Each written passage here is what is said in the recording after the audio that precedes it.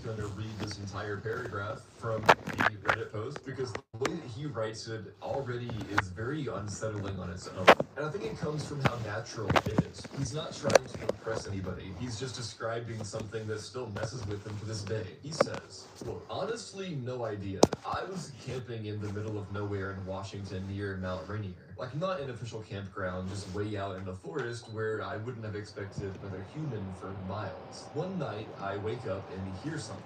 Open my tent, and there is a guy sitting by where my fire had right been outside my tent. He saw me open the tent and took off. Pause. Even just that first part is nasty, because it's not an I heard something in the distance story. It's a there is a person sitting right next to where I was just sitting earlier story. A person close enough that the moment Val opens the tent, the guy reacts, realizes he's been seen, and runs. A person close enough that the moment this Jedi guy opens the tent, the guy reacts, realizes he's been seen, and runs. I guess I'll just call him Jedi from here on out. I didn't really think about that, but I don't want to read Valerian every time because I keep stumbling over that word. Then Jedi describes what he does next, and this is where the whole thing gets its shape. He doesn't leave the park instantly. He stays out there, but he tries to make it impossible for anyone to find him again by accident. He says, quote, then 2 days after that, in 10 to 15 miles in totally random directions that nobody could take the same path as on accident, I was sitting by the fire and started hearing noises that I got more and more convinced were a person. Pause. And right there is the first thing that makes this hard to shrug off. Because if you're camping near a trail or a known site, sure, you might bump into somebody else. But he's describing a choice to go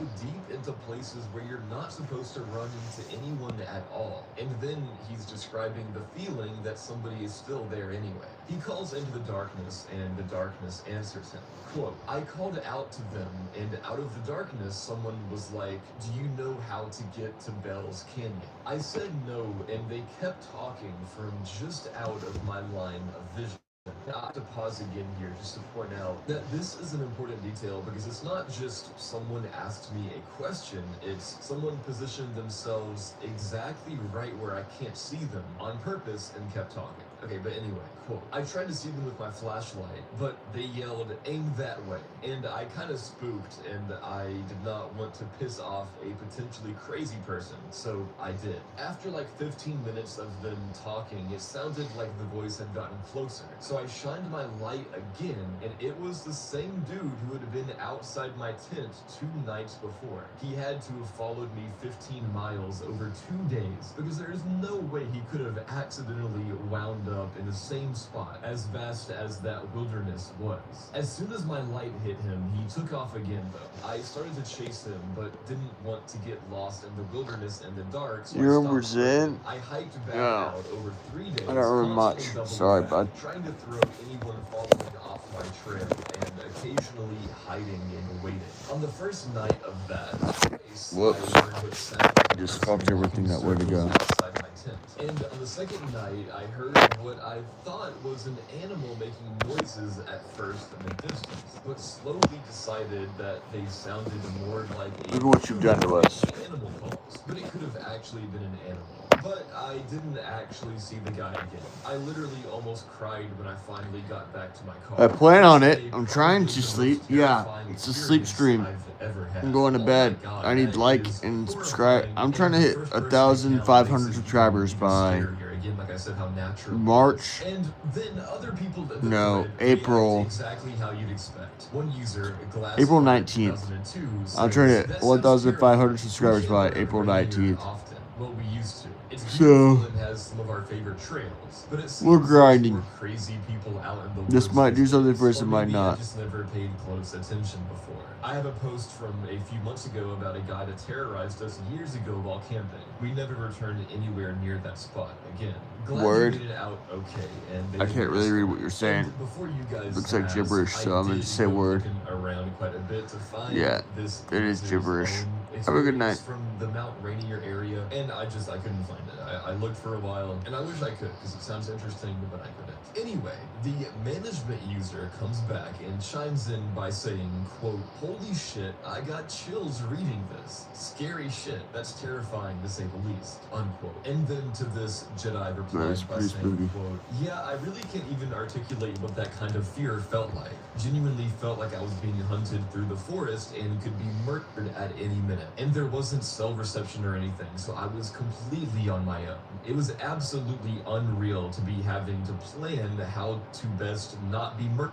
Like, was brainstorming on whether I should use my tent as a decoy and sleep outside it and stuff. Not to mention not really knowing the guy's intention, so not knowing if I did see him again, if I should just do my best to stab him as soon as I saw him before he could kill me, or if he was just crazy but not malicious. It was pretty horrifying all around." End quote. I do want to point out that management came back again with a great joke where he said, "Well, you could have force choked him the next time you saw him," which is a great joke because of, Jedi's name. But anyway, that is the entire foundation. A normal looking man in an abnormal place behaving in a way that doesn't line up with hiking, camping, or even basic human interaction. He doesn't introduce himself, he doesn't ask for help, he doesn't wander in confused. He sits close, waits to be discovered, runs when he's seen, and then reappears days later, close again, asking a question that doesn't seem to match the location, and insisting on staying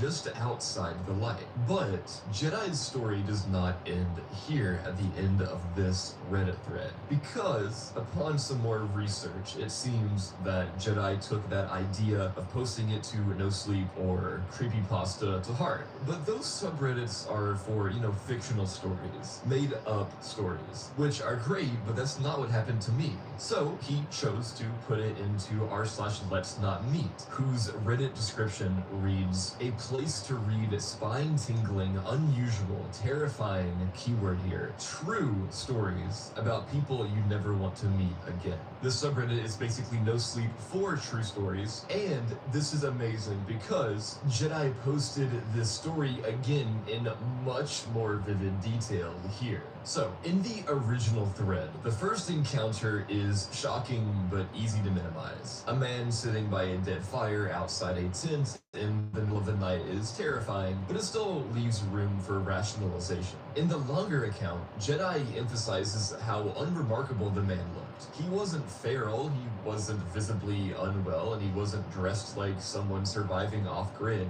He was just a normal guy, wearing everyday clothes, sitting silently a few feet from the tent without a backpack, without gear, without any obvious reason to be there. And when Jedi opened the tent, the man didn't react aggressively or defensively. His eyes widened in what Jedi describes as pure shock, and then he ran.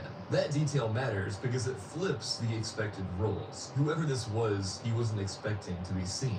The second encounter is where the story stops being dismissible. In the shorter original version, it's easy to gloss over the distance. But in this longer account, Jedi makes it explicit. After the first incident, he deliberately changed his route over the next few days, hiking 10 to 15 miles in erratic, unintentional directions, paths no one could plausibly replicate by chance in terrain that vast. When he hears someone outside his firelight again and calls out, the voice doesn't announce itself. It doesn't apologize, it asks a question: "Do you know how to get to Bell's Canyon?" Jedi says no, says he doesn't even think that's a real place, and the voice continues talking from just outside his line of sight. And what's new here is the interaction. The man doesn't step into the light, he doesn't approach, he talks for roughly 15 minutes, which honestly is a lot of time given the situation, asking unrelated, almost meaningless questions, grunting acknowledgements, keeping the conversation going without ever resolving it. When Jedi tries to shine his flashlight toward the man snaps back, ordering him to aim away.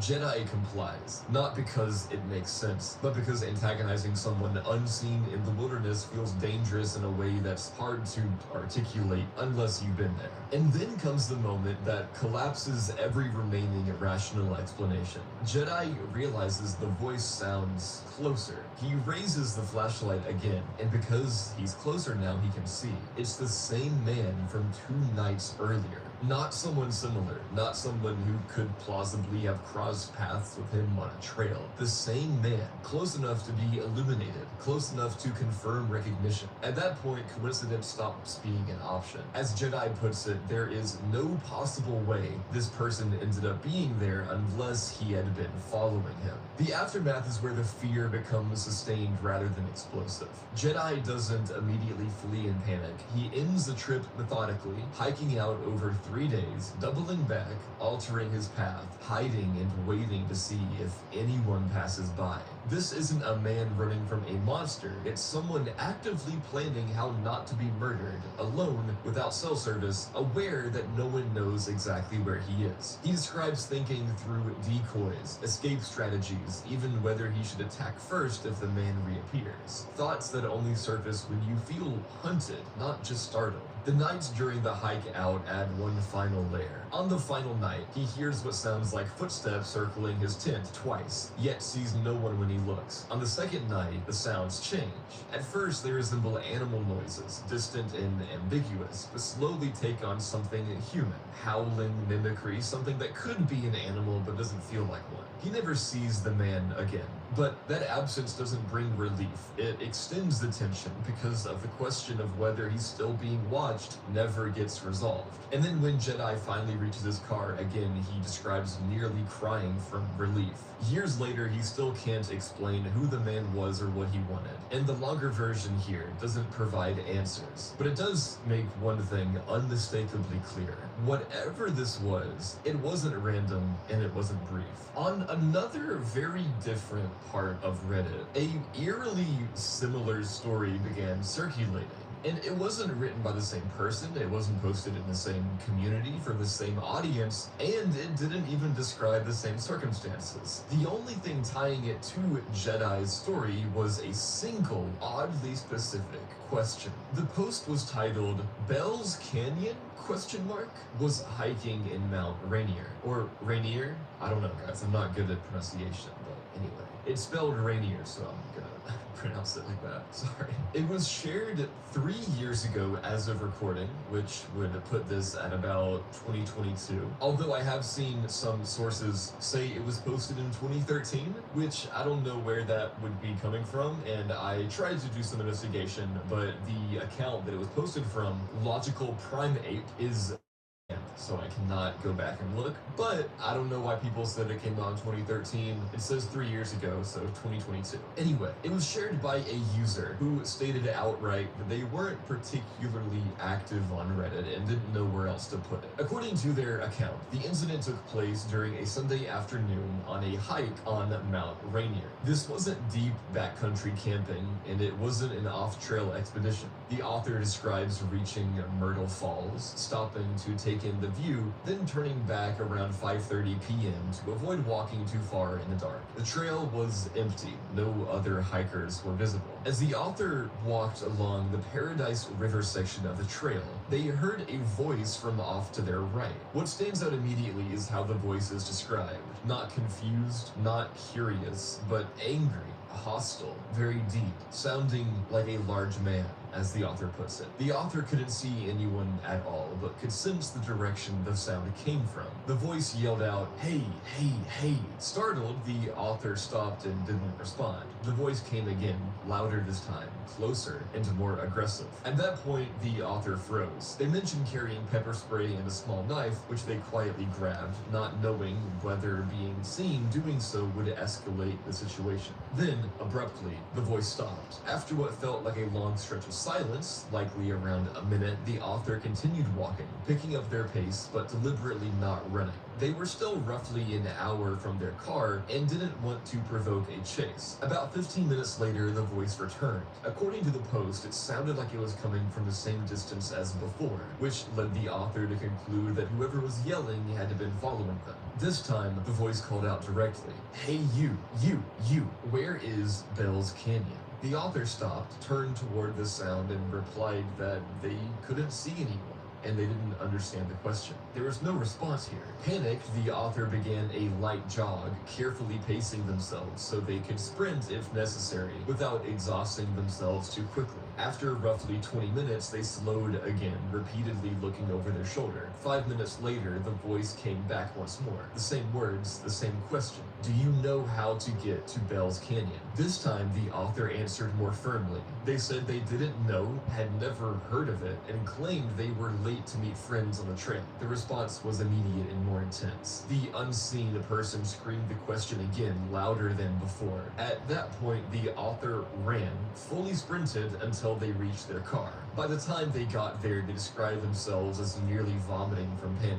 The post ends with conclusion rather than resolution. The author says they will never hike that trail again and openly speculates that the person was likely mentally ill. They also ask a final question that, in hindsight, would become the most unsettling part of the entire account. Where the hell is Bell's Canyon? According to them, it didn't appear anywhere online or on Google Maps for Washington State. At face value, this is just another unsettling hiking story. But placed alongside Jedi's experience, it introduces a coincidence that's difficult to ignore. Not because it proves anything, but because it repeats something that doesn't need to repeat. A stranger in two different encounters, years apart, asking the same obscure question in the same general region. That's kind of weird, and whether that's coincidence, imitation, or just something else isn't clear yet. Almost immediately after this Myrtle Falls story was posted, people began poking at the details. Not the emotion and not the fear, but the logistics, and that distinction matters. The skepticism wasn't framed as this didn't feel real, but rather this actually just doesn't line up with how this area works at that time of year. One of the earliest pushbacks came from users familiar with Mount Rainier's trail conditions, particularly in late April. A commenter from Seattle stated bluntly that the story couldn't be accurate because that section of trail still requires snowshoes at that time of year. And that's not a vague opinion, it's a claim rooted in seasonal access patterns that locals and frequent hikers recognize immediately. In late April, much of Mount Rainier, including higher elevation trails near Myrtle Falls, is typically still under significant snowpack, with restricted access and limited foot travel unless you're specifically equipped for winter conditions. That observation alone doesn't disprove the story, but it does raise an important question.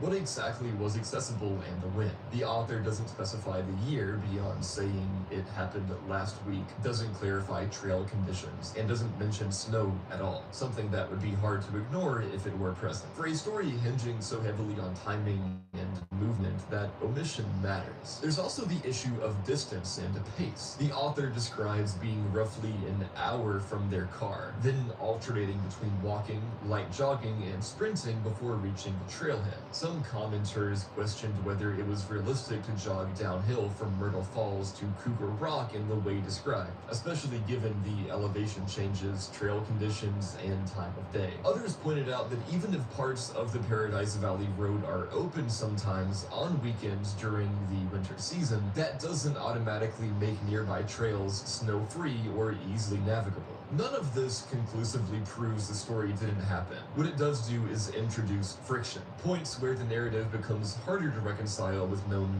conditions. And that friction stands in contrast to Jedi's account, which, if you remember, while geographically vague, never contradicts known access patterns or seasonal realities. Jedi didn't anchor his story to a named trail, a specific time of year, or a pace that can be checked against maps and elevation charts. That vagueness weakens verification, but it also avoids contradiction. And what matters for this video, though, isn't deciding which explanation is correct, it's just acknowledging that not all sources carry the same weight. Jedi's account gained credibility through internal consistency and the sheer logistical improbability of coincidence, even if its exact location can't be verified.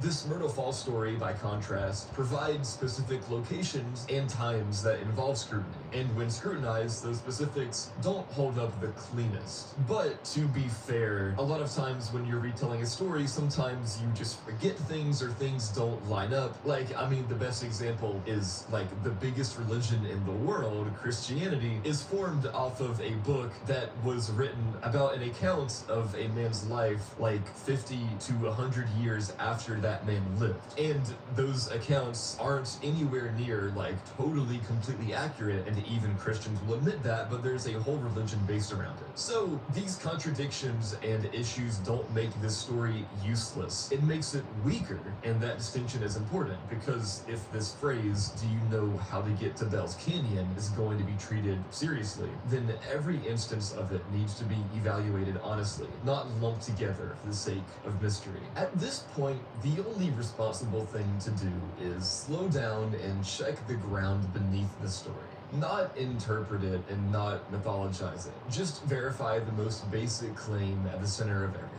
Does a place called Bell's Canyon actually exist where these encounters supposedly happen? The answer, at least when you look at Mount Rainier National Park itself, appears to be no. There is no officially recognized Bell's Canyon inside the park. It does not appear on National Park Service maps, trail maps, USGS topographic maps for the area, or any commonly used hiking databases associated with Rainier. There's no marked canyon, trail, basin, or colloquial landmark by that name within the park's boundaries. That matters because both stories place the question squarely inside or immediately adjacent to Mount Rainier, not somewhere vague in Washington state as a whole. But that doesn't mean the name itself is fictional. Washington does have places with similar names. There are canyons and geographic features elsewhere in the state that include a bell or bells in the name, including areas outside Rainier, some far away, some closer, but none that would make sense as a casual walking destination from where either encounter took place. Importantly, none of those locations are within what could reasonably be described as walking distance from the areas mentioned in the stories, especially not without crossing major terrain barriers or leaving the park entirely. So, if someone genuinely needed directions, the question doesn't line up with reality. A lost hiker asking for help usually references something visible, marked, or at least plausibly nearby. What trail is this? Which way to the parking lot? Is this the way to paradise? Bell's Canyon doesn't function like that. It isn't a known destination in that context, and it isn't something a random hiker would reasonably assume another person on the trail could point them toward. That's the core problem. The phrase isn't mysterious because it sounds spooky, it's mysterious because it doesn't fit. It's not tied to the map, and it's not anchored to the terrain, and importantly, it doesn't behave like a real navigation question. Even if someone were confused or mentally unwell, you'd still expect the name to correspond to something in the immediate environment. Here, it doesn't. And that's where this stops being a campfire story and starts becoming an investigative one. Because once you establish that Bell's Canyon isn't where it's being asked about, the question changes. It's no longer where is Bell's Canyon, it becomes why is that specific name being used here at all? And the question doesn't have an answer yet, but it does give us a clear boundary. Whatever happened to Jedi and whatever happened to the OP in the second story doesn't revolve around a real destination inside Mount Rainier. The name itself is the anomaly. And also, who the fuck is this guy? So once you establish that Bell's Canyon isn't a real destination in the area where these encounters took place, the range of explanations narrows. Not towards something paranormal, necessarily, but toward a smaller set of human behaviors that actually fit the facts without inventing new ones. None of these explanations solve the mystery outright, but they simply describe what could account for the behavior without breaking reality. So, the most straightforward possibility is confusion or delusion. Someone could genuinely believe Bell's Canyon exists nearby, either because of faulty memory, mental illness, intoxication, or simple disorientation. That explanation works reasonably well in the abstract, especially for a lone person in the wilderness. But it starts to strain when you look at the behavior itself. A confused or lost hiker usually wants to be seen, not avoided. They step into the light, they would identify themselves, they would ask follow-up questions that move toward resolution. In both accounts, the person asking about Bell's Canyon does the opposite, staying hidden, controlling the interaction, and disengaging the moment visibility is forced. Then another possibility is a prank. Someone deliberately hiding off trail and shouting at hikers is not unheard of, especially in areas close to established routes. That explanation fits the second story more cleanly than the first. A prankster might enjoy provoking fear, might repeat a strange phrase, and might flee once confronted. What makes it less convincing for Jedi's experience is scale. Following someone off trail for days across miles of unmarked terrain without being detected until deliberately revealed would require a lot of commitment and risk that goes far beyond a casual scare. It's not impossible, of course, but it's definitely a different kind of prank. Then there's the idea of a copycat. Jedi's original comment predates the Myrtle Falls post, and the phrase itself is memorable. It's possible someone saw or heard about the first story and repeated the question intentionally. That explanation becomes more plausible given the second post's credibility issues and the timing. It would also explain why the phrase appears again without the surrounding behavior matching exactly. However, this explanation still doesn't account for Jedi's experience on its own. It only works if the second story is derivative, not if both are independent. One of the more commonly suggested explanations in discussions around this case is that the phrase might function as a kind of code, something designed to test whether the person being addressed belongs in the area. So for example, there are rumors and possibilities of illegal grow operations and other sort of activity inside national parks, where lookouts might challenge unfamiliar people without directly confronting them. On paper, this sounds plausible. In practice, the behavior doesn't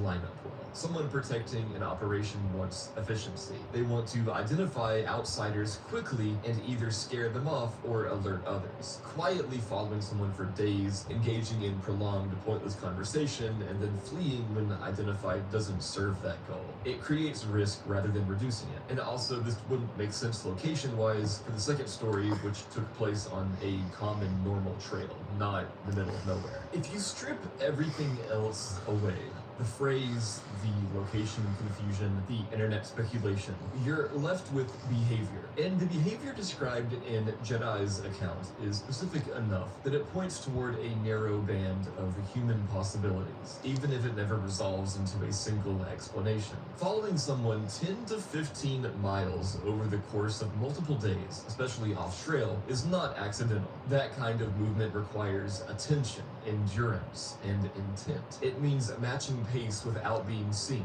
reading terrain well enough to avoid leaving obvious signs, and maintaining enough distance to observe without triggering confrontation. That alone rules out the idea of a casual hiker or someone simply lost. Whatever this person was doing, it required sustained focus. The way the encounters unfold reinforces that. The man stays just outside the firelight. He speaks without revealing himself. He reacts immediately and decisively the moment he's in the light. That pattern suggests avoidance rather than confusion. Someone who wants help steps forward. Someone who wants to socialize introduces themselves. Someone who doesn't want to be identified behaves exactly like this, controlling visibility, controlling distance, and disengaging the moment that control is lost. There are several human behaviors this could resemble, none of them comforting. It could be intimidation, someone deliberately trying to unsettle another person, engage their reaction. It could be fixation, an unstable attachment to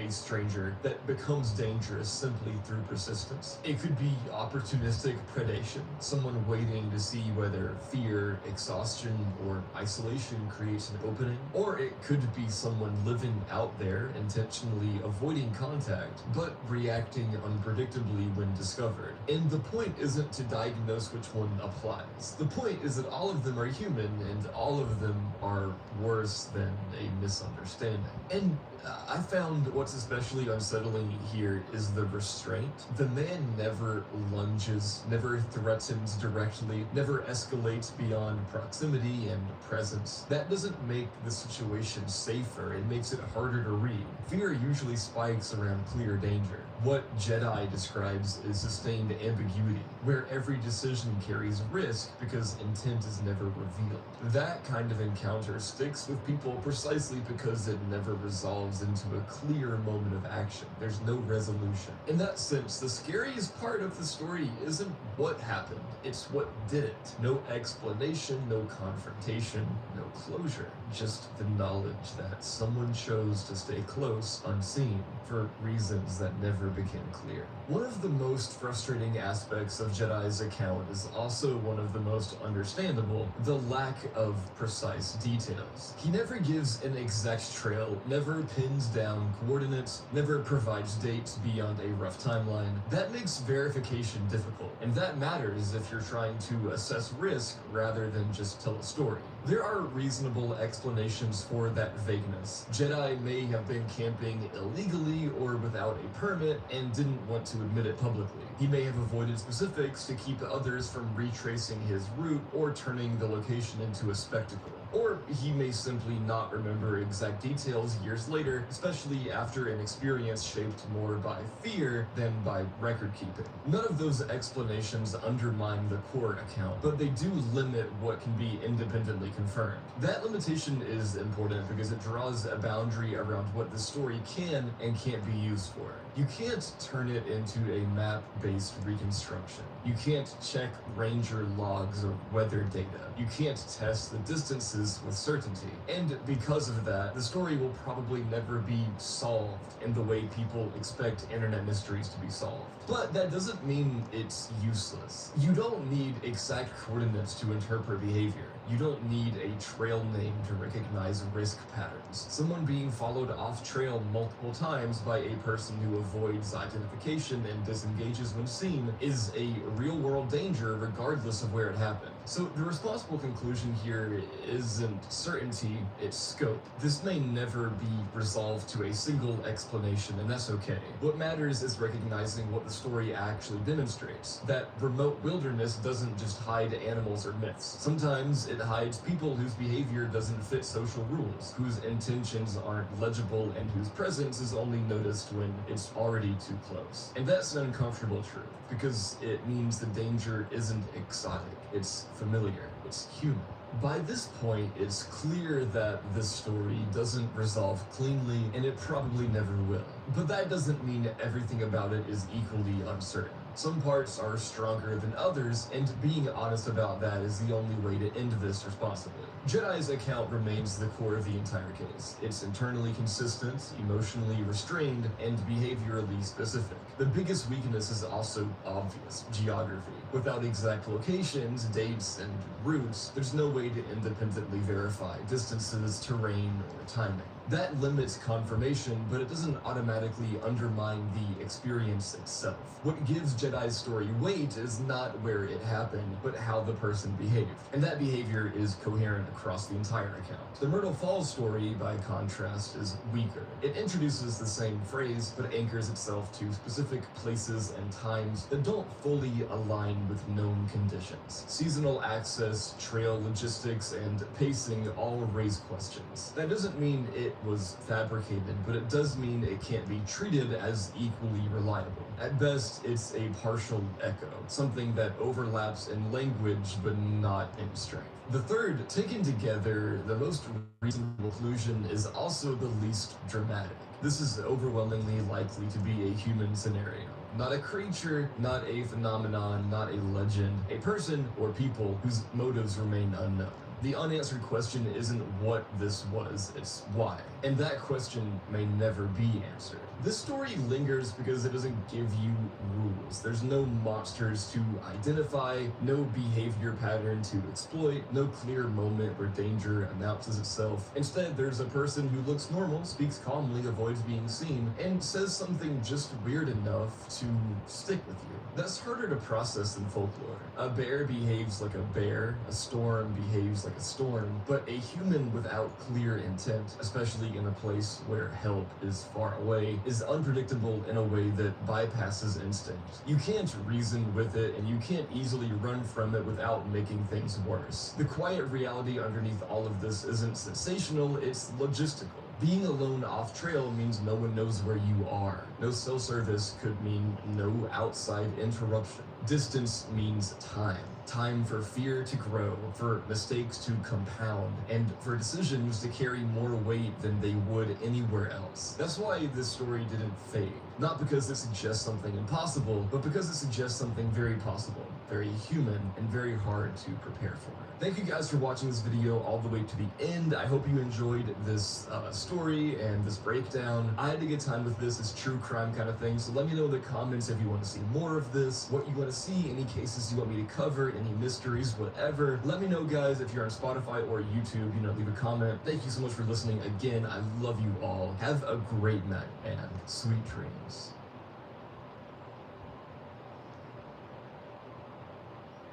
Today, we're going to look at 5 terrifying mysteries that have baffled experts and investigators for years. These are your typical unsolved cases. These are the kind that will make you question everything you thought you knew about our reality. From a hotel room covered in unexplainable blood to a bypass where people vanish without a trace, sometimes, folks, truth is far scarier than fiction. You won't want to miss this one.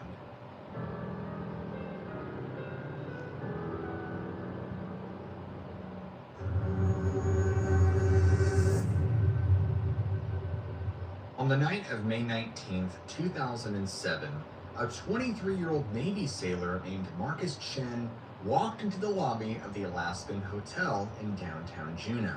The hotel was this beautiful 3-story building that had been around since 1913, and it was actually the oldest operating hotel in all of Juneau. When Marcus got to the front desk, he specifically asked for what he called the haunted room. The front desk clerk kind of looked at him funny, but Marcus was very serious. He had heard all these stories about this hotel being haunted, and he wanted to experience it for himself. The clerk ended up giving Marcus room 315, and as he walked up the stairs to the 3rd floor, he passed by all these old black and white photographs showing what the hotel looked like back in the gold rush days. The wooden steps creaked under his feet as he made his way up.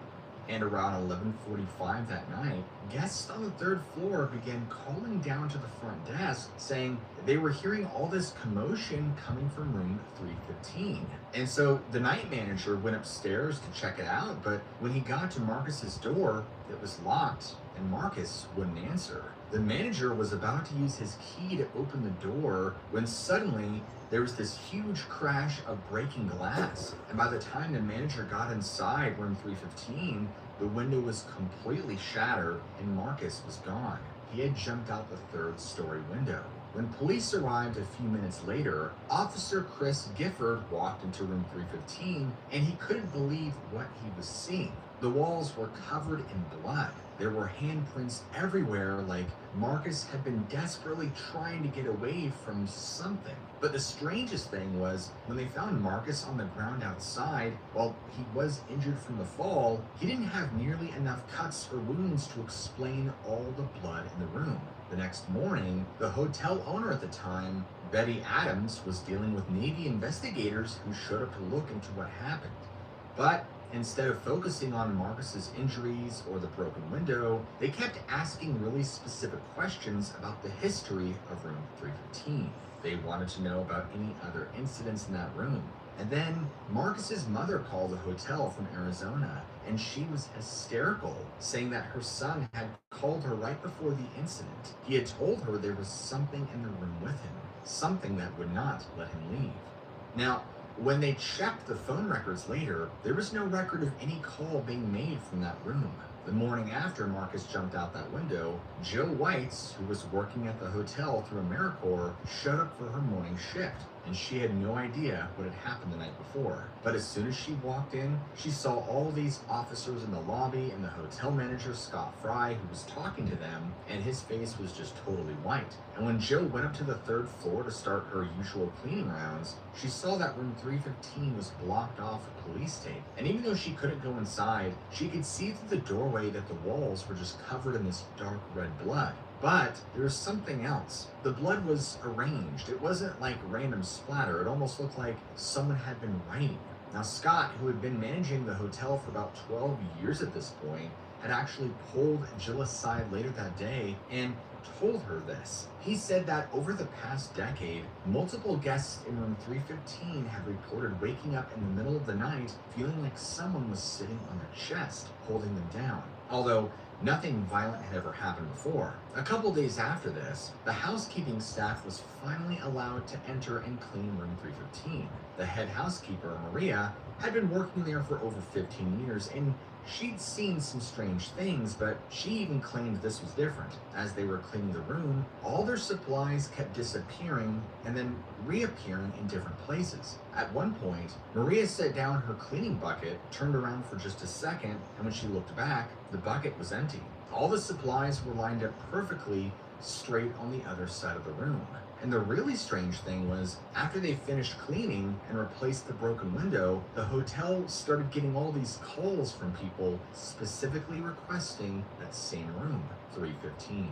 Word had gotten out about what happened with Marcus, and now people wanted to experience whatever he had experienced. But the hotel staff noticed something had changed after this whole incident. The strange activity that used to be mostly confined to 315 started spreading to other parts of the hotel. Housekeepers would find items moved around in rooms that had been empty and locked. Guests would report hearing footsteps in the hallway at night, but when they looked out, no one was there. And so about a week after the Marcus incident, Betty Adams was sitting in her office just trying to figure out what to do about all of this. And she had owned the Alaskan Hotel since 1974, and she'd always kind of kept quiet about any strange things that had happened there. I mean, she didn't want to scare business away. But now, with the story and all the local papers, she was getting calls every day from reporters wanting to know about other haunted rooms, like room 218. In fact, back in 1985, there was this businessman who had checked into room 218 for just one night. And he was a very skeptical man who didn't believe in anything supernatural. Around 2 in the morning, he came running down to the front desk in his pajamas. Pajamas? Or is it pajamas? Totally white as a sheet. And he told Betty that he had woken up to find a woman in an old-fashioned dress sitting at the edge of his bed, just staring at him. And so when he turned on his light, she was gone, but the impression of someone sitting on the bed was still there. And then there's, of course, room 219. And the housekeepers absolutely refused to clean that room alone. Maria, the head housekeeper, had told Betty about in 1996 when she was making the bed in 219, she had just finished putting on fresh sheets when suddenly all 4 corners of the fitted sheet just popped off the mattress at the exact same time, like someone had lifted up all 4 corners at once. Maria claimed there's no way that could happen naturally, but what really bothered her was the bar area. This hotel had this beautiful old bar with all these antique mirrors behind it. And lately, customers and bartenders had been seeing things in those mirrors. They'd see people walking behind them in the reflection, and when they turned around, of course, nobody was there. And sometimes, glasses would just slide right off the bar by themselves, like someone had pushed them. In fact, one night in early June, about 3 weeks after the Marcus incident had taken place, Betty was closing up the bar by herself, and she was counting the till when she heard this sound coming from upstairs. It was like someone walking in high heels on the wooden floors. Well, the problem is she knew all the guests were checked in for the night, so she went up to investigate. And as she walked up the stairs that night, she really began thinking about something she hadn't in a long time. Because back in 1916, there was this young woman who at the time had come to stay at the hotel while her husband was out mining. And the husband had told her he'd only be gone about 3 weeks. But 3 turned into 4 and then 5, and pretty soon this woman had run out of money to pay for her room. And during this time, the hotel wasn't just a hotel. The 3rd floor had actually been a bordello during the gold rush days. And so this woman, desperate to keep her room, she eventually started working upstairs. And she figured she'd do it just long enough to pay her bills until her husband came back. But then one day, her husband did come back. He had struck gold and rushed back to surprise her, but when he found out what his wife had been doing, he lost it. Now, no one knows exactly what happened after that, but the woman was never seen again. And even though Betty dismissed this story as local folklore, she truly began to wonder in this moment if she was encountering the spirit of that dead woman. The sound of the high heels were just too uncanny. And most disturbingly, it was coming from room 218, which was the exact room where that businessman had seen the woman in the old-fashioned dress. So Betty gets to room 218 and she knows it's empty because no one had checked in there that night. But she can clearly hear movement inside. And so she puts her key in the lock, turns it, opens the door, and the room is pitch black except for the strange red glow coming from the old mirror mounted on the wall. And when Betty opened the door and saw that red glow, she screamed because reflected in that mirror, she could see the entire room was filled with people in old-fashioned clothing, like something straight out of the early 1900s. And so she quickly turned around to look in the room, but it was empty. Now, after that night, Betty would in fact go down to the Juneau Historical Society and kind of going through all these old newspapers from the early 1900s. In the Juneau Empire newspaper from October 1916, there was this tiny article, and it talked about how a miner had come back to town and discovered his wife working in the Alaskan hotel. Now, according to this, there had been some kind of disturbance, but when police arrived, they couldn't find either the miner or his wife. Now, the article mentioned that other guests had reported hearing screaming coming from room 218, but nothing was ever found. The case was just left unsolved. Now, interestingly, after learning this, when she went back to the hotel, she started talking to all of her employees about this strange story she just read. And even the housekeepers talked about how they'd sometimes find room 218's bed completely made up with these really old-fashioned sheets that the hotel didn't even own. And the maintenance guy would mention how the mirror in room 218 would somehow end up crooked every morning, no matter how many times it was straightened. However, one of the most interesting and probably strangest connections was from the Navy investigators. Now, at this point, Betty hadn't received their report yet, but after, it mentioned that right before Marcus jumped out the window, he had been screaming about a woman in an old dress who was trying to push him out. The same type of woman that had been seen in room 218 all those years ago. Now today, this hotel is still open for business and Betty still owns it, but she's stopped trying to hide its haunted history. She just figures people are going to find out anyway.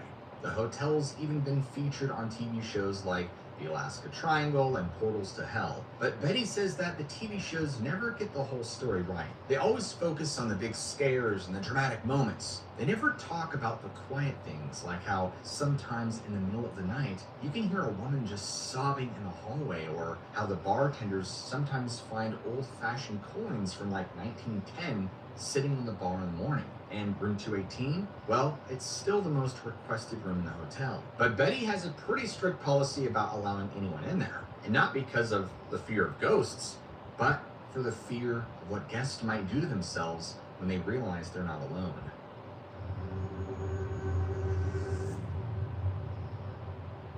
On the morning of June 11th, 2024, a 34-year-old landscaper named Lucas McClish was standing in his kitchen in Boulder Creek, California, packing up his backpack for what he thought was going to be just a quick 3-hour hike in Big Basin Redwoods State Park. Lucas had lived for being outdoors. I mean, he was a very experienced backpacker, and his actual job was working as a landscaper in the forest that had been damaged by fires, so he knew exactly what he was doing out there. And that morning, he was actually feeling pretty excited because he had this new trail route that he had planned. And so as he's getting ready, he's just throwing a few basic things in his bag, you know, just his pants, hiking shoes, a hat, flashlight, and this little Leatherman tool.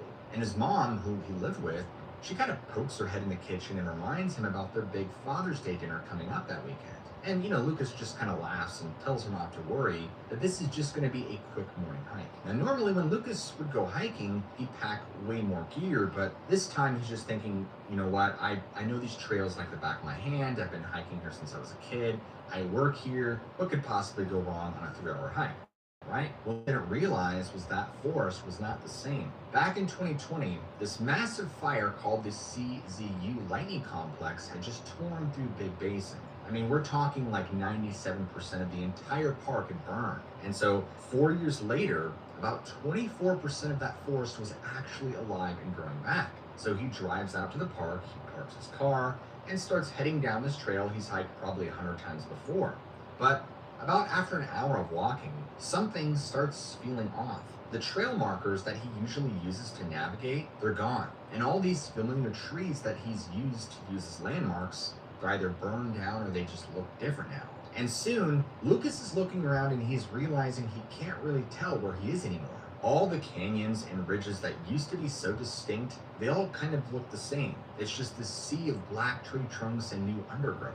And now Lucas can feel a knot forming in his stomach because he's realizing that maybe he's actually lost. And as the afternoon began turning into dusk, he was still trying to convince himself that he wasn't lost. He kept telling himself, this is my familiar territory. I know what I'm doing, but as it got closer to nighttime and the temperature was dropping, Lucas knew he didn't have a whole lot of time. He had to figure things out pretty quickly. So he decided his best move would be to try and make a fire. And so he gathers up whatever dry brush he can, but there's a problem. Everything around him is just soaking wet from all this new growth that's come up since the fire, and no matter what he tries, he just can't get anything to light. And so now he's just sitting there in the dark, and he's getting really cold. His clothes are getting damp from all this wet brush he's been handling, and he's looking around at all these burned out trees, and they're making these weird shadows in the moonlight. Now suddenly, this place that he thought he knew so well feels totally alien to him.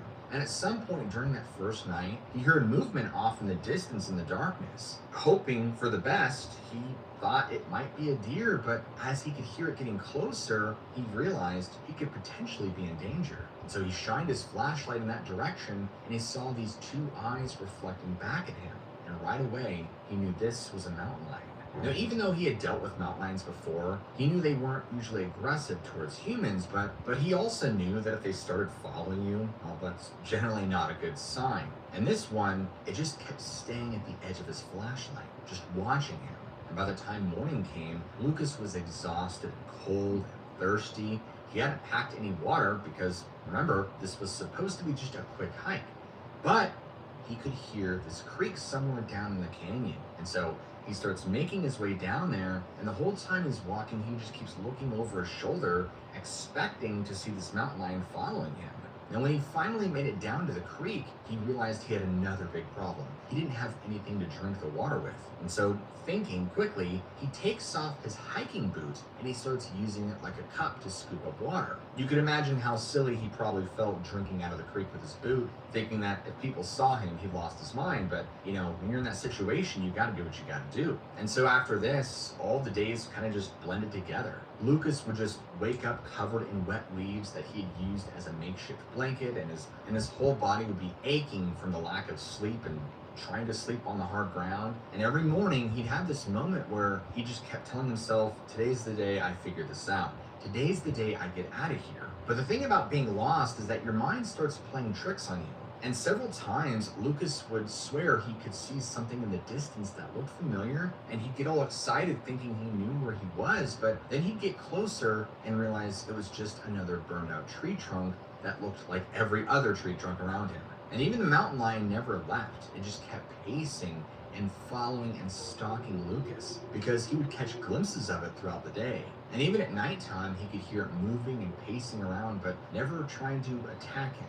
Now, during the course of this experience, he started having these conversations with this mountain lion in his head, like maybe if he could somehow reason with it, it would just leave him alone. Back at home, Lucas's mother was starting to get really worried. She had this big Father's Day dinner all planned out. She made his favorite lasagna, bought this special wine, the whole shebang, the family coming over. But when Sunday night came around and Lucas didn't show up, she realized something was horribly wrong, because this was not like him at all. And so she called the police that night, and when she told them her son was missing in the Big Basin, they immediately knew how serious this was. Ever since the fire in 2020, they've been getting more and more calls about people getting lost. The whole landscape had just changed so much, and pretty soon there were like 300 people out looking for Lucas. They even had the Santa Cruz County Sheriff's Office, CAL FIRE, the Boulder Creek Fire Department, state parks, everybody was out there searching.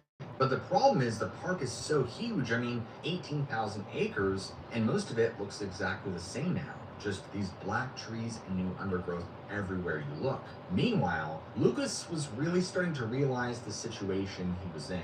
Fortunately though, he'd been drinking about a gallon of water a day from that creek, using his boot as a cup and eating whatever berries he could find that he knew were safe. But he could feel himself getting exponentially weaker. His clothes were constantly wet, and he was starting to get these weird shivers that wouldn't go away. And by day 8, he was in real trouble. He'd fallen on this rock face and banged himself up pretty bad. And now he was starting to get these symptoms of hypothermia.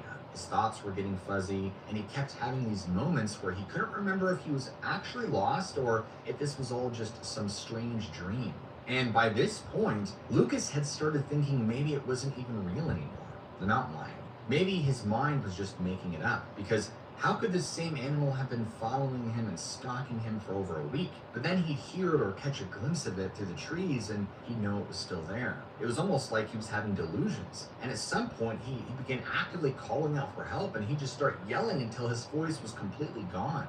Back in Boulder Creek, Lucas's mother was just beside herself. She hadn't slept in days. She kept going into his room and looking at all his hiking gear, trying to figure out what he might have taken with him. And she just kept thinking about that morning and how he just laughed when she reminded him about Father's Day. But finally, on June 21st, day 10, one of the search teams heard something. It was about 3 in the afternoon, and they picked up what sounded like someone calling for help. But the sound was so weak, they couldn't tell where it was coming from.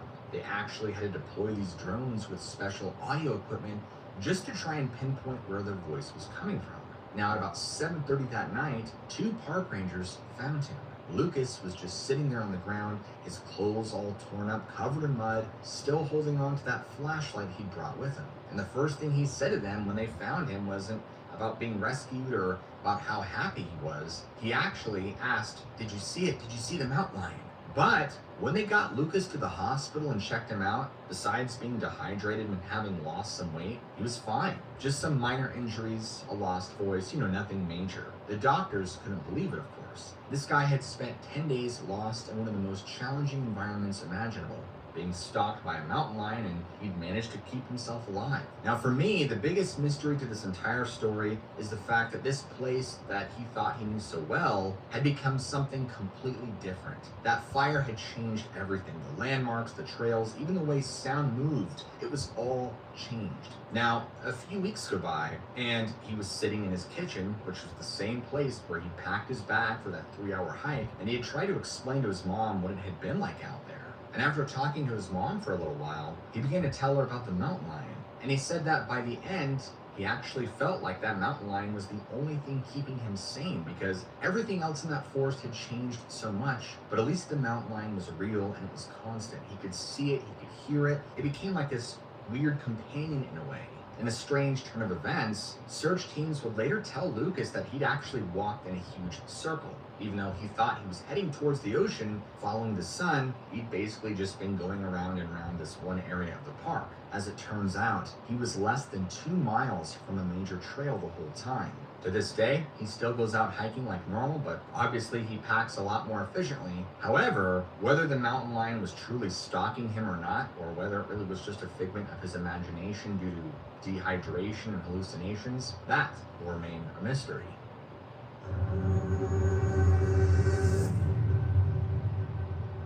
On the night of September 8, 1987, a 24-year-old security guard named David Goldthrope pulled his Land Rover into the parking lot of a construction site near Stocks Bridge, England.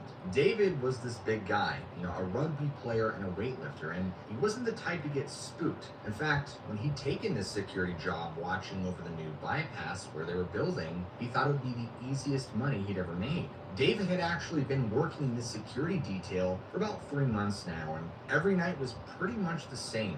He'd show up, meet his partner Stephen Brooks. They'd do their rounds, checking the equipment, making sure no one was trying to steal anything from the construction site, and then they'd basically just sit in their Land Rover and talk until sunrise. David met up with Stephen in the security office, a little portable building they had set up near the entrance to the construction site, and the two of them were going over some paperwork from the previous shift when their manager stopped by, and he told them that apparently some kids had been spotted near the site earlier that day, and so they should keep an extra eye out tonight to make sure that nobody was messing around with the equipment. Around midnight, David and Stephen were doing their normal patrol in their Land Rover. They were driving along this partially built section of the bypass right near P. Royd Hill, and they were thinking about a rugby match David had played in that weekend. Stephen was giving David a hard time about missing an easy tackle when suddenly David just stopped talking mid-sentence, because about 50 yards ahead of them, right in the middle of this restricted construction area were children, and they were standing in a circle and they appeared to be playing some sort of game. Immediately, David hit the brakes and Stephen leaned forward in his seat. They both sat there watching these kids who were wearing what looked like really old-fashioned clothing. And then they heard it. These children were singing Ring Around the Roses. Now, David and Stephen both grew up knowing this was just a nursery rhyme, but sitting there at night, watching this happen in the middle of nowhere, it felt totally ominous. And Stephen told David they needed to go check on these kids and figure out how they got onto the site. And so they put the Land Rover in drive and they slowly approached where these children were standing. But when they got within about 20 feet of them, they just vanished. And keep in mind, the entire time they were calling out, nothing. They didn't respond at all. They didn't run away or hide. They just vanished. And so both men decide to grab their flashlights, and now they're investigating the area in the mud where these kids have been standing. And when they look, the only footprints they could find were their own that they had just made getting out of the vehicle. So Stephen started walking in wider and wider circles, sweeping his flashlight back and forth, just trying to figure out where these kids could have gone. But David just stood there, staring at that spot where the children had been, and kept thinking about how when they got close enough, he could have sworn he saw right through them, like they weren't solid. Now, the two men spent almost an hour searching. They checked every possible hiding spot, every ditch, every piece of equipment, every nook and cranny, but they found nothing. No children, no footprints, and no sign that anyone had been there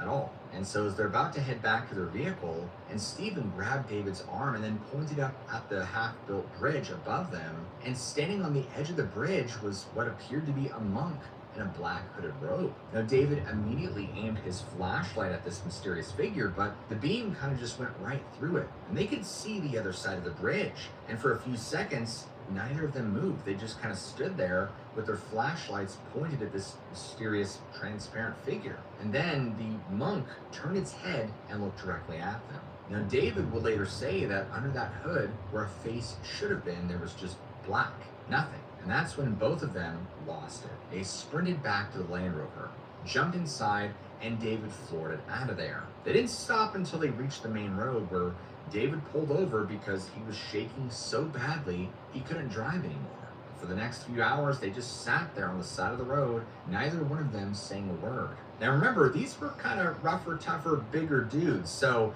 to be frightened this badly definitely speaks volumes about the authenticity about what they saw. Well, at 4:30 in the morning, their manager found them still sitting in that spot. And he said later that when he walked up to that vehicle, they were both white as sheets, trembling, and Stephen was actually crying.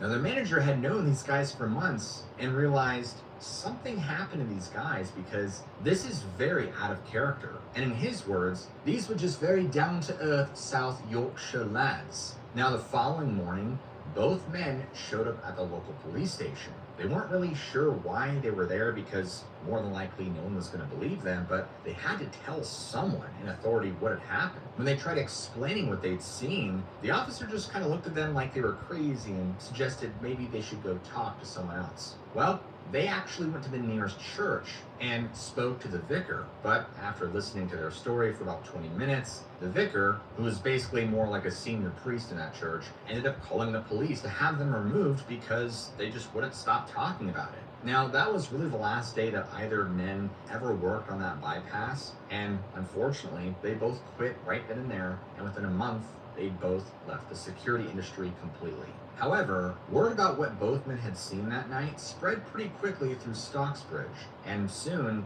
even the local police decided that this is getting serious and they needed to investigate.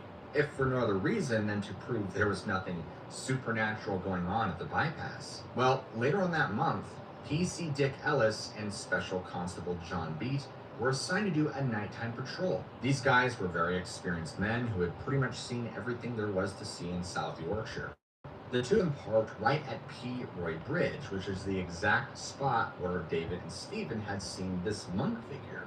Interestingly, PC Ellis would later say that the moment they pulled up, the temperature inside their car dropped so dramatically that they could see their breath. Immediately, just like that, both officers saw it. Standing right next to their car was a figure in a hooded black robe. PC Ellis immediately reached for his door handle, but before he could open it, the figure vanished. They get out to investigate, but the air was so cold it hurt to breathe. And so they were about to get back in their car when suddenly they heard this loud banging sound like someone was hitting the outside of their car with something heavy. And at this point, both men are now terrified because the entire car is shaking. But when they shined their flashlights around, there was nobody there. And when they checked the car afterward, there wasn't even a single mark on it or a dent. And so, wanting to get out of there, PC Ellis tried to start the car, but of course, it wouldn't turn over. And for almost an entire 10 minutes, they sat there trying to get it started while this banging sound just kept happening all around them. And as suddenly as it had started, everything went quiet and the car started right up. Following day, when word got out that these two officers had experienced something beyond the grave at the bypass, reporters started showing up at the police station. And you can imagine how crazy that got. But South Yorkshire police wouldn't comment. In fact, to this day, they've never officially acknowledged what happened that night.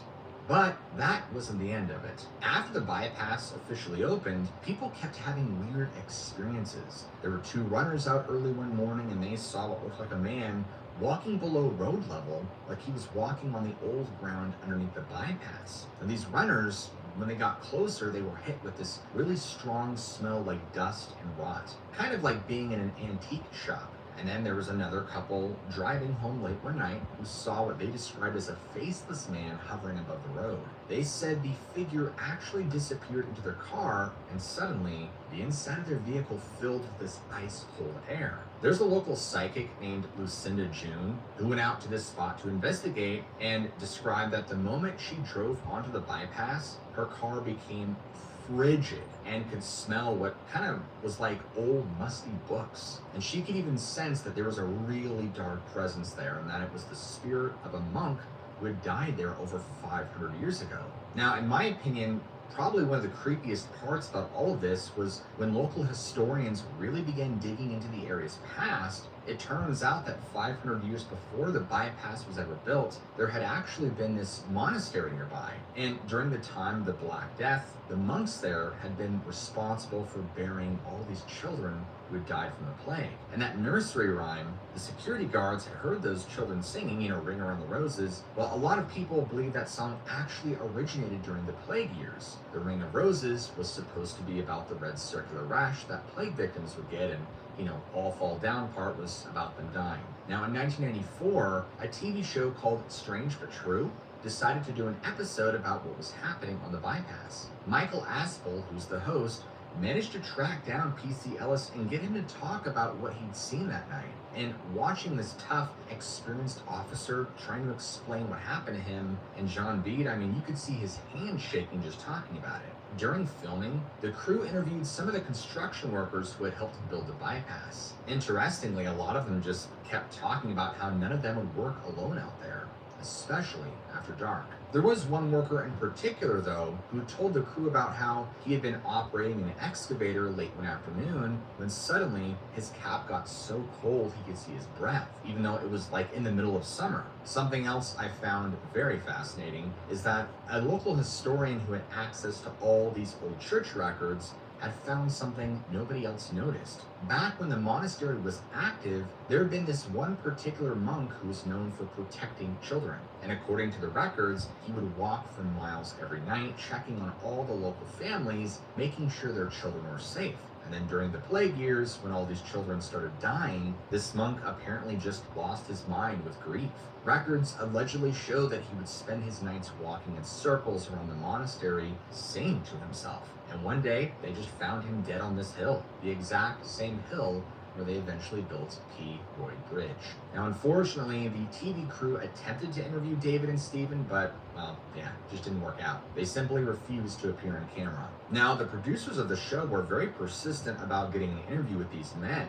And interestingly, David, the one who was interviewed, claimed that what they saw that night wasn't just a ghost, that it was something so terrifying and impactful, it completely changed how both men saw the world. Now today, that bypass is still there, and people still report strange things happening, especially at night. And it is also known as one of the most haunted roads in all of England. The South Yorkshire police still won't officially comment on what happened to PC Ellis and John Beat, and perhaps whatever's out there on that bypass, it's still watching and protecting those children after all these years. But folks, the story is far from over.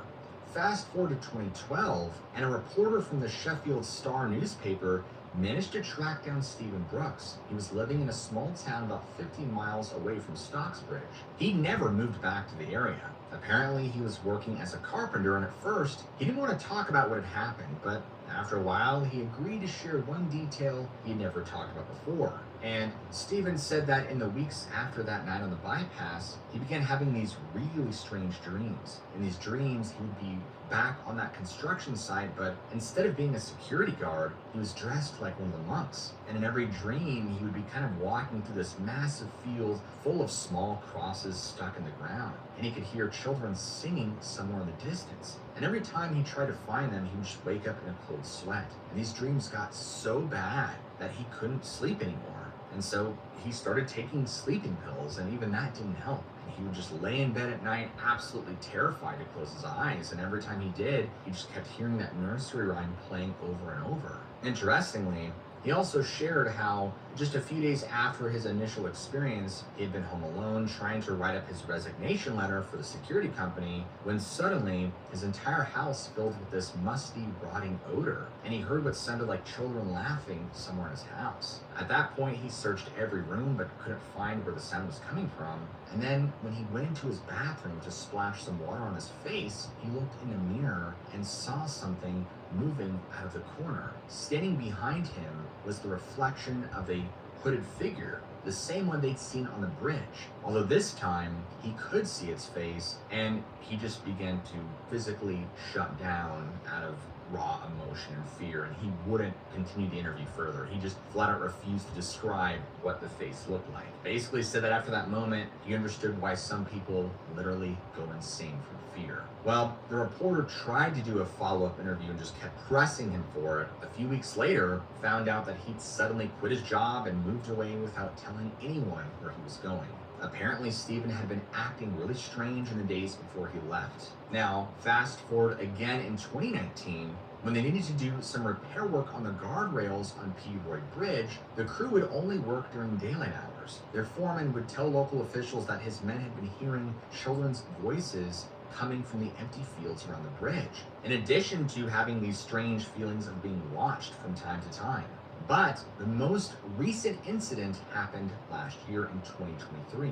A woman was driving home late one night when her car broke down right on the bypass. And while she was waiting for a tow truck, she said she kept hearing what sounded like footsteps walking around her car. Suddenly, all the electronics went crazy. The radio started switching stations, the lights were flashing on and off, and when the tow truck finally arrived, he found her sitting in her car completely terrified with all the windows covered in what looked like frost, even though, again, it was in the middle of summer. Now, there is speculation that the bypass was actually built right through an ancient burial ground. Others think the monk's spirit is still trying to protect those kids after all these years, but the truth is nobody really knows what's out there on that road. And, like the title of this episode, it remains a terrifying mystery.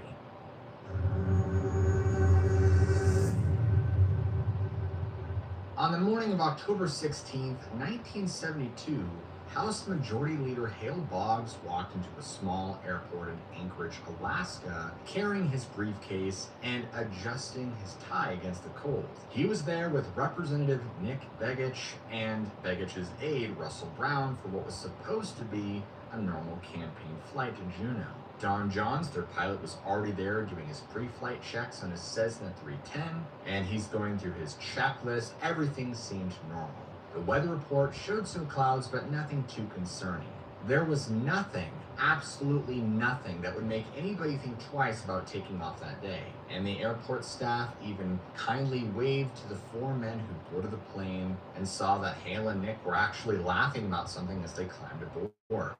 Russell was carrying this stack of campaign materials they were going to use at their next stop. And Don, he was just doing what he always did, being thorough, professional, following every protocol. And at 9:13 a.m., Don radioed the tower for permission to take off. He got clearance, and the plane began taxiing down the runway. The tower operator watched as the Cessna lifted smoothly into the air and banked toward the southeast, heading for Juneau. The last thing he remembered seeing was the sun glinting off the plane's wings as it vanished into the clouds. Now, the flight was only supposed to take about 3 hours. Don had radioed in their position a couple times during the first hour, just totally routine stuff. But an hour later, at about 10:18, he made one final transmission, reporting they were flying at 7,000 feet near Johnstone Point. Everything sounded normal, and the 4 men were basically halfway to their destination. And then, nothing. That was the last anyone would ever hear from them. When the plane didn't arrive in Juneau at its scheduled time, nobody really panicked at first because in Alaska, especially back then, flight delays were common. I mean, sometimes pilots would have to change course because of weather, or they'd have to land somewhere else to wait out a storm. And so for a couple of hours, everyone just figured they'd show up eventually. But hours and hours rolled around, and by evening, there was still no sign of the plane and no radio contact, and so people began to get worried. This was a pretty big deal. I mean, we're talking about the House Majority Leader of the United States and a sitting congressman who had vanished. Immediately, the Coast Guard launched what would become one of the largest search ops in American history, and within 24 hours, they had over 40 aircraft up in the air searching and scanning an area of roughly the size of West Virginia. Military actually sent in an SR-71 Blackbird spy plane to take these incredibly detailed photographs, which they had never used one of these planes for a search op before. But what made this really strange, though, was that the weather was perfect for searching. And usually when planes go down, especially in Alaska, bad weather is what makes it hard to find them. But during this, they had clear skies, visibility was great. These were ideal conditions. And they knew the exact route and where they should be looking because they had Don's last radio transmission giving them his location. But day after day after day, they just turned up with nothing. There was no wreckage, there was no oil slick, there was no emergency beacon signal, there wasn't even a piece of debris. This plane had literally, with 4 people on board, mind you, just completely vanished. And as this was going on, search teams began noticing some really weird things, like their compasses would suddenly start spinning for no reason, or that their radios would pick up these really odd static noises that nobody could decipher or explain. And multiple pilots reported this really unsettling feeling of disorientation, like they couldn't trust their own instruments anymore. In fact, one search pilot, a guy named Jack Anderson, had been flying in Alaska for over 20 years, and he told his supervisor something about the search felt wrong. And he said when they'd fly over certain areas, they'd get these intense feelings of dread, like something was telling them to stay away. Their equipment would malfunction and then they'd leave. And as soon as they did that, everything would go back to normal. There was a radio operator named Bill Stevens who was working at the Anchorage Control Tower that morning, and Bill, having worked there for 15 years, was actually the last person to ever have contact with Don's plane. And he would go on to tell investigators something that was incredibly strange, and it makes all of us wonder if there was truly something else going on. And so Bill said that during that last transmission at 10:18 a.m., everything appeared normal. Like I told you guys, Don was just giving his position update, which was very routine. But then right at the end of the transmission, Don's voice suddenly changed. And Bill said Don started speaking really slowly, like he was confused about something. And then Don started saying stuff that didn't make any sense. And he said, "The sky looks different up here." Now, Bill didn't think much of it at the time, but about 30 seconds after that transmission ended, all of Bill's equipment in the tower just went haywire, and his radar screen started showing these weird patterns he'd never seen. The radio started picking up this almost ominous low humming sound that seemed to be coming from somewhere out in the direction where Don's plane had been. And then everything went dead. So Bill immediately called over his supervisor, and it took them 10 minutes of just trying to get the equipment working again, and it finally became functional. And when they did get it back online, they realized Don's plane was just gone. It wasn't even showing up on any radar anywhere. But folks, if you don't know the story, it gets hairier, because when they went back later and checked the radar data from right before everything went dead, there was something that nobody could really explain. The data showed that Don's plane hadn't descended or crashed, it hadn't turned or changed course. It had just vanished. 1 second it was there at 7,000 feet, and the next second it wasn't. And Bill wasn't the only one who experienced something odd that day, because there was actually a weather station about 50 miles from where Dawn's last transmission came from. And the two guys working there that morning, they said that right around 10:20 a.m., all their instruments suddenly spiked. The temperature dropped 30 degrees in less than a minute, which, mind you, is extreme, and their compass needles started spinning like crazy. And they both described hearing that same ominous, weird low frequency sound that made them feel physically sick. These two guys had worked at that station for years, and they'd never had anything like this happen. Later, after they checked their instruments thoroughly, there was no record of any of these readings. It was like it had never even happened. So at this point, we're roughly about a week into the search, and they brought in this local guy named Thomas George. Now, Thomas was actually a Tlingit elder who had lived in the region his whole life. And he was very familiar with the region, the mountains, the terrain, everything. So, I mean, he was probably one of the best guys to bring on the team. And after explaining to Thomas exactly where they were looking, he kind of just smirked and, shook his head at them and told them that's where the Kushtaka lives. And he went on to explain that the Kushtaka was this shape-shifting spirit his people have known about for generations, and it's very dangerous. And there was a very specific area, which was right where Dawn's last transmission had come from, that the Tlingit people had always avoided. In fact, his grandfather used to tell him that planes and boats that went into that area would sometimes vanish and never be found again. But of course, the search op wasn't going to entertain what they considered supernatural nonsense. And so they began to get really frustrated with him. But he explained that back in 1952, he had been helping search for another plane that had vanished in almost the exact spot. And during the search, they found this clearing way up in the mountains that nobody could explain, like something massive had just pushed down all the trees in a perfect circle. Of course, there was no crash debris, there's no burn marks, nothing to really explain why it was there. And so Thomas agreed to take a group of searchers up to this clearing, and when they got there, all their equipment started acting up, just like what was happening to the search planes. And of course, nothing worked, right? No compasses, radios, it was just dead.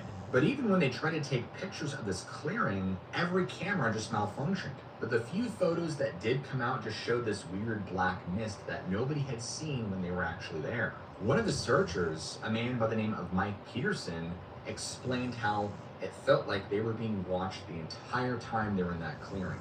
That something was apparently just waiting for them to leave. Now to Thomas, again, he explained that this was totally normal. And there's a reason his people have these stories and warnings of these things, because again, many of his tribe's people had encountered and dealt with this thing for hundreds and hundreds of years. In fact, they had a name for it, and they called it the place where the sky touches the ground. And apparently, sometimes when conditions were just right, people would see things up there that shouldn't exist. Fast forward all the way, almost 50 years, to 2019, and an investigator of the name of Sarah Martinez really started taking this case seriously, and she started looking into all these disappearances and what people had started calling Alaska's Bermuda Triangle. And she found some really strange things, because it wasn't just Dawn's plane that had vanished. Right? This isn't an isolated incident. And as a matter of fact, since 1988, there have been over 16,000 people who just vanished in this exact area. And after Sarah had gotten access to all these old search and rescue records, she started to see this really bizarre pattern. In 2007 alone, the area had nearly 3,000 people go missing, which is roughly about 4 people per every 1,000 residents just vanishing, and so that's wild. Now, interestingly, there was also a report from 1992 that had never been made public. The Air Force had actually done this classified study of the area long after Dawn's plane disappeared. They had sent up these special aircraft with all kinds of sophisticated monitoring equipment. And what they found was that this whole region had these massive electromagnetic anomalies that nobody could explain. Readings showed that in certain spots, the magnetic field would suddenly spike so high it would max out their instruments. And the spikes always happen in the same places, including exactly where Dawn's last radio transmission had come from. It was also discovered that compasses in these areas would consistently point 30 degrees off from where they should, which, again, if you guys know anything about how compasses work, is pretty significant and enough to get you lost. Disturbingly, every single person who had vanished in this area had last been seen in or near one of these magnetic anomaly zones. And just like with Dawn's plane, none of these people have ever been found. And not just they're gone, it's just like there's no bodies, no belongings, there's no evidence of them. Now, in late 2022, a group of researchers were using this brand new type of radar technology to scan the area where Dawn's plane had vanished. And even though they weren't looking for anything related to this at all, because they were actually just doing a geological survey trying to map underground formations, they found deep underground caverns or spaces in the exact spots where all these magnetic anomalies have been recorded. It's pretty freaky if you ask me. I mean, these were just massive cavities in the earth. And I'm not talking like normal caves, like normal formations. They were like intentionally dug out, like perfectly spherical. And we all know that nature doesn't just create perfectly round caves. When they analyzed the radar data closely, these spherical cavities weren't empty either. They were giving off a kind of energy signature that their equipment couldn't even classify. It was like nothing they'd ever seen. But perhaps one of the most bizarre features of these spherical cavities is that, I guess, these spherical spaces will shift positions. And in probably the craziest twist, they found recordings from an old military listening post that had been operating in the area back in '72. And on the morning Dawn's plane vanished, they had picked up a very strange sound. When they cleaned up the audio and analyzed it, they found it wasn't just a random noise, it was actually a pattern, a repeating pattern that matched the exact energy signatures they were now detecting from these spheres. Now, to this day, nobody really knows what happened to Dawn's plane or any of the other 16,000 plus people who have vanished and continue to vanish in Alaska's Bermuda Triangle. The official explanation is still that these were all just accidents. People getting lost and not finding their way back, or planes going down in bad weather. But for the people who've looked into this and have seen things that are going on, they're convinced that something very eerie is going on, something that science can't explain. And in fact, the rate of disappearances has actually increased in recent years, and it's kind of like whatever these spherical cavities are, they're becoming more active. But unfortunately, with little information we have on all of this, it just remains one giant mystery.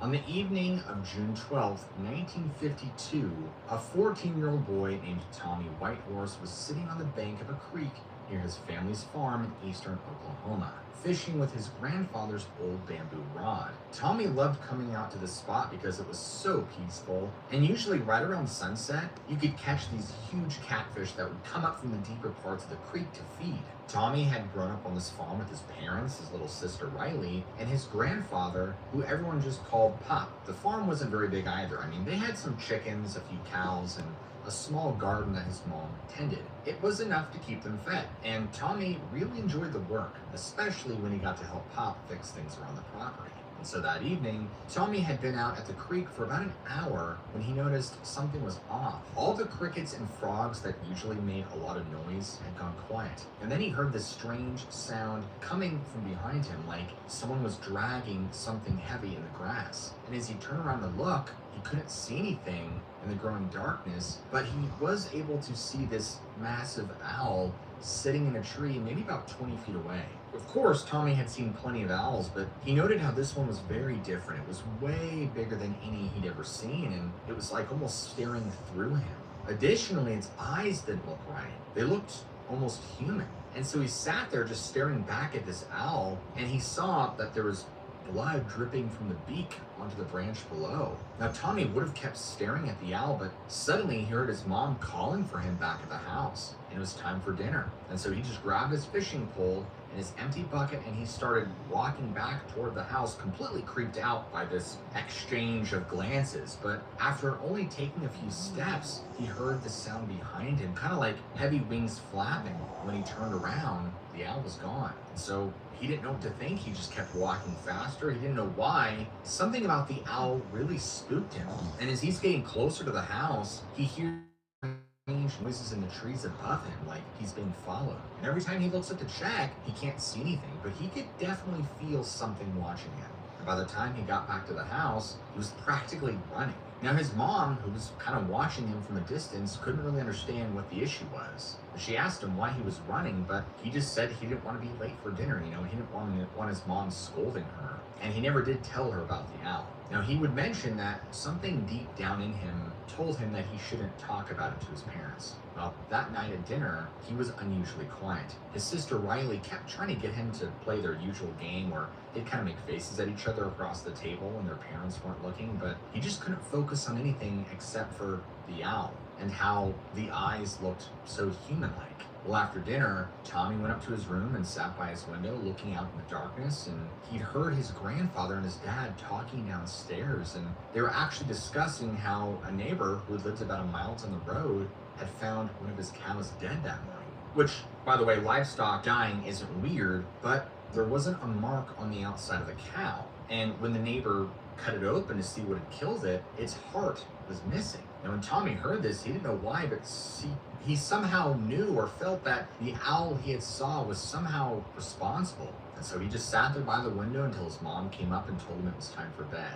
Now, the following morning, Tommy woke up early to help Pop collect eggs from the chicken coop. And at this point, it's still dark outside. It's probably like, 5:30 in the morning. And there's just kind of like this thick fog hanging over everything.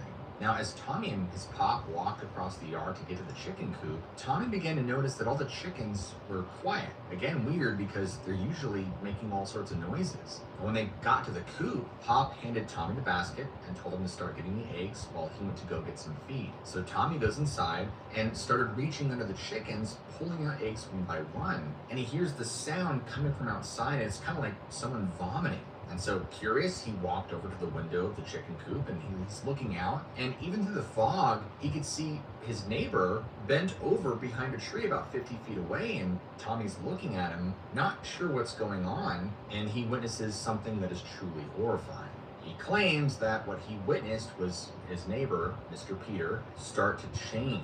Like his whole body just started twisting and convulsing and stretching, and these huge wings burst out of its back. And of course, Tommy didn't know what to think about this, and so he's watching this happen, and he just drops the basket of eggs, and they of course splatter on the floor. And as that happens, Mr. Peterson kind of turns his head around and snaps and looks right at Timmy with those same human-looking eyes. Of course, Tommy fell backwards, scrambled under one of the chicken roosts, and because of all this commotion, he could hear his Pop calling out, asking what the heck is going on. But of course, Tommy's so terrified he couldn't make a sound, and he just sat there shaking, watching through the window as this thing that used to be Mr. Peters spread its wings and kind of just glided off in the fog. And when Pop came back, he found Tommy huddled under the roost, covered in broken eggs and yolk. And Tommy was so terrified he couldn't even speak. And now Pop is like, What has gotten into you, child? And he kept asking him what happened, and Tommy just couldn't tell him. How could he explain what he'd just seen? I mean, nobody would believe him. Well, that afternoon, Tommy's mom sent him to the general store to get some flour. And Tommy didn't really want to go because he'd have to ride his bike past the house, but couldn't tell his mom why he was scared to do so. So he got on his bike and just kind of started pedaling down the dirt road. And when he got near Mr. Peters' house, he just casually saw Mr. Peters out in his yard working in his garden like nothing had ever happened. Well, that evening at dinner, Tommy's dad mentioned that another cow had been found dead. And this time it was on the Miller farm, which was about 3 miles away. Same thing as before. No marks on the outside, but apparently the heart was missing. Tommy's mother said maybe it was some kind of disease, but his Pop said he had never heard of any disease that could do that. And the whole time, Tommy barely touched his food. He kind of just sat there thinking about what he'd seen. And every time he closed his eyes, he could just see and relive that moment where Mr. Peters transformed. And he kept wondering if maybe he just was imagining all of this, because deep down, just none of this made sense. This wasn't real. That night, Tommy couldn't sleep. He just lay there in bed, staring at his window, terrified at any moment he would see those human eyes staring back at him. And around midnight, he heard this horrible screaming noise coming from in the distance. He tried to convince himself it was just a regular owl, but it didn't sound right. Well, the next morning, as he was sitting at the breakfast table, barely able to keep his eyes open from hardly sleeping, his mom came running to the kitchen. She was crying, and she told Tommy's dad that Mrs. Wilson from church had just called, that her 8-year-old son Billy hadn't come down for breakfast. When she went to check on him, she found him dead in his bed. Now apparently, when the doctors came to examine his body, they did find a mark on him on his chest, and found out that his heart was missing, just like the cow's. It, of course, turned into a chaotic mess, and Tommy's mother told him to take Riley outside to play while the adults talked, and as soon as they went outside, he kind of grabbed her hand and practically dragged her into the barn, and he told her they had to stay inside, and she kept asking why, and he wouldn't tell her. He just kept looking out the barn window.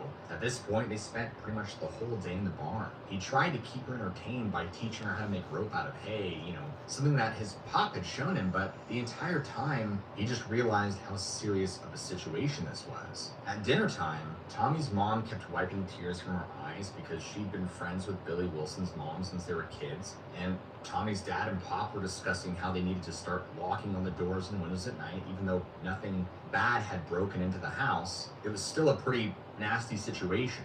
Well, after dinner, Tommy had overheard his pop talking to his father about how strange Mr. Peters had been acting at Billy's house earlier. Apparently, he had shown up to pay his respects, but he wouldn't go inside. He just kind of stood on the porch, staring at Billy's bedroom window with this strange look on his face. Well, finally, that night, Tommy decided to go into his parents' room, and he tried to tell them about what he'd seen Mr. Peters do behind the chicken coop. And as soon as he started talking about Mr. Peters, turning into an owl, his dad just cut him off because the idea was just so ridiculous and nonsensical. His dad was not going to have it. And his dad told him that this is serious. Why are you wasting our time? How dare you come into our room and do this to us as we're grieving because a little boy had died. What is wrong with you? This is not the time to make up stories to seek attention. And so, feeling very defeated about this, he just goes back to his room completely helpless. Now, at some point, Tommy must have fell asleep because he would be awoken at around midnight. And somehow he had left his window open, and what had awakened him was a noise outside his window. And so he gets up and he checks outside, and he sees that there is a large shape that has landed on a very thick branch just outside his window. He almost fell backwards onto his floor because right there are those strange human eyes staring right at him through the glass. And once again, it's that same owl face he saw at the creek, and there's blood dripping from its beak again. Fresh blood, mind you. And he just starts screaming. He's scrambling across the floor, and he's trying to get to his sister's room. And when he gets there, Riley was already sitting up in her bed crying, and she had explained to her brother that she had a nightmare about this giant bird trying to get in through her window. And so he just grabs her hand, they run downstairs to their parents' room, and at this point their mom's very confused because she's like, what's going on? But before Tommy could explain, they all hear this horrible screeching sound right outside the house, and it was so loud the windows rattled. Now at this point, Tommy's dad grabbed his shotgun, he ran outside while not saying anything, and the entire time the mom is just holding them close, protecting them. But through the window, Tommy could see his dad walking around the yard with the shotgun, just shining his light up at the trees, and everything was quiet for the next few minutes. Now his dad came back inside maybe 5 minutes later and explained he couldn't find anything. But Tommy noticed his father was very visibly spooked by something, despite him saying everything's fine. Still not buying the whole owl man story, both parents decided to let Riley and Tommy sleep with them in bed for the remainder of that night. Well, the following morning, Tommy's mother got another phone call, and this time it was about a different family who lived a mile away. Their teenage daughter had woken up, but she was very ill. She was pale, and she had these strange marks on her chest that couldn't be explained. Obviously, her mother was hysterical, and this caused Tommy's mom to start crying again, and Tommy heard her tell his dad that, of course, Mr. Peters had been there last week fixing their fence. And so that afternoon, Tommy was sitting on the porch watching Riley play in the yard when Mr. Peters walked up their driveway. Immediately, he goes in defense mode, and Mr. Peters has just got this playful smile, and he's carrying a basket of vegetables from his garden and explaining he brought them over because he knew how upset everyone was about everything going on. Tommy's mother, being a good host, invited him in for coffee, and they just watched as he sat there drinking coffee and talking and acting like everything was normal. But Tommy closely watched Mr. Peters and watched how he never actually swallowed any of the coffee. He just kind of pretended to drink and eat. Well, again, fast forward to that night, and Tommy heard that unmistakable sound again. It was that horrible retching sound he'd heard behind the chicken coop. And so he hadn't fallen asleep yet, but he jumped up, looked out the window, and saw that Mr. Peters was in his backyard, bent over behind a tree, and he knew what was about to happen. But this time, instead of just watching, he grabbed his grandfather's old hunting knife from under his bed and snuck downstairs. He kind of crept across their yard towards Mr. Peters' property, and he heard that wet, horrible sound getting louder. When he got closer, he saw something awful, because there, carefully arranged in the ground, what looked like human organs. Tommy's plan was to kill him.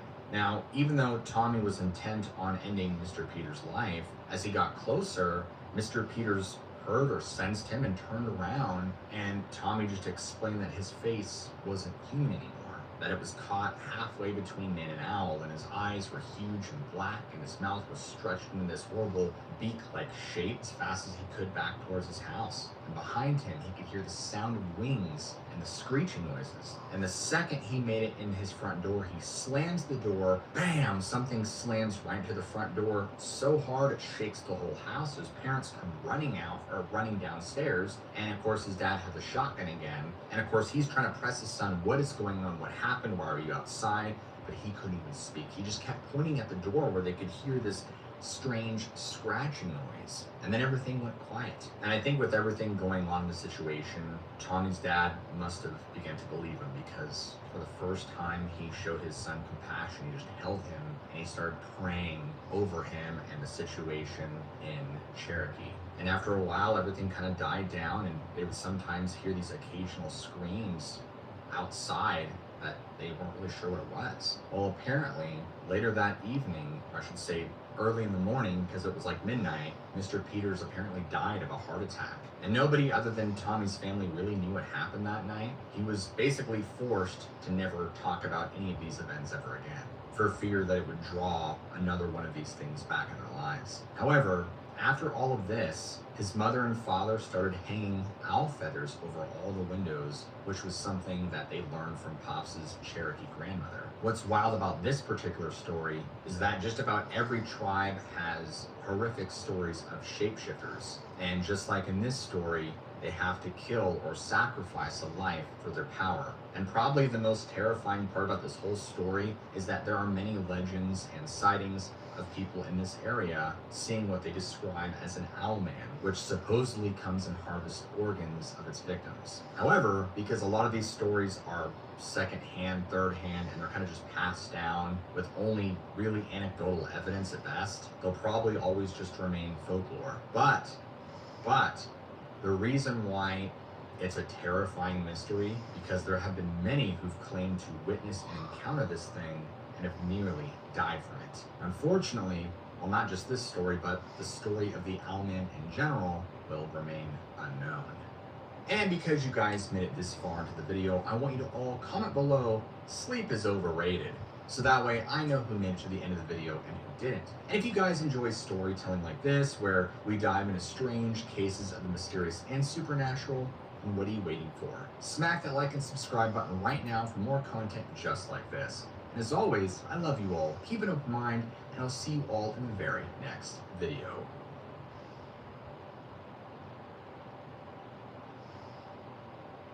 If I had a nickel for every time that a young man by the name of Brandon went missing on a Darborough Road after making a mysterious phone call, I'd have 2 nickels and still no idea what happened to either of them. I'm Aiden Madison, welcome back to the Lore Lounge.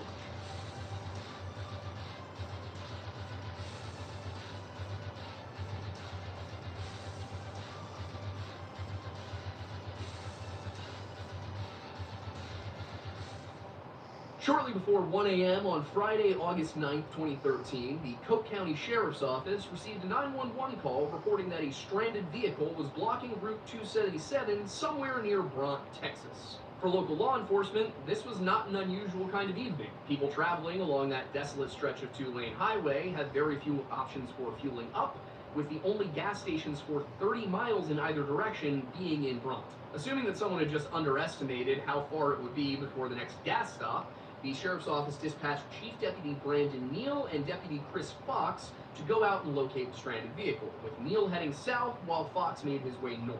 Moments later, around 1:10 a.m., Neal's headlights illuminated the reason for the call. A silver Ford F-150 sat on the shoulder, its front slightly across the white line. As he pulled over, he took notice that somebody else had just arrived coming from the opposite direction. That man identified himself as Kyle Lawson and informed the chief deputy that the pickup belonged to his 26-year-old brother Brandon. Kyle then told Neal that his brother had stepped away and was walking up the road, but that he was having trouble keeping contact with him due to poor reception. After a brief discussion, Coke County's Observer Enterprise newspaper explained on their Facebook page, Chief Deputy Neal checked the vehicle for signs of a struggle.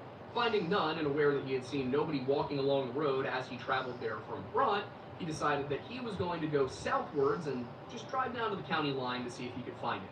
What Neal didn't know is that Kyle had not been entirely truthful with him. His brother was stranded, and he was having trouble keeping him on the phone, but he was not walking along the road. Instead, so far as Kyle knew, Brandon was extremely close by. So close that at one point he'd said, "I can see you, I'm right here." The problem was that Brandon had a warrant for possession with intent to distribute, and there was concern that if he were to reveal himself to Chief Deputy Neal, he would be arrested on the spot, even though the alleged offense had actually occurred several counties over just south of Fort Worth. For that reason, he chose to remain hidden nearby while Kyle talked the officer into leaving the area. Soon after, Kyle got back in his car and drove a short way up the road, where he told the San Angelo Standard-Times that he sat there for a good 30 to 45 minutes waiting for Brandon to emerge. He never did, so Kyle turned around and made his way back home, telling the Standard-Times that, at the time, I didn't feel like he was in any danger. So when he returned to the scene around 5 o'clock a.m. that morning, Kyle expected that his brother would just be hanging out somewhere near his truck. Instead, Brandon was nowhere to be found, and any calls made to his phone number went straight to voicemail. Suddenly, the situation was very different. Just hours earlier, Brandon had been telling Kyle that he was close enough to see him, and that he was just waiting on this deputy to leave so that he could come out and get his truck handled. Now, he was nowhere to be found, his phone either dead or without service, with nothing but land and seasonally occupied houses between him and Bront 4 miles to the north. And it was not the right season. What had seemed to be a simple matter of a man trying to stay out of sight now presented as a missing persons case, and it was about to get a lot more complicated. And you know what else can be complicated? Stopping your bad habits. Which is why I'd like to introduce you to today's sponsor, Fume. Oh no, it's Fume. Fume's product is based upon a very simple premise. It is very difficult to break a habit. So, rather than trying to do so, why not just remove the bad from the bad habit? Let's take a bad habit, for example, where you inhale something. And you're out hanging out with your buddies at the bar, and then all of them start reaching for their bad habits, and you feel that pressure. Well, with Fume, you don't need to try and avoid being involved. Instead, you just take this little guy out, and you find that instead of, something with filaments or, fire, stuff you actually put into your lungs, you get this, and it's just steel, wood, and a little flavoring stick. No synthetics, no weird chemicals, just all natural ingredients. And one of my favorite things about it is that it's purely mechanical. There are no electronics involved. You just take this guy off, your flavoring stick is right here, it's just fiber soaked in oil, and then pop back in here, you're good to go. And the fact that it's all mechanical stuff actually gives it a secondary function as a little bit of a fidget toy, so you can just play with it a little bit. That twisting actually has a function. It controls this little dial at the back. This allows you to decide how much Fume you want. So if you would like to join the over 300,000 people who have given Fume a try, then you can go to tryfume.com/lorelodge, that is tryfum.com/lorelodge, and use our code LORELODGE to get in on this amazing Black Friday and Cyber Monday deal. Buy one journey pack, get the second for 70% off. Plus, Fume is giving away 5 gold-plated Fumes to 5 lucky customers. Imagine owning a limited edition, gold-plated version of this amazing device. Talk about a showpiece. And once again, head over to tryfume.com/lorelodge or scan the QR code on your screen and use code LORELODGE at checkout.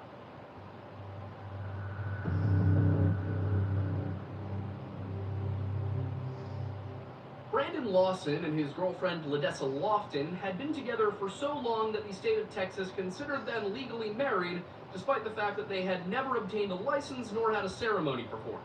The couple had been together since high school, and in the preceding 10 years, they had become parents to 4 children.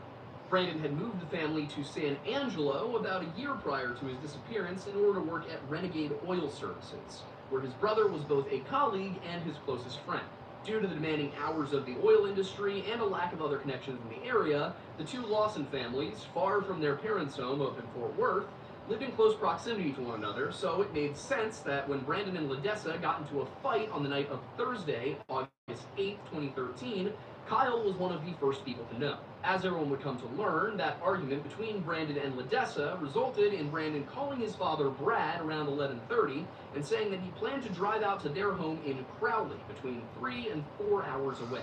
According to Ledessa in an interview on the Monday with Orion podcast, Brandon left the house at 11:53 p.m., so he would have been expected at his parents' between 3 and 4 a.m. It's likely that Brandon only intended to stay with his parents for the weekend, as Brad told the San Angelo Standard-Times that his elder son was scheduled to begin a new job on Monday, which came with higher pay and better benefits than he had been receiving before.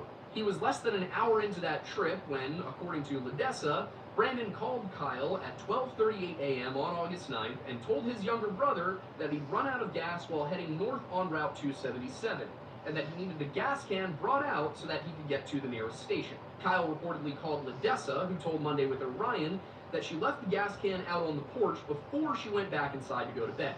Shortly after that, Kyle, with his wife and 4-year-old son along for the ride, picked them up and made their way over to a gas station in San Angelo, only to learn that Kyle did not have the money in his account to pay for gas. Figuring that he could just pick Brandon up and take him to Bront, where his brother could pay for the gas himself, he made his way out onto 277 and began looking for Brandon. It's unclear exactly how specific Brandon had been about his location, but it didn't take Kyle particularly long to find the truck. What Kyle didn't expect to see was a sheriff's deputy pulling up just after he did, which certainly complicated matters. While he would not come forward with this information until several days after Brandon had gone missing, Kyle eventually revealed to investigators that he'd been in contact with his brother from before he reached the pickup all the way up until just after he encountered Chief Deputy Neal. In fact, according to the San Angelo Standard-Times, there was an entire list of phone calls made by or to Brandon between 12:51 a.m. and 1:19 a.m. that night.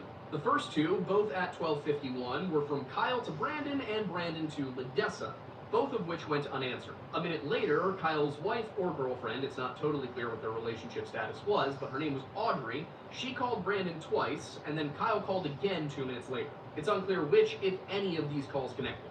At 12:57, Brandon called his neighbor, Lori Norris, before calling his brother again at 12:58 and then again at 12:59. It seems that Brandon did not initially connect with Lori, or maybe their call had been cut off, because she proceeded to call him 3 times during those same 2 minutes. 10 minutes later at 1:09 a.m., Brandon called Kyle 3 more times, with Kyle reciprocating with 3 calls of his own at 1:12. Finally, at 1:15, Brandon called Kyle 2 more times, and then after that, his phone just started going straight to voicemail. And again, all of that is according to the San Angelo Standard-Times. There's unfortunately very little information out there regarding the details of these calls or which ones actually involved a conversation, but Kyle did share some information with the papers and the police. Of particular interest, he said that Brandon told him he was sitting somewhere close enough to see him, but also at one point that he was running through a field. And then ultimately the last thing that he said to Kyle and Audrey was that he was bleeding. This is odd because Kyle told the Standard-Times that he didn't believe his brother to be in any danger at the time, when that series of claims would suggest that he was running away from someone or something, and him bleeding confirmed that he had been injured. The situation becomes even more confusing when it's factored in that Kyle reported that his brother had said something else to him during that initial call at 12:38. Specifically, he told Kyle that 3 expletives are chasing me out of town. Precisely what expletive he used is unclear, but he apparently confirmed to his brother that the people following him were the Mexicans in the neighborhood. Kyle found this odd because so far as he was aware, there were no Mexicans in their neighborhood. This prompted Kyle to ask Brandon if it was possible that he was hallucinating or if he was on any substances, only for Brandon to vehemently deny using any substances and insist that this was not in his head. Whether he was being chased or he had just imagined all of it, however, he was still very much in danger of getting lost or being attacked by wild animals. Why, then, would Kyle Lawson say that he didn't believe his brother was in any danger? It's actually not the only somewhat contradictory statement made by Brandon's brother regarding this case. The very same article from the Standard-Times also reports that Kyle claimed he remained in the area for only 30 to 45 minutes before heading home. But Ledessa told Monday with Orion that he'd spent the entire night driving up and down Route 277 looking for her husband. What all of that means is hard to say, but it certainly seems peculiar that Kyle would not have recognized that his brother seemed to have bigger problems than potentially being arrested. And according to the local paper, the Observer Enterprise, Coke County law enforcement doesn't typically run plates and check for warrants when responding to stranded motorist calls. More than likely, a Facebook post on August 13, 2013, Deputy Neal would have offered to help Lawson push the truck further onto the shoulder, or told Lawson to turn his flashers on after finding out someone was on the way with gasoline. Sure, that is just a journalist's opinion, but in this case, the identity of that journalist is actually very relevant. You see, the Observer Enterprise is owned and operated by Melinda McCutcheon, the wife of then Coke County Sheriff Wayne McCutcheon. And that paper behaved very strangely during the investigation into Brandon's whereabouts.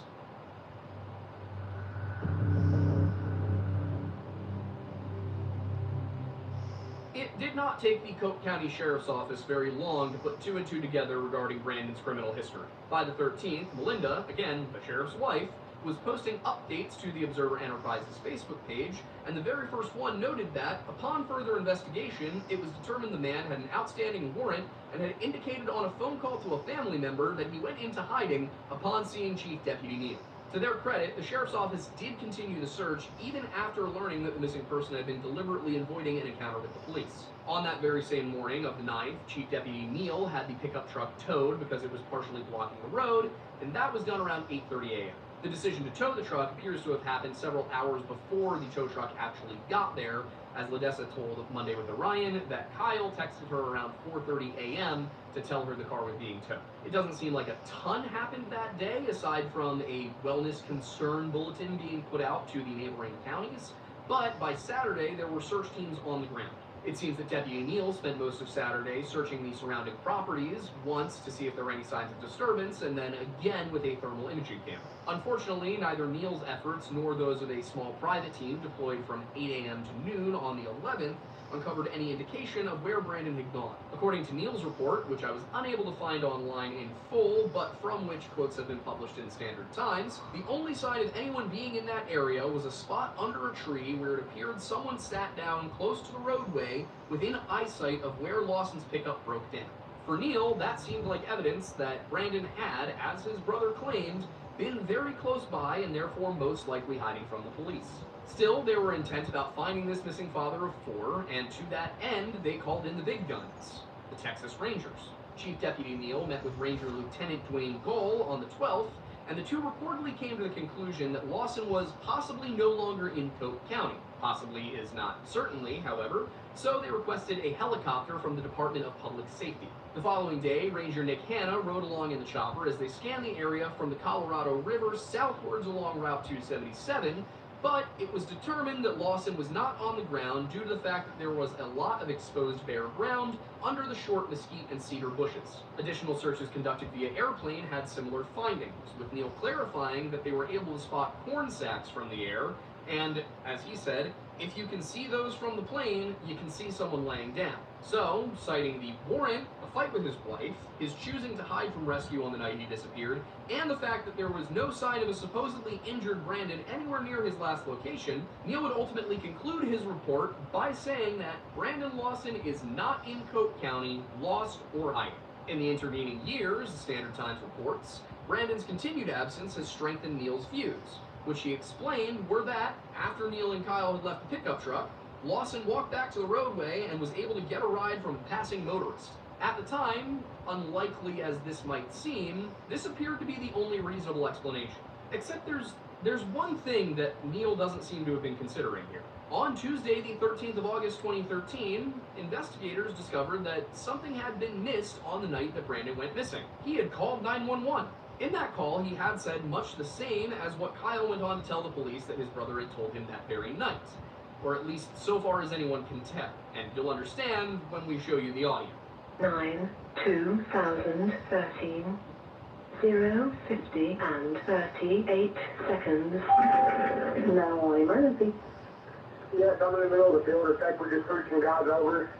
Right here's one of those guys laying on both sides. Not running out of gas. There's one more here. You got to take the one 330. Okay, now run that line. We're not talking to them. I tell you, it no. Ah, you ran into him. Okay. Got the first guy. Do you need an ambulance? Yeah, no, I need to call. Okay. Is anybody hurt? Hello? Hello? Hello? Since that call was released, a number of individuals and groups have attempted to transcribe the somewhat garbled, difficult to understand statements made by Brandon. But there are still several places where people just can't seem to agree on what was actually said. Generally, it's accepted that he told the operator that he was in the middle of a field, that his truck ran out of gas, that there was one car there potentially other than his truck, that they were going towards Abilene on both sides, that he'd run into someone and there would be no talking to them, and that he needed the cops rather than an ambulance. Perhaps most importantly, Brandon made that 911 call at 12:53 a.m., nearly a full 20 minutes before he allegedly told Kyle that he was sitting nearby, close enough to see both his brother and Deputy Neal. Immediately, that last aspect throws a massive wrench into the narrative that Brandon was hiding from the police, because he directly requested their assistance long before either his brother or the sheriff's department showed up. It simply does not follow that he would call them just to then hide from them. Clearly, at the time he made the 911 call, whatever he was dealing with, he was much more afraid of than he was going to jail. A sentiment that his father echoed to the Standard Times in 2018. Brandon had already done some state jail time, Brad told the paper, and Brandon wasn't afraid to take the punishment that was dealt to him. Sure, it could just be the words of a father standing by his son, but at the end of the day, the logic really just doesn't follow that he'd hide from the very same help he himself called for. As for why he called for help in the first place, that's a little bit more difficult to unravel, but it still points to something other than paranoia about being arrested. In that audio, it sounds very much like he said a stapler, or scaper either pushed or pulled some guys over, followed by, they're out here going towards Abilene on both sides. The Abilene part is very straightforward, except for the fact that the nearest turnoff to Abilene was over 12 miles north of where the pickup was located. Now, the city itself is approximately 50 miles northeast as the crow flies, so it is possible that Brandon simply meant that they were heading north, but who were they anyway? And also, what is that unintelligible word? And who was it that pushed or pulled them over? A lot of people have suggested that this unintelligible word is staper, which could be either a slang term or a misspoken attempt at saying the words state trooper. But there's no record of any state troopers being in that area at that time of night, and the call informing the sheriff about the stranded vehicle, the one that was not made by Brandon, didn't come in until 12:58 a.m., 5 minutes after Brandon's call. Additionally, if we're talking about a state trooper here, then the call would suggest that Brandon was calling for backup for that trooper, which makes no sense because the trooper would just call for backup himself using his radio. He wouldn't ask a random stranded motorist to call 911 for him. Another common suggestion is stapler, which, according to Urban Dictionary, was in fact a slang term among the theater community in Dallas during the early 2010s. The term meant stalker, and Dallas is essentially attached to Brandon's hometown of Fort Worth. It would also fit with Kyle's claim that Brandon said that he was being chased out of town by Mexicans from his neighborhood. But then the question is, why would somebody not involved with theater be using theater slang while calling 911? Lastly, there is scaper, which has appeared as slang for scapegoat, but in this circumstance that makes little sense. What does seem possible is that the guys who were pushed or pulled over are the same people that Brandon said he totally ran into just a few seconds later, which would suggest that whatever that word was, it actually applied to Brandon himself. The problem there is that Brandon's truck didn't have any reported damage, meaning that whoever he supposedly hit probably wasn't in a car, or that the pushing over happened after Brandon had left the vehicle. I actually do think there could be something to that, given that the reported position of the vehicle was not exactly consistent with somebody who just ran out of gas. Ledessa and the others said that the front end of the vehicle was jutting slightly into the travel lane, which would be more indicative of somebody trying to get back onto the road than someone trying to get off of it. Now, alternatively, he may have been saying scraper, as it applies to a style of car modification popular in the Bay Area of California in the 1980s. This would make sense for the claim that the scraper, being car, had just pushed some guys over, but not necessarily the claim that he totally ran into them, because if he totally ran into the scraper, you would think that there would be some damage. Regardless, he plainly stated that he was in the middle of a field, and it sounds quite a bit like he said that somebody was chasing him into the woods. All of that, combined with him sort of sounding almost like he's laughing when he's asked about needing an ambulance, and then saying, "No, I need the cops," while actively having a warrant for his own arrest, would strongly suggest that somebody was trying to harm him. One way that this could all theoretically make sense is if Brandon was either followed from San Angelo or ambushed on 277, ended up on the shoulder, and then ran out of gas as he tried to make it back to the road. If someone had pulled up next to him, then it could explain the comment about being headed toward Abilene on both sides, and why he said there was one car there. Alternatively, it could be that there were people on both sides of the road as he was driving north, and that they jumped him after he ran out of gas. It's not perfect, and to be honest, I'm not sure that I even like it, but it at least wraps things together in a way that sort of makes sense. But what doesn't make sense is the fact that the sheriff's office apparently never responded to Brandon's 911 call. When the line went dead, instead of immediately calling him back or trying to ping the location of his phone, instead, the dispatcher waited a full 15 minutes to try and call back. And according to the Observer Enterprise, dispatch also failed to inform the sheriff's office that Brandon said he'd hit someone. That again, the paper was being weird. For example, prior to August 13th, 2013, they didn't have a Facebook page. Upon creating one, the very first thing that Melinda McCutcheon did, again, that is the sheriff's wife, was post about Brandon's case. She then proceeded to post a full 3 more updates that day, and in the second one, she said that the original 911 call came to Coke County Sheriff's Office at 12:58 a.m. Friday, August 9th, 2013, reporting a stranded motorist. This, as she knew then and we know now, was not true. Brandon called 911 first, and it seems that others might have noticed this little bit of misinformation because on the 14th, the paper's Facebook page lit up with another post. This time, McCutcheon informed readers that, until the current situation has been resolved, the paper was asking for no more comments to any post concerning the Brandon Lawson story. She then clarified that the story will come out in the paper this week, and that article will be the last until there's a break in this case, and added that all comments posted so far have been removed. Demanding that your readers not ask questions and then deleting all comments on a story is unprofessional for any paper, but it's downright unacceptable for a paper that is for all intents and purposes owned by the sheriff. To make matters worse, the paper would go on to post yet another update on the 29th, in which they once again mentioned Brandon's warrants, but failed to include the detail that he had called 911 himself. All of this suggests a severe lack of objectivity, which was on full display in the 4th update posted on the 13th, wherein McCutcheon wrote, "I think if Brandon Lawson had not hidden from Deputy Neal, then a husband and father would not be missing tonight." In post after post after post, the wife of the sheriff in charge of this investigation layered blame and suspicion upon the missing individual, all while just sweeping the department's failure to respond to a frantic 911 call from the very man they couldn't find right under the rug.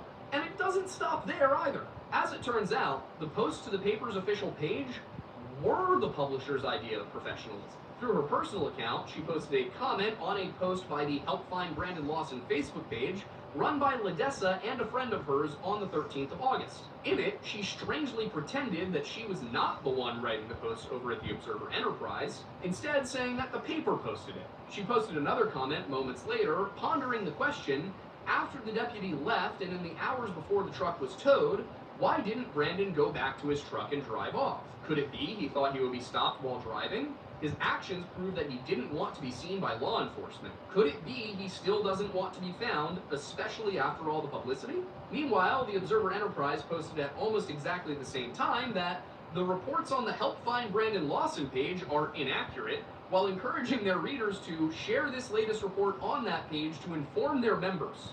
Now keep in mind, the Observer Enterprise report was itself inaccurate. But in this case, the report she was referring to was one where the Help Find Brandon Lawson page said that the truck had been towed that same night, which was completely true.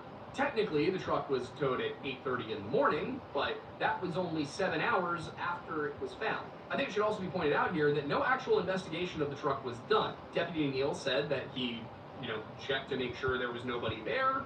He got in, he turned on the blinker, and then he shut the doors and locked them and just left. That was it. That, by the way, was left out of the Observer Enterprise report. It really can't be understated how damaging to a missing persons case it is to have the wife of the lead investigator all over Facebook suggesting it was an intentional disappearance. But if Sheriff McCutcheon was aware of it, he did nothing to stop it. On December 22nd, 2013, Melinda McCutcheon commented on a public message board regarding the case. What many people don't realize, she wrote, is that 911 calls in Coke County are answered by nurses and staff at the local nursing home in Robert Lee. They then call the sheriff's office dispatch. Believe it or not, that's not even the bad part. She went on to say, I interviewed the dispatcher for the sheriff's office that night and was told they were only told that a 911 call had come in from a stranded motorist who had run out of gas on Highway 277. They didn't state north or south, so deputies were sent in both directions. Now that's interesting. Back in August, and then again in October, Melinda was saying that Neil and Fox were responding to a call from a trucker. Yet here, in this instance, she quite clearly says that they were responding to a call from Brandon himself. Also interesting because Brandon's 911 call at no point mentioned Highway 277. And I just want to make sure there's no ambiguity here. They knew by December 22nd that Brandon had called first. So this is just a lie. But then on another platform, sometime before October of 2015, Melinda thought it would be a great idea to tell someone that, with regard to Brandon's condition at the time, she was told he couldn't have gone more than 100 yards. Presumably, this information came from Deputy Neal, who at no point had ever interacted with Brandon. Brandon had, of course, driven 30 miles just prior to disappearing, and searches had been conducted in the immediate vicinity of the truck prior to her interviewing anyone. He was not within 100 yards, he had not come back for his truck, and he had not turned up anywhere. Either something tragic happened to him after he left the vehicle and called 911, or he hitchhiked off of a highway so underused that Deputy Neal himself said a person could probably lie down in the middle of the road and not worry about being run over. And yet, here Melinda McCutcheon was, using her position as publisher of the local newspaper and wife of the county sheriff, to argue it was the latter, despite being fully aware that Brandon called 911 to beg for help as he believed someone was chasing him. As it would turn out, she could not possibly have been more wrong.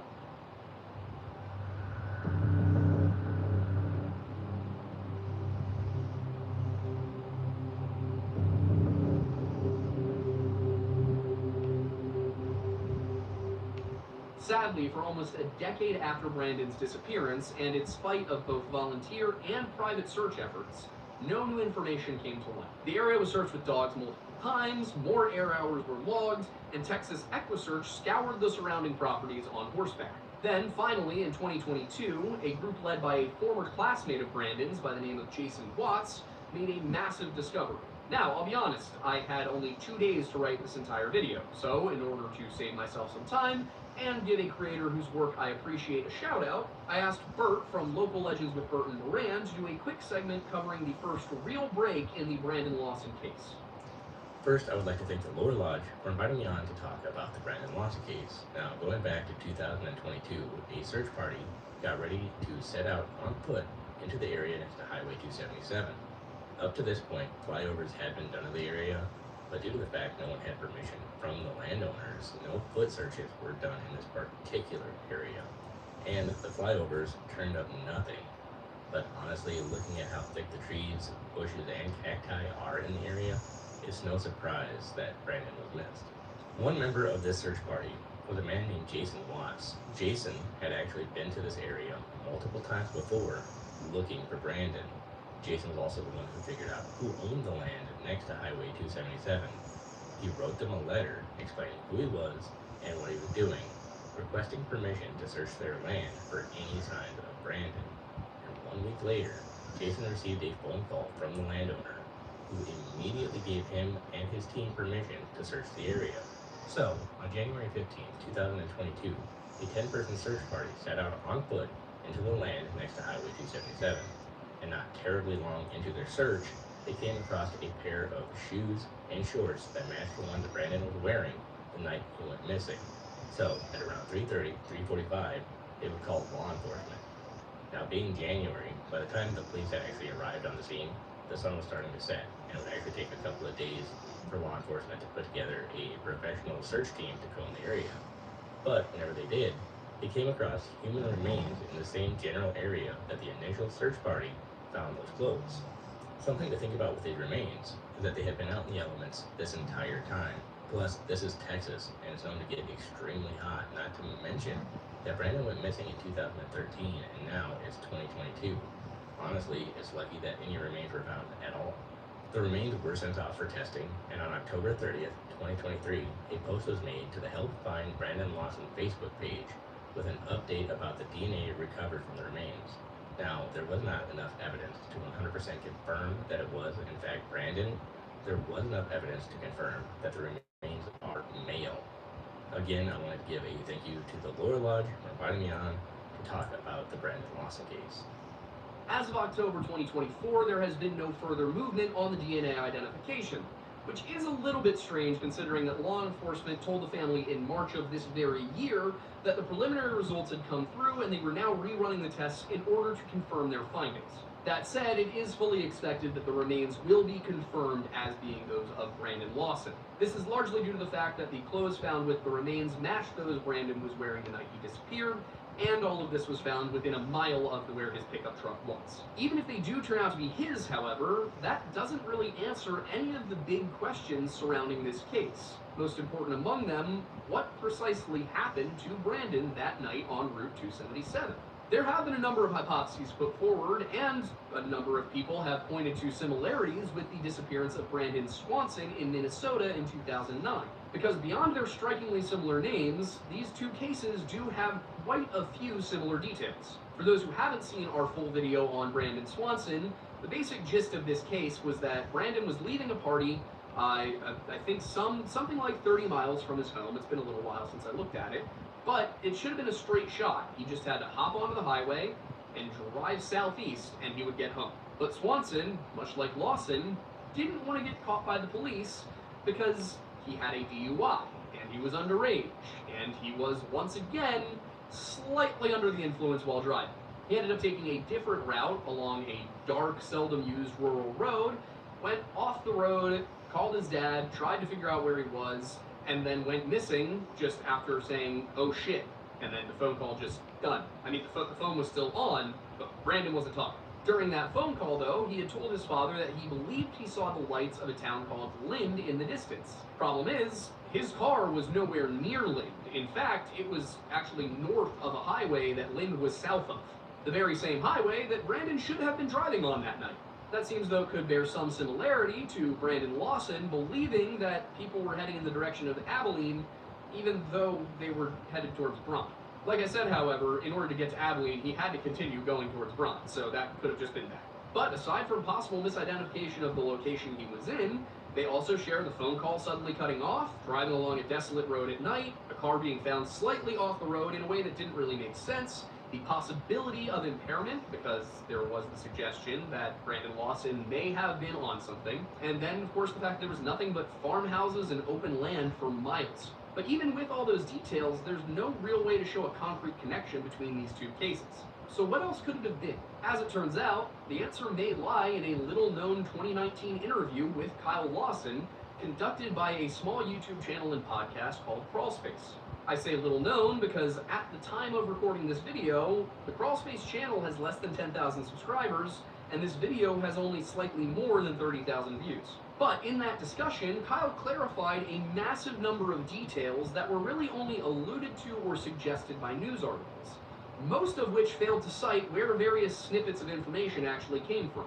For example, Brandon Lawson's previous incarceration went unexplained in the mainstream coverage, even though Kyle himself was perfectly willing to confirm that his brother had gone to prison for delivery of marijuana to an undercover informant, which I must say is an absolutely pathetic reason to deprive 4 children of precious time with and resources provided by their dad. As it turns out, when Brandon was released from that stint in jail, he actually was not even informed about this other warrant. He only found out when he went to renew a driver's license, or at least that's what Kyle said. Ledessa suggested that they were buying a car, but anyway, those are close enough that I don't think that's necessarily indicative of somebody lying. But the point is, he only found out when he went to go do something else, and he was pretty sure that he did not commit this crime. Once again, the warrant was for possession with intent to distribute. According to Kyle, Brandon felt like this warrant was totally bogus, and he was saving up to hire a lawyer so that he could go and fight. And with regard to the night in question, Kyle did not hold back. Speaking to the hosts of Crawl Space and reading from a personal statement, he said that it all started 2 days before Brandon went missing. I was on my way to work, Kyle explained, and my brother called me, and he was wanting to know if I could get some dope for him because he switched jobs and he'd already taken his drug test, so he wanted to get high. Kyle attempted to talk him out of it, but sensing that he wouldn't be successful, he opted for the damage control route and told Brandon to talk to a coworker of theirs named Chris. This way, at least he'd know what Brandon was getting and where it came from. After this, Brandon went and picked up Chris, who took him somewhere to buy the drugs. They proceeded to do what one does with substances, in this case methamphetamine, and then Kyle didn't hear anything for a while.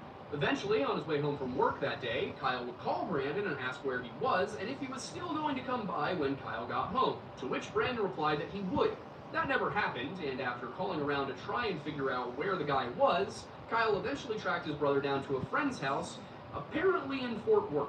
I could just be misunderstanding what Kyle was saying here, but he said he was calling friends, called friends in Fort Worth, and then he found Brandon. He might have meant that he found Brandon closer by and that he wasn't in Fort Worth, but the way that it was written, or said, I suppose, it really sounded like Brandon was in Fort Worth, which again is like 3.5 hours away from his home. Either way, Kyle explained that he got on the phone and spoke to me and said he was going to be heading home soon. So I told him, okay, I'll hit you up whenever I get home from work. He said, okay, everything was normal. Later that day, which would have been Thursday, August 8, 2013, as Kyle drove home from work, Brandon called him to say that he was on his way home and expressed concern that Ledessa better not have touched none of his stuff. Kyle, being the quick thinker that he is, drove over to his brother's house to make sure that there wouldn't be any issues and that he'd be able to intervene if there were. When he arrived, he recalled that Ledessa was cleaning the house and everything was normal. So he called Brandon, he had the couple talk to one another over the phone in order to try and smooth things over before he got home. They were arguing, Kyle said, but I didn't pay no mind to it. That would suggest to me, given the proximity and how close these families were, that this argument didn't seem like it was out of the ordinary for them. Like, it didn't seem like it was particularly bad. So Kyle returned to his own home, got ready to eat dinner, and then just as he was sitting down, he got a call from their mother. During that call, she asked him to please go over to Brandon's house and calm him down because he's flipping out. It was as he was on his way over to his brother's house that Kyle says Brandon called him and told him that Ledessa had some Mexicans from the neighborhood chasing him out of town. Brandon then elaborated that a state trooper had pulled one of them over, but there were still 2 chasing him. This was the point at which Kyle asked Brandon if he was on any substances, and the older brother adamantly insisted that he was sober before hanging up and then promptly calling back. On the second call, he told Kyle that he was about to run out of gas and he needed his brother to come and meet him with a gas can. This, of course, was convenient because Kyle was already headed over to Brandon's house. I will say there are some aspects of that point in the interview where it sounds like maybe Kyle had to go over to the house twice, but it's hard to tell exactly when these phone calls happened. But when he arrived at Brandon's house just minutes later, all Ledessa would tell him was that her husband was tripping and flipping out. But she gave Kyle the gas can and he headed home to pick up his family and go off to find his brother. I do think it's important to mention that tripping and flipping out, it's not clear. I have not heard the term tripping used to describe meth highs. My guess here would be that tripping in this case was tripping in the slang sense of the term, meaning that somebody who just was behaving oddly. But clearly there was some possibility in Kyle's mind, possibly in Ledessa's mind, that Brandon was under the influence at the time. As Kyle drove out to find his brother, Brandon called several times, but each time Kyle says he would say a few words and hang up. Kyle told Crawlspace that the first call was to ask where he was and tell him to hurry up, while the next one was to inform Kyle and his wife, Aubrey, that he was bleeding.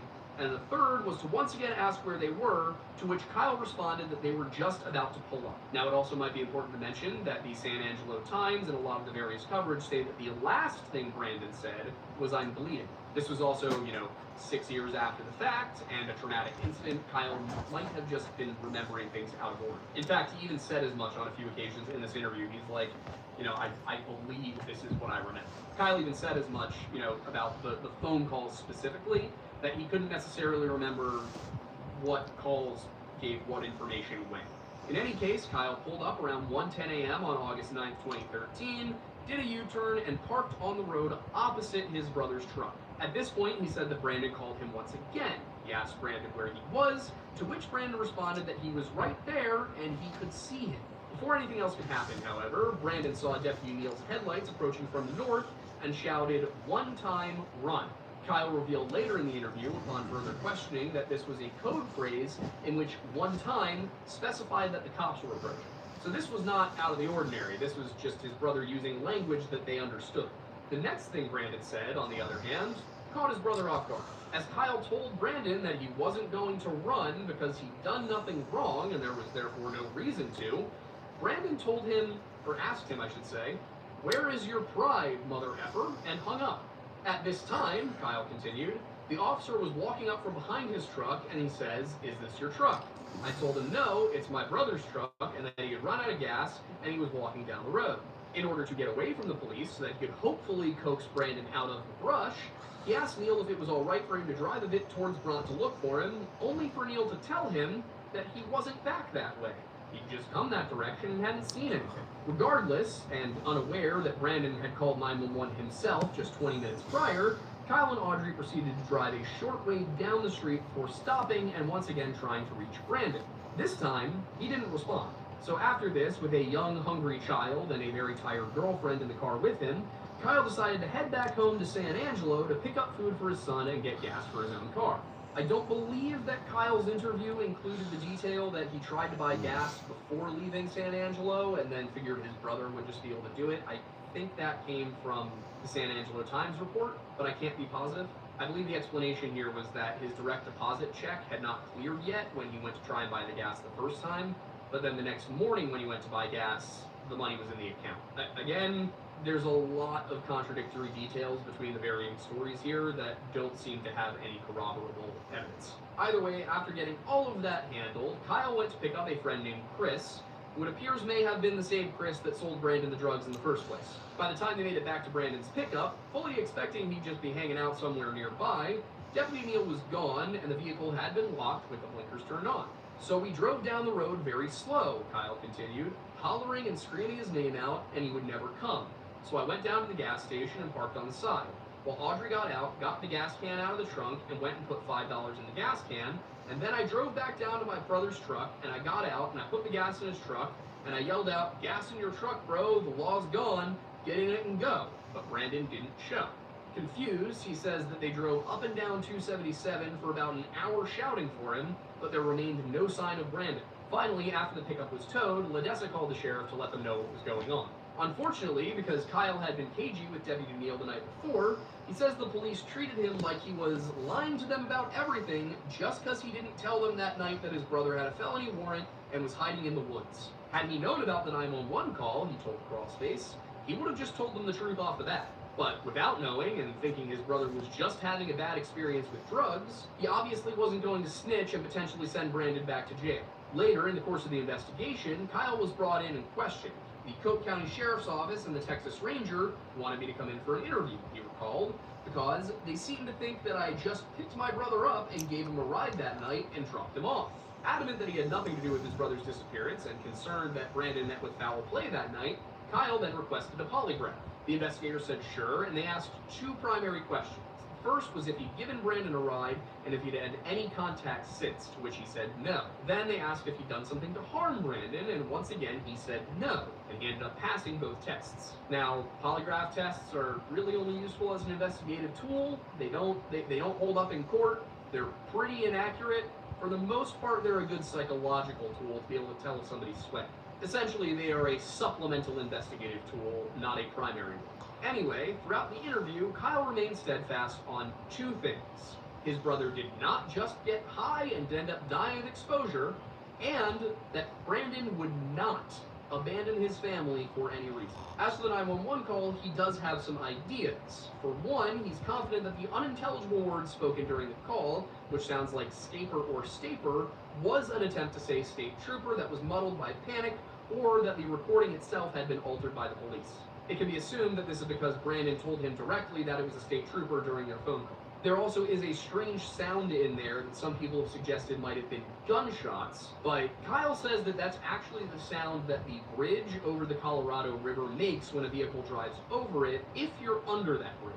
So this would suggest that he believed Brandon was hiding under the Route 277 bridge over the Colorado River, about a mile north of the pickup truck. The part he can't wrap his head around is the same thing that's been confusing everyone else for the last 11 years. Why did Brandon call 911 and specifically request the cops, only to hide from police when they showed up 20 minutes later? Furthermore, why did he tell his brother to run when Kyle had no reason to be concerned about an interaction with an officer?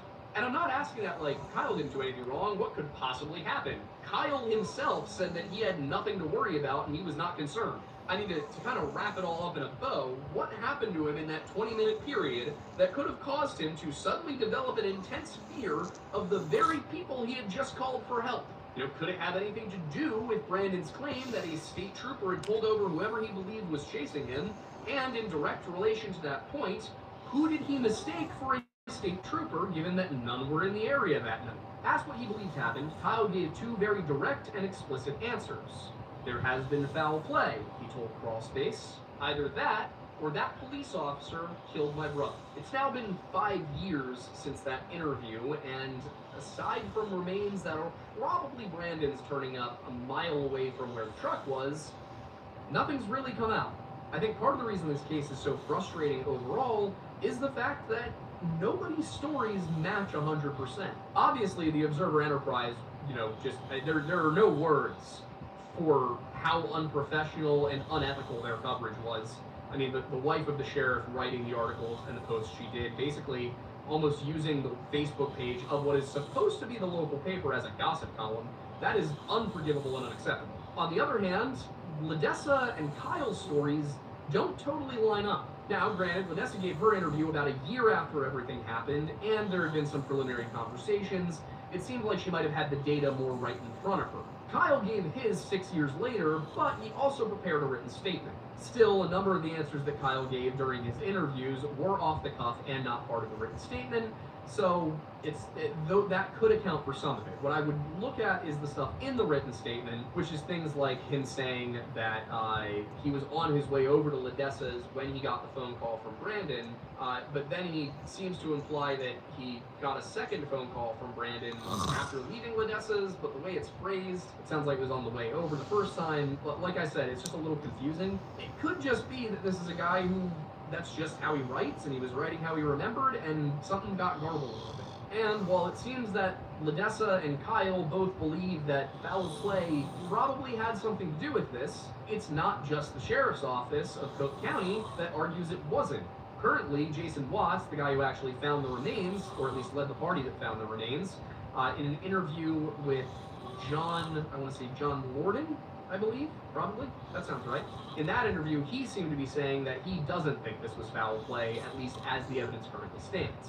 Now, really, there are a couple of possibilities here. Either somebody did something to Brandon, or Brandon was on drugs, but Kyle was pretty clear during his interview that not only did Brandon adamantly deny being on anything, but he also had never hallucinated while on meth, at least so far as Kyle was aware. If it wasn't drugs, it kind of almost has to be foul play, because the only things that really explain Brandon's behavior that night are drugs and him being chased. Now, one thing that does seem possible to me is that Brandon was on drugs and that it also wasn't a hallucination, and that as he was leaving San Angelo, people were behind him. For some reason, he got the idea that he was being chased. One of them got pulled over by a state trooper, before reaching Cook County, and then the others ran from the state trooper, and he thought they were still chasing him. He ran out of gas on the side of the road, swerved a little bit, and, ended up where he did. But would they be chasing him that far? There were turnoffs. There were actually not a lot, but there were several turnoffs. Then again, why turn off? It's much easier to go very, very fast and try and get away from the cops on a straightaway, and 277 sure is a straightaway. I do think that may be the most likely one here, that Brandon was just paranoid, that people were behind him, maybe street racing or something. Somebody got pulled over, the other two ran, they were behind him, he thought he was being chased, and he ended up out of gas. But then what about the thing in the field? Like, there are ways to explain the lead up to the actual disappearance. But the disappearance itself is really confusing. I think that the real strange part of this, in all of the other strange parts, has to be him calling the cops and then running from the cops. I can't put that one together in my head. Maybe it's drugs, but if you listen to the phone call, he sounds scared. So for him to be scared and running for, like, he sounds like he's running during the phone call. He's out of breath. And Kyle said that it sounded like Brandon was running while he was on the phone with him. So how do you go from being running in terror and calling the police, and then 20 minutes later, you're perfectly calm, sitting by the side of the road, avoiding the cops? I don't know. I mean, that's kind of where Kyle's opinion would come in here, that a police officer did something to him, and that's why he was running again. But then again, it could possibly have been the drugs. I personally don't know. I am going to do a little bit more digging into this case and into that sheriff's department because I'm curious. Some things about this whole investigation felt a little off, and especially Melinda McCutcheon. Just, as far as I'm aware, the people involved in this are no longer with the department, so that's not necessarily a problem now, but I think it still bears, it could still be investigated. That matters. So I'm going to give that a look. I might submit a FOIA request to try and get a hold of the police report, the documents, all of that, and then take another look at this. Maybe I'll have Bert on to discuss it on the live show. And speaking of the live show, that is something that we do every Monday night at 7 p.m. unless we don't, but if we don't, we always tell you ahead of time. This just seems like a good time to segue into the outro of the show, wherein I tell you that, once again, if you like to wear the lodge, if you like to support what we do, help us out do more work, and hopefully grow so that we can do more on the ground stuff and more interviews in person, then you can go to bunkerbranding.com and you can buy this hoodie. You can buy the two hoodies or the hoodie, I guess, it was one design, two girls. You can buy the hoodie that they were wearing. You can get the Redacted Media shirt Aiden was wearing. And both this hoodie and those hoodies actually come as t-shirts as well. Additionally, we have a Lift Lodge t-shirt, which is basically this exact same design, but the deer has a barbell in its mouth. You can also support us by drinking the lodge. You can do that by going to tableauroastingco.com and purchasing our coffee Mount Pocono perk or our collaboration with Stakuyi/History of Everything, which gets you both ours, his Lewis and Dark, and mugs with each channel's logo on. Matt Moore down at Tableau is a wizard when it comes to coffee. It is the coffee I drink every day, and not just because I get it for free. You can also support us very directly by subscribing to our Patreon. We are currently working on bringing something new over that, but we're not sure quite what it's going to be yet. It might be me having you guys submit stories about your weird experiences and diagnosing what might have happened. Sort of the House MD of the unsolved and paranormal. You can join Patreon for just $1 a month, and we will be bringing back Liquor Lore very soon. We just have not had any time to be drunk. And the times we have had time to be drunk were not good times to film. If you would like to support us by simply watching more Lodge, then you can do that by going to the Weird Bible. You can do that by going to the History Hut, my personal channel, Aiden Mattis. All of those have their own content, and as I mentioned earlier, History Hut is in fact going to be getting its own new podcast with Roman Helmet Guy and History of Everything. It's going to have a new name, but currently the channel is the History Hut. If you want to help us out by getting that channel monetized, just watch our videos that we have up there. We just need I think we need like a couple thousand more hours. But that show will be launching in January? If you'd like to help us out algorithmically, you can give us some name ideas in the comments. And also helping us algorithmically would be liking this video, sharing it, just letting people know about the Lodge. The most helpful thing you can do for us is share this channel with 5 other people. If the Lodge grows, the Lodge gets more views, we're able to do more cool stuff. Like next year I want to drive a Jeep Gladiator to follow the Donner Party. I need to buy that Gladiator. Last but not least, I don't think I forgot anything else, we have Discord. Our Discord is at bit.ly/jointhelodge. And that is the absolute best place to interact with other fans of the show, get important updates on what's going on, and occasionally, Aiden and I hang out in there either in a voice chat or we just pop in to do some messaging in general. So, if you want to join that, it's bit.ly/jointhelodge. I think it's a great time, and yeah, I think that just about covers everything. I'm Aiden Madison. Thanks for stopping by the Lore Lodge.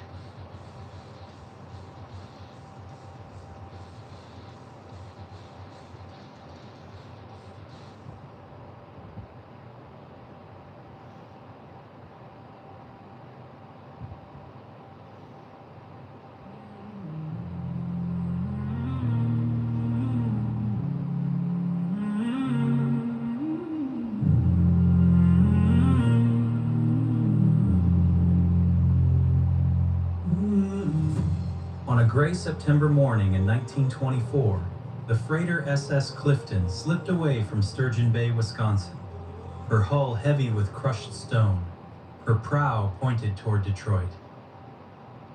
She was an odd sight on the water, a whaleback, her curved deck rising and falling like the back of some ancient beast, a relic of another era.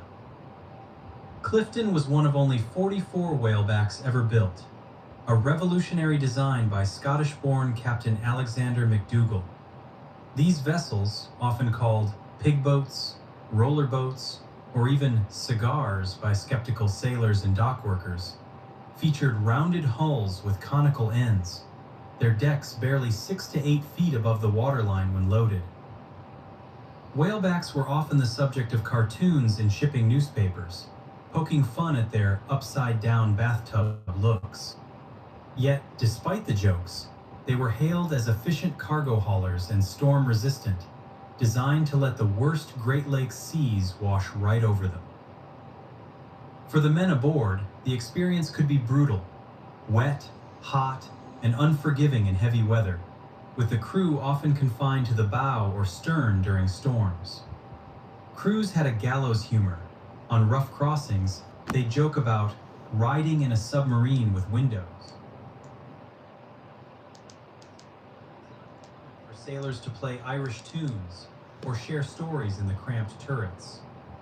For more than 3 decades, Clifton, once named Samuel Mather, had plied the Great Lakes, carrying iron ore, coal, and grain through storms and sunshine alike. In fact, before she began carrying stone, the Clifton once transported brand new Ford Model T automobiles on her deck. Historic photos show whalebacks with cars securely lashed atop their curved hulls, creating a striking, almost surreal scene. She was part of the world's greatest freshwater transportation system, but this voyage would be her last.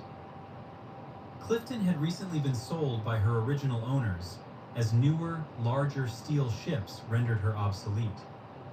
In a bid for a second life, Letham Smith purchased Clifton and oversaw her conversion into a stone aggregate carrier. The refit had transformed the Clifton, not only changing her cargo from iron ore to stone, but also altering her very structure. A radical new self-unloading system was installed, a network of tunnel scrapers and conveyor belts that could move bulk cargo from deep within the hold directly onto the dock, eliminating the need for shoreside cranes. This innovation promised faster unloading and greater port flexibility, but it came at a cost. The heavy machinery, mounted high above the deck, raised the ship's center of gravity and added significant top weight, factors that would prove disastrous when the Clifton faced a severe storm. Of the 4 freighters retrofitted with that system in 1924, 3 were lost within a few years, fueling superstitions among sailors about a self-unloader curse. With this retrofit, the Clifton became one of the earliest Great Lakes freighters to move from basic bulk cargo to self-unloading, a technical leap, but one with unknown risks. There were warning signs. Within days of her new career, Clifton took on water and listed badly, forcing her to run aground to prevent disaster.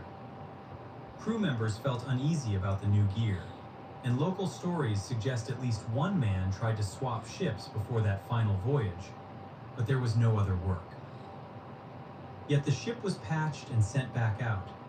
Still, no one aboard, not Captain Emmett Gallagher, nor his crew of 25, could have foreseen the fate that awaited them. Captain Emmett Gallagher, master of the Clifton, was a son of Beaver Island, Michigan, a tight-knit, predominantly Irish-American community with a seafaring tradition as deep as the lake itself. Gallagher's reputation among Great Lakes sailors was one of quiet competence and steadfast devotion. Local lore, and the ballads sung on Beaver Island after his loss, recall him as practical and steady, a captain who knew both the lake's kindness and its cruelty.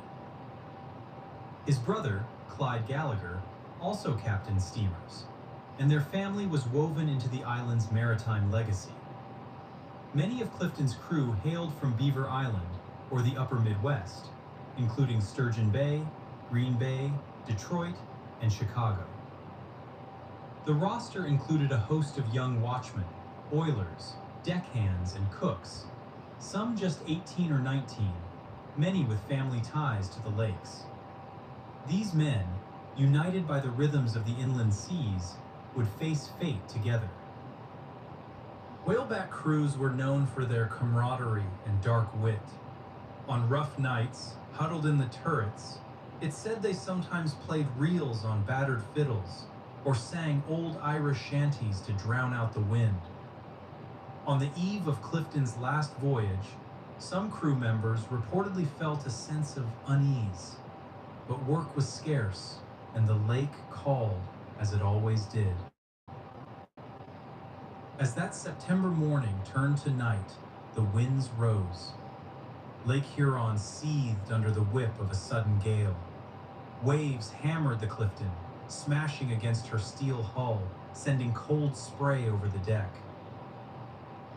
The crew kept to their posts, eyes fixed on the angry black water and the trembling compass needle. The Clifton, like most ships in 1924, had no wireless, only her bell and whistle for communication. This was typical for lake freighters of the era, isolated, relying on skill and luck when weather turned deadly. The last living witness to her journey, Captain Alex Cunning of the tug Favorite, watched her pass off 40 Mile Point, noting she was taking water over her decks, but making good weather of it. On shore, observers would later recall the storm as one of the worst in decades, with winds gusting over 50 miles an hour and waves reaching 20 feet. By dawn, all was silent. We can only imagine Captain Gallagher on the bridge that final night, peering into the storm, his hands gripping the wheel as waves crashed over the deck. Below, Chief Engineer Walter J. Ortling and his young firemen desperately shoveled coal, sweat and soot stinging their eyes, trying to keep the boilers hot as the ship slowed and the list grew worse. The crew, some likely praying or singing in the cramped bow and stern turrets, trusted their captain and the Clifton's steel, even as the ship groaned and shuddered. They were utterly alone, relying only on their skills, their faith, and each other as the storm reached its peak. And just like that, the Clifton vanished. No distress call echoed across the radio waves. No flares burned in the night sky. Only debris, painted sticks, a battered life raft, the splintered face of a pilot house began to wash ashore, silent clues to the ship's violent end. The pilot house clock, found stopped at exactly 4 a.m., became a powerful symbol in local lore, a haunting reminder of the moment disaster struck. Much like the legendary mystery of the Mary Celeste, where the ship was discovered abandoned with everything eerily left in place, the Clifton's clock was frozen in time, capturing the precise hour when the storm claimed the ship and her crew, with no survivors left to tell the story. The steamer Glencairn recovered hatch covers and the front of Clifton's pilot house, and in the weeks that followed, more wreckage and, tragically, some bodies were found.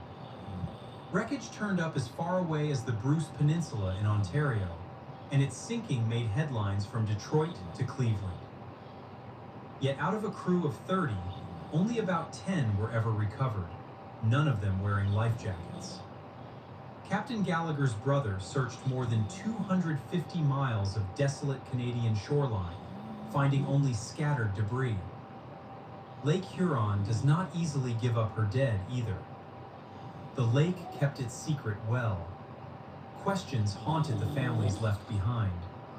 Had the new self-unloading equipment made Clifton top-heavy? Did the stone cargo shift in the storm, rolling her over? Or did a massive wave overwhelm her in the dead of night? Rumors spread among the maritime towns. Some whispered that the new self-unloading gear had betrayed the ship, shifting the vessel's balance and sending her tumbling into the waves. Others believed a monstrous breaker, a rogue wave, had struck her broadside, rolling the Clifton beneath the churning surface before the crew could even reach the lifeboats. On Beaver Island, grief turned to song. When the news came, the church bell tolled 26 times, once for every soul lost. Islanders gathered for a wake, singing, reciting the rosary, and keeping vigil through the night. Frank Macaulay, a neighbor of Captain Gallagher, wrote The Seaman's Lament, a ballad that captured both sorrow and speculation. And the mad billows leap like wild beasts from their lair, and in their wild rush, not a life will they spare. And as they roll on over that structure of steel, the steamer does tremble from foretop to keel. The Clifton became a ghost ship, her final hours shrouded in mystery, her story retold around kitchen tables and dockside taverns as the decades wore on.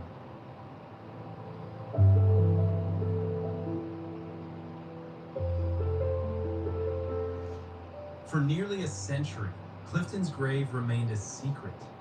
Shipwreck hunters scoured the vast expanse of Lake Huron, 25,000 square miles of cold, black water, obsessed with finding the last lost whaleback. Clifton's ghost ship reputation only deepened as decades passed, with some mariners claiming to see strange lights or shapes near her last known position, tales that fueled her legend. The Clifton became folklore among divers, alongside the likes of the Edmund Fitzgerald and Daniel J. Morrell, ships that vanished into storms, leaving only rumors and debris. Among those searching was David Trotter, a diver and maritime archaeologist who made it his life's quest to bring Clifton's secret to light. For Trotter and his team, the search was about both solving a historical puzzle and honoring the memory of the lost crew. Year after year, Trotter and his crew searched, methodically scanning the vast lake bottom with sonar, braving the cold and dark. Shipwreck hunting on the Great Lakes is a game of patience, aided by technologies like side-scan sonar, GPS, and mixed gas diving. Tools that have made discoveries possible for people of modest means, as Trotter himself put it. In 2016, during a late-night survey, a target appeared at 1:15 a.m. 30 miles offshore. The dive boat Obsession 2 was anchored above the mystery wreck. Divers prepped for the deep dive using Trimix, a special blend of oxygen, nitrogen, and helium that makes it safe to reach such depths.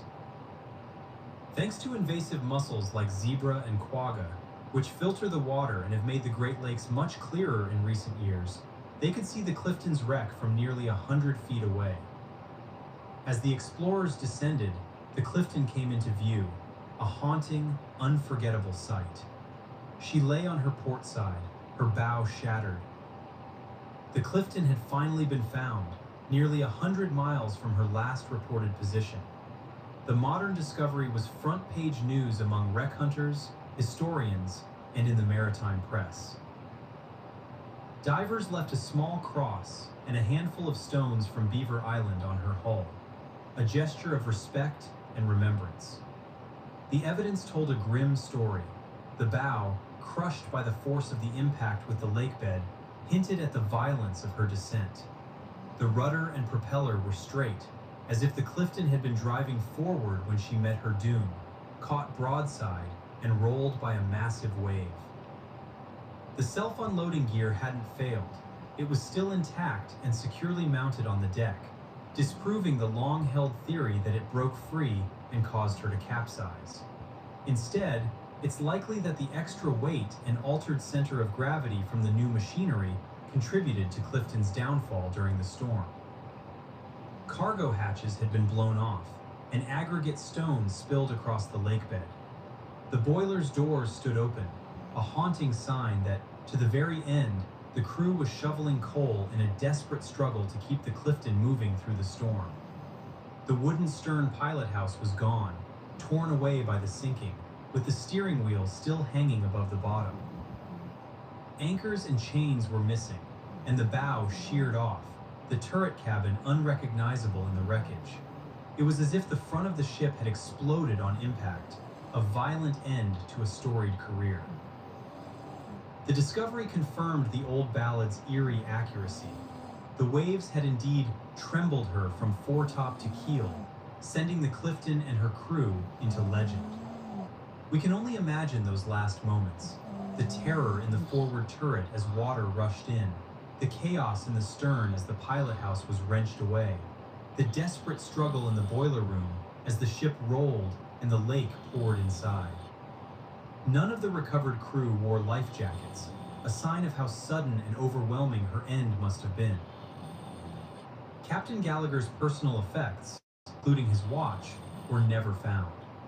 His brother Clyde's search along the Canadian shoreline became a story of its own, a testament to family, tradition, and the enduring pull of the lake. Newspapers of the time quoted relatives. He was a good man and a good captain. He wouldn't leave his ship. Today, the SS Clifton is remembered as one of the Great Lakes ghost ships, her loss likened to that of the Edmund Fitzgerald or the Daniel J. Morrell. Her story lives on in song, in the artwork of marine historians, and in the cold silence beneath Lake Huron, where she rests at a 45-degree angle, forever keeping her secrets. Of all the whalebacks ever built, only one survived, the SS Meteor, now a museum ship in Superior, Wisconsin. Visitors who walk her decks can imagine Clifton's odd lines and low-slung profile, connecting the past to the present. The discovery of the Clifton was a team effort, divers, historians, and explorers united by dedication, technology, and the lure of the unknown. In the end, it was perseverance, luck, and the timing of history that finally solved one of the lake's longest-held mysteries. Maritime museums and shipwreck societies continue to tell her story, keeping alive the legacy of the men and ships that challenged the inland seas. And perhaps, on a windy night, you might still hear the echo of an old pig boat shanty across the water, or see a flicker of ghostly light where the Clifton met her end. The lake, as always, remembers. This has been Lake Effect, the tale of SS Clifton.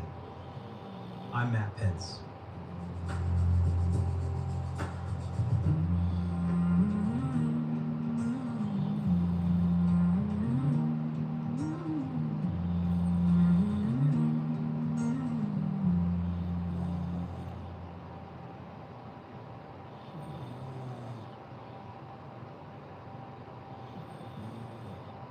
In the story of the Bell Witch, there is an old John Bell, a young John Bell, and a Captain John Bell.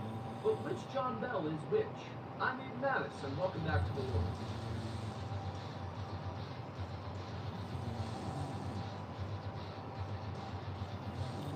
Tennessee is home to delicious whiskey, great music, and some of the most beautiful mountains you will ever see. But it's also home to a lot of ghost stories. From the Tsul'kalu of Cherokee folklore to the Tree-Man of Appalachia, there is no shortage of terrifying legends associated with Tennessee and the surrounding area.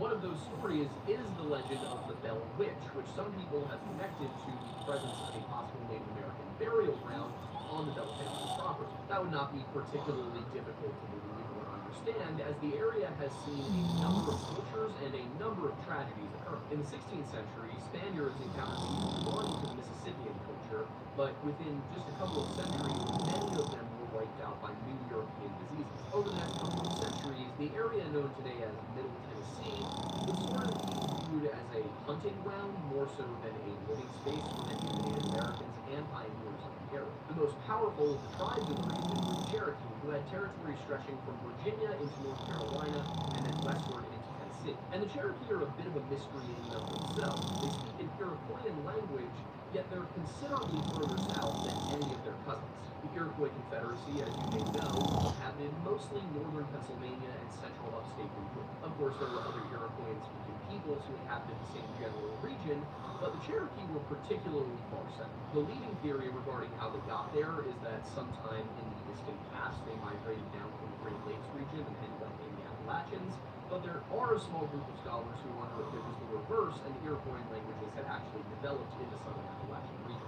If the former is correct, then they moved into the area previously occupied by the Mississippi and Mount Vernon cultures, and in some senses blended with their remnants and also sort of took over their home.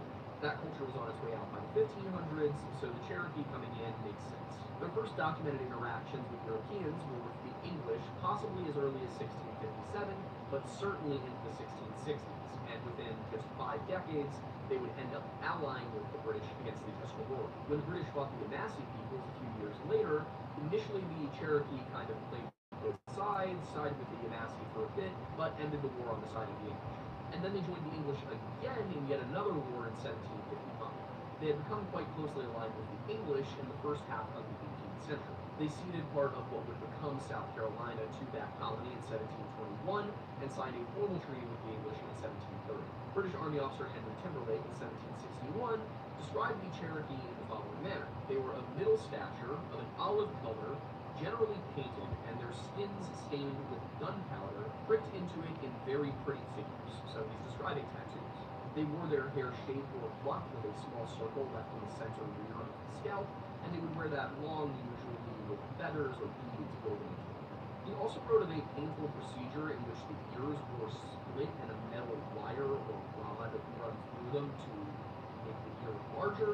I didn't totally understand what he was describing, but it did not sound comfortable. But as the second half of the 18th century came along, the Cherokee's alliance with the English was becoming a little bit more feeble. The French had been making inroads, offering trade, military assistance, and generally the same things as the English, if only to get the Cherokee to not fight. And while the Cherokee were a powerful tribe and were often willing to go to war against other Native Americans with their English allies, the French were a different beast. This was a logistically and scientifically advanced empire, not a small tribe that had crossed over into their territory. And then, in 1758, a company of Virginia militiamen attacked a Cherokee chieftain, a man named Moytoy of Sitico, in Monroe County, Tennessee. Now, this attack was in response to an alleged horse theft, which, if you've watched any of our other videos that involve the interaction between Americans and Native Americans, you will find that alleged horse theft is a very common reason for violence from both sides. In this case, however, it might have been a legitimate misunderstanding. The Cherokee war band fighting under Moytoy was under the impression, had agreed with the English, that they would be getting horses resupplied to them along their way back to fight the French. The Cherokee as a whole had not gone to war with the French, but a few tribes and bands had done so. What may have happened in this case is that they arrived at one of those forts, and either they were at the wrong fort to get their horses, or the fort hadn't received word that they were supposed to give horses. This resulted in them just taking the horses and then the Virginia militiamen going back to get them, and a skirmish ensued. This in turn led to a series of retaliatory conflicts known as the Anglo-Cherokee War until 1761. And due to the decentralized nature of the Cherokee Nation government, where you had tribal chieftains who would interact with one another in councils, this was a very scattered and asymmetrical conflict. It wasn't a lot of line-style battles. It wasn't, big armies. These were minor skirmishes. After the French and Indian War, however, the English managed to install a pro-England ruler over the entirety of the Cherokee based on the treaty that they had created with them in 1730. That had seen the Cherokee recognize King George II as the protector of the Cherokee Nation and people, in turn for naming one of the Cherokee chieftains as Emperor of the Cherokee.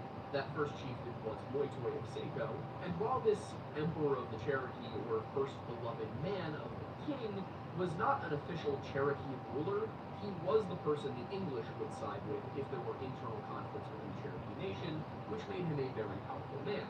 So it made sense that that person should probably be in the pocket of the English crown. After the war, this title was transferred to a Cherokee chieftain named Attaquaquu. Additionally, the Proclamation of 1763 was signed by King George III, and this was a bit of an issue. You see, what the proclamation did was establish the proclamation line.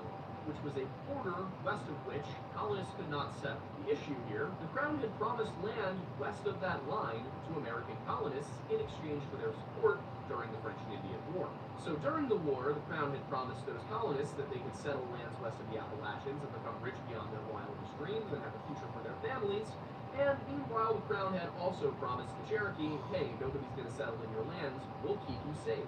And it did not take long at all for this proclamation line and land promised to the West issue to come to a head. In 1773, soon-to-be legendary Pennsylvania-born pioneer Daniel Boone made his way into the Kentucky Territory. It was not his first trip, but this was the first time that he was trying to establish a legitimate settlement. The Cherokee, as well as several other Native American tribes and nations, saw what was going on here with American colonists coming over the Appalachians to settle in that region as illegal. It was in violation of their treaty with the English Crown. The colonists, on the other hand, had some justification. That land had been sold to them by the Iroquois. Now, the problem with that was the Iroquois were not the Cherokee, and the Cherokee were not the Iroquois, and they did not agree with each other on this. So when Daniel Boone, who was traveling with the party of William Russell, which is not on a party video, when he came through Kentucky, their party was attacked by a band of Cherokee or Shawnee. They ended up capturing both William Russell and Daniel Boone's sons, torturing them, and then eventually killing them, which did not set things off well for the first settlers into Kentucky. And of all the people whose sons they could have ended up killing, these were probably two of the worst. Obviously, Daniel Boone would go on to become one of the most famous American frontiersmen, and William Russell would eventually become the brother-in-law of Patrick Henry, and this gave him quite a few contacts in the new United States government after the Revolutionary War. And Russell would also distinguish himself in the Revolutionary War, rising to the rank of Brigadier General and fighting at the Battle of Yorktown. Relations did eventually normalize between the Cherokee and the Americans, but only after the brutal Second Cherokee War, in which the American counterattack was so devastating that the Cherokee lost territory deep into Tennessee. After that, the peace agreement was signed at Tellico Blockhouse in 1794, and was followed by a series of other treaties. That first Tellico Blockhouse Treaty in 1794 recognized the previously established borders between the Cherokee and the United States. The first of the following treaties compensated the Cherokee in exchange for land that had been illegally settled, and then the next three were basically outright land purchases. And once these territories were purchased, many of the new settlers to the region were Irish, Scottish, and Welsh. As a result of this, a mixed population of Scottish Highlanders and Cherokee developed, and the two found that they had an odd amount in common in terms of both being screwed over by the English and also just lifestyles. The clan structure, the way that things worked between families and the governments, between the Scottish Highlanders and the Cherokee, were all rather familiar with one another. They weren't identical, they weren't perfectly matched, but it meant that these two groups were able to live in a relative harmony. This was helped by the fact that the Cherokee were considered one of the 5 civilized tribes by the Europeans and the Americans, which were a group that they recognized as bearing more of the traits that Europeans considered civilized than some of the others. So basically, these ones they recognized the way they did things more than the way everyone else did, is probably the most charitable way to put it. Still, the settler population was growing rapidly, and they needed land to live on. So the government offered the Cherokee land out to the west in Arkansas. Their hope was that the Cherokee would voluntarily relocate, and some did, in fact a large number did, but a significant enough portion stayed behind. For Georgia specifically, this was not enough, though Tennessee and Kentucky also were looking to get some of that Cherokee territory, and Georgia decided that they were just going to keep pushing the measures, keep pushing the issue. And unfortunately, neither the Cherokee's status as one of those 5 civilized tribes, nor their admixture with the Scots would spare them. In 1830, President Andrew Jackson signed the Indian Removal Act, and this began the forced exodus of Native American peoples from what was then American frontier. The Cherokee sued to keep their lands and won support from the National Republican Party, which was an anti-Jackson party, which was a precursor to the modern Republic. Ralph Waldo Emerson also lobbied aggressively on behalf of the Cherokee, as did Samuel Worcester. Worcester was known for translating the Bible into the Cherokee language and also helping to establish the first Cherokee language newspaper. The Cherokee were successful in court and in fact did win their case, but Jackson just ignored them and allowed Georgia to do what it wanted, pushing the Cherokee further and further out. With the judicial and the executive branches of the government in conflict, it fell to the legislative to try and find a solution, middle ground, and they eventually did, organizing a sale of Cherokee land. So the U.S. government purchased the territory it wanted in exchange for $5 million in 1830 currency, as well as a large swath of land in Oklahoma. However, Cherokee chieftain John Ross then went to the Senate and petitioned them to not sign this, to not push this through, because it was not signed, it was not voted for by a majority of the Cherokee. It was just a small council of Cherokee chiefs, and he felt that that did not represent the wishes of the wider body. Essentially, he was saying those guys did not have the authority to make this deal, so you cannot ratify this. But the Senate ratified it by a margin of 1 vote. By 1838, the Cherokee still had not left of their own free will, and President Van Buren organized an army of 7,000 soldiers and militia, who were then sent to evict about 16,000 remaining Cherokee. And once they were gone, the settlers could finally come in and stay. They didn't have to worry about conflict. They didn't have to worry about somebody else bringing a legal claim to their land. It was much easier, not for the Cherokee, but for them. And it was in that old Cherokee hunting territory in Middle Tennessee, specifically Robertson County, outside of the town of Adams, that the Bell family would settle in. And it's possible that all of the trouble that began after that had to do with one Native American marriage. Now, of course, the Bell family was getting there a little bit before all of this happened. They arrived in the 1810s. You see, in the decades following the War of 1812, there were a lot of Americans who pushed west into that still only nominally claimed territory, and one of them was the Bells. They, as well as a dozen or two other families, decided they were going to put down roots on the Red River right there in Tennessee. Today, this is just north of Nashville. The thing about this spot, however, is that local legend, as well as a couple of books and newspaper articles from the 1800s, suggest that the area is haunted. In fact, they suggest that the Bell family were subjected to a series of torments over the years 1817 to 1820. Now, the first thing you might want to ask is, what kind of people were these? Were they con men? Were they rude? Were they unkind? It's complicated. According to the sources we have, John Bell Sr. was a very kind man. He was a good farm manager. He treated his employees well. It's just that not all of those employees were necessarily working with him because they wanted to. So yes, John Bell is described as a kind and generous man who treats his employees well and works with his hands as much as his mind, but he was also a slave owner, and I have to express that throughout this story, and basically because I'm using Richard Bell, his son, I'm using his account, it paints a very rosy picture of a slave owner, and I understand that that might be jarring, but I have to go by the source material that I have. That is why I am telling you right now that when you hear praise of John Bell, keep in mind he was a slave owner, that was the norm for the time, and that's probably why you're not hearing a ton of criticism. There were, in fact, a few sections of the work that I decided to leave out because they were not directly important to the story and used some pretty rough language. Now, all of the description of John Bell is not that he was Santa Claus. He was written to be a hard-driving foreman, even with his own children, making sure that there were never idle hands and that when it was time to work, people were doing their jobs. Richard Bell also made it clear that his father never saw any trouble with the law and never got himself into debt. He always paid up front for everything. And of course, this would not be difficult because the Bells were actually making out really well down there in Tennessee. Mrs. Bell, whose name was Lucy, on the other hand, she was more in charge of the children's education and their moral upbringing. When she wasn't running the household, she was making sure the kids were getting good moral instruction from a Christian source. And that good Christian upbringing is important. It plays in. Because all of this is to kind of say that they weren't the type of family who would have made up that there was a demon or a witch hunting. There must have been someone in the family, in fact, most of the members of the family, who believed that there was really something weird going on, even if there wasn't. And you'll understand why I say even if there wasn't as we get into it, because the degree to which this story is paranormal has often been questioned. It's not that there's nothing about it that seems paranormal, there certainly is.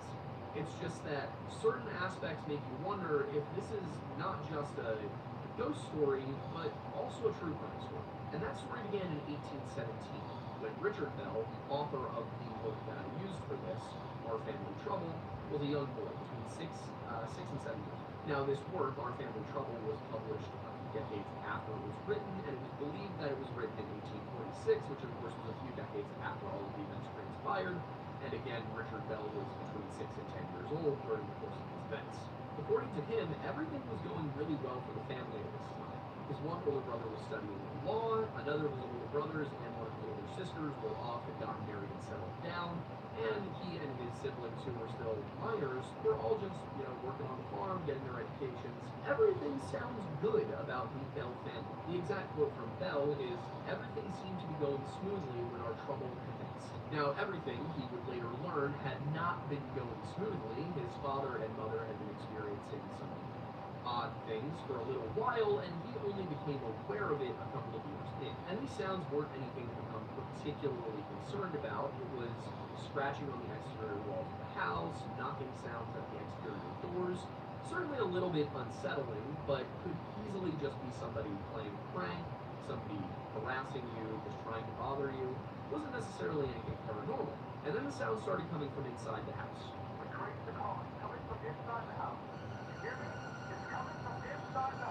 It was 1818 when the full family began to suffer, and what at first sounded like scratching at the bedposts, like rats. One Sunday night in May of that same year, Richard, as well as his brothers John, Drew, and Joel, were awoken by that sound, and the two older boys, John and Drew, got up to kill the rat, only for the sound to stop when they did so. They examined the bedstand and found that, there's no scratch marks or bite marks here. That's weird. So they go get back in bed, rather confused, only for the sound to start up again. Bell claims that this process repeated about a half a dozen times until a little bit after midnight. Despite tearing their room apart over the course of the next few hours, they could not even locate a place where the rat could have entered the room. There was no crack in the wall, no hole, no floorboard that was, freaky enough to get out. There was no way a rat could have gotten into their room and then gotten out that quickly. This continued every night for several weeks, and they eventually realized that whenever it stopped in their room, it would start in their sister Elizabeth's room down the hall. They soon realized that the whole family was affected, and that anytime somebody got up to look for it, it would just go into a room where somebody was not up looking for it or still asleep. And then when that person got up, it would go to another room. And it would only stop once everybody in the house was out of bed. If they didn't all get out of bed, then it would continue until between 1 and 3 a.m. and then stop on its own. But the thing about this was, it wasn't just that this was kind of annoying, it was getting worse.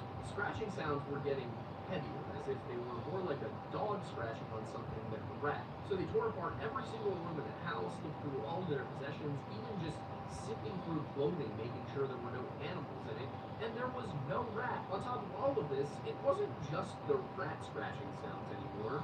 There were also other new performances, as Richard Bell calls them, every night. The sounds themselves diversified, changing from scratching to choking, lips smacking, stones falling, chains dragging, all sorts of freaky horror movie mixes.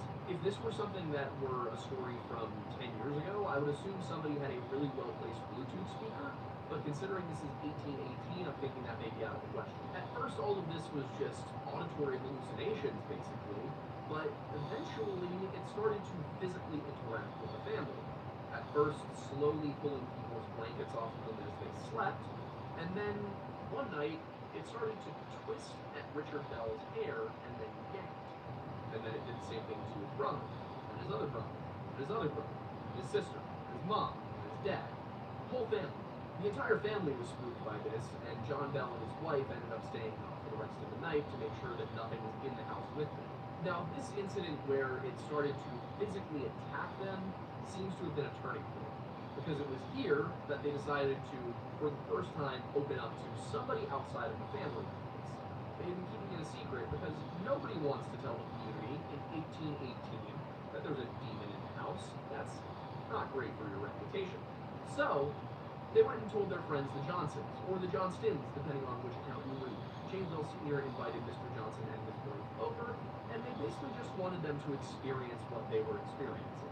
As well, James Johnson was a faith leader in the community, a well-read preacher, and they thought maybe if we have him bless the house and bless our family, it'll help us with whatever's going on here, because they had some inkling that it was paranormal. Johnson led a prayer before dinner, directly addressed the issue at hand, and then they all retired to their respective rooms.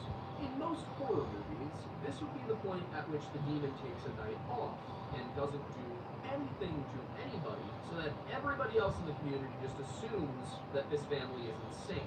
This would, of course, isolate them from their friends and neighbors and make them more vulnerable. The demon already seems to be trying to keep them awake, whatever it is, but they're still not sure that this is an intelligent presence so much as just a malevolent energy. If anyone was expecting the demon to do the typical Hollywood thing and take the night off, you are going to be sorely mistaken, because it threw the kitchen sink at the Johnsons.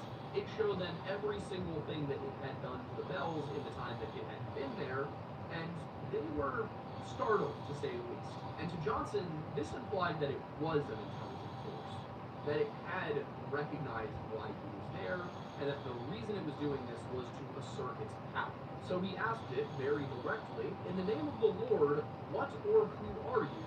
What do you want? And why are you here? I would like to point out that James Johnson was a better ghost hunter than most people on YouTube. Although really with paranormal stuff, what you want to do is ask yes or no questions or discrete things like, stuff with numerical answers, which is what they ended up doing, but we'll get to that.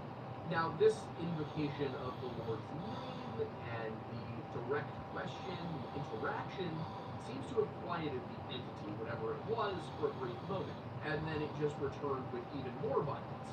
And that violence was particularly directed at Elizabeth Bell, who also went by Betsy, or it seems that specifically, whatever this thing was, it eventually came to call her that. But again, I'm getting ahead of myself. She began to feel as though she was being slapped by invisible hands, that her hair was being yanked. It was becoming very clear that this was more than the Bells could handle on their own. They needed help. After that evening's end, Johnson told Bell that he did believe this was an intelligent entity, that it was supernatural, paranormal, or preternatural in essence, in principle, in function, and that it was entirely beyond his comprehension. As such, he suggested that they tell the broader community because more minds might come to a conclusion more quickly. Bell obliged, and quickly news was spread. Committees were formed, experiments undertaken, faith leaders asked, and a close watch was kept on the family every night. Somebody was there making sure that nothing really, really bad happened. Now, of course, how close that watch was is not entirely clear. It could have been that somebody was camped out outside the house. It could have been that somebody was going to check on him every morning and every night. It could have been that somebody was staying in the house with them. It's really not said which of those it is. Also, the family did have slaves who lived in the home with them, but there aren't a ton of reliable personal from those slaves, so there's not much to be said for what they experienced. Despite all of this, the torment continued, with the entire family continuing to experience the auditory hallucinations, those hair yanks, occasionally the feeling of being slapped, but it was really against Elizabeth that most of this was taken out. This would only happen to her when she was alone, however, so local girls began staying with her.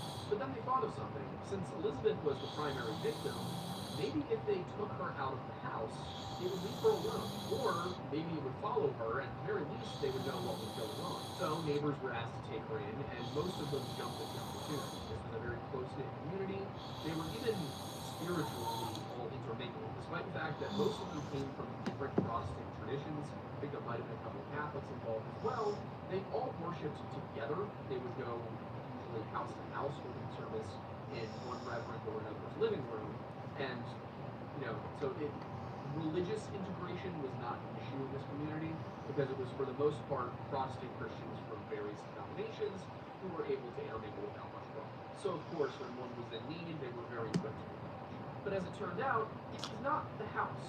It was not Elizabeth. It was not John Bell. It was the whole Bell family, because Elizabeth continued to be tormented when she was alone, even outside of the Bell property, and the other weird stuff that was happening in the family continued along as usual. Now, this briefly did cause some to believe that Elizabeth was the cause of the problem, but after some debate, that was ruled theological for a number of reasons, not least of which was that she was not in the Bell household and stuff was still happening. So it all came back to Johnson's initial suggestion that maybe this is an intelligent entity, and they stopped trying to avoid it and began trying to communicate with it. They discovered that when spoken to, the entity would cease for a time and then return even more violent than before. And these developments led to an influx of visitors to the home who wanted to speak to the witch themselves and see what would come of it. They would ask it to tap on the wall, smack its lips, blow out a candle, this and that, and eventually they devised a rudimentary manner of communicating, which was to ask it to, tap on the wall a certain number of times if you asked how many of something there were, or to smack its lips, or to tap something for yes.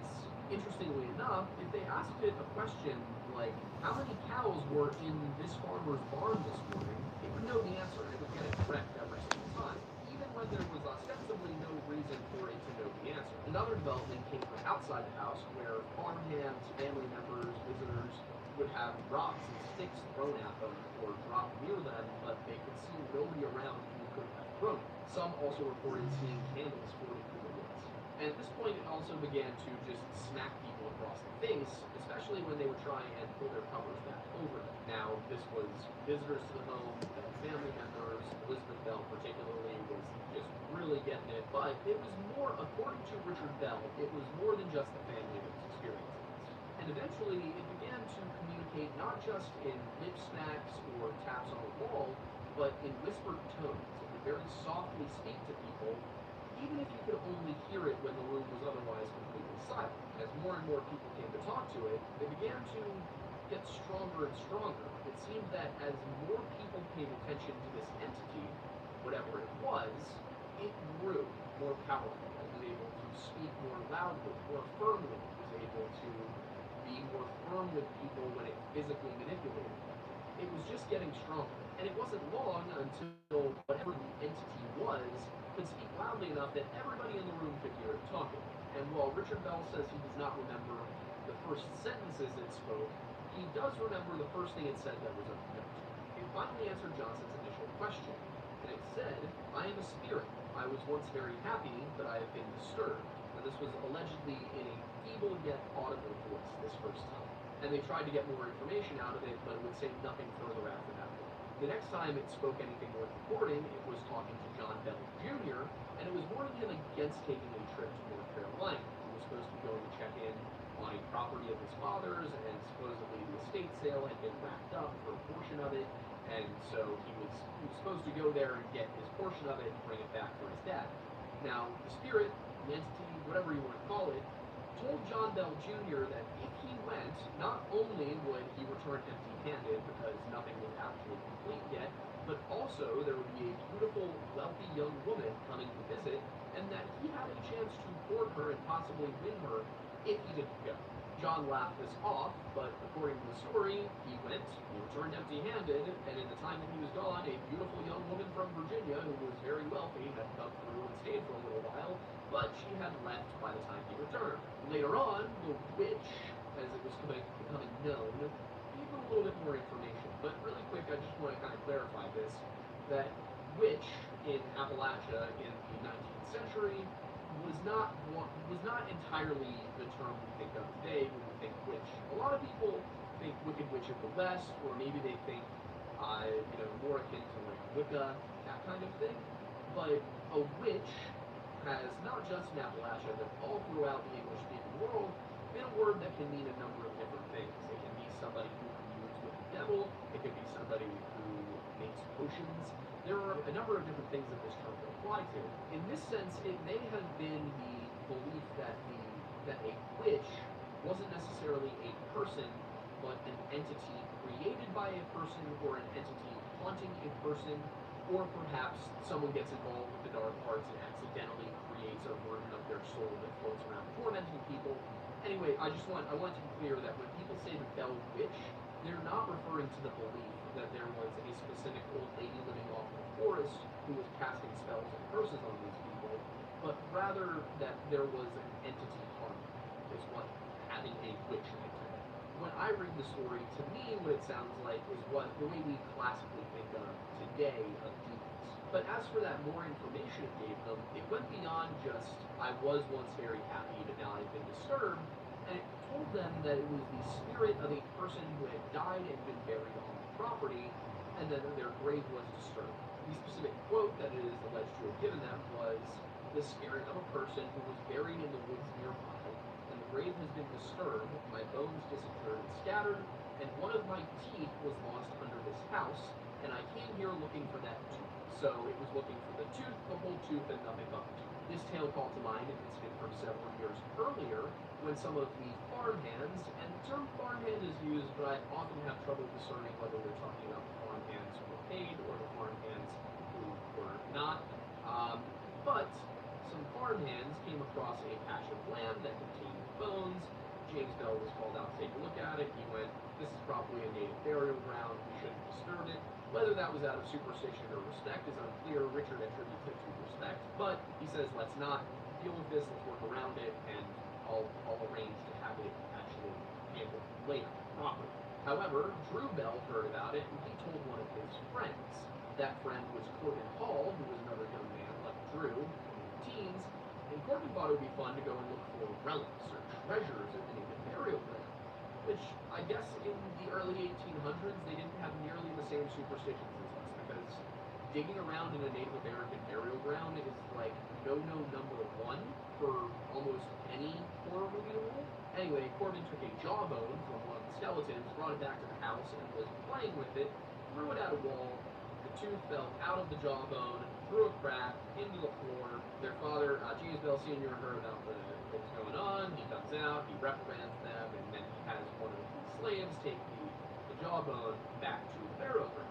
Once this was all said, it was revealed that, oh my god, we can get rid of this torment if we just find the tooth. James Bell tore up some of the floorboards in that spot where this event had occurred and started looking around for the tooth, but they could not find a tooth anywhere. It was at this point that the spirit, the witch, whatever you want to call it, informed old Jack Bell, John Bell Sr., that it was all just a joke, a prank that it had played on him. It just wanted to make a fool of him. Now, what you need to take note of there is that whatever this thing was, if we're dealing with a legitimate paranormal entity, it lied.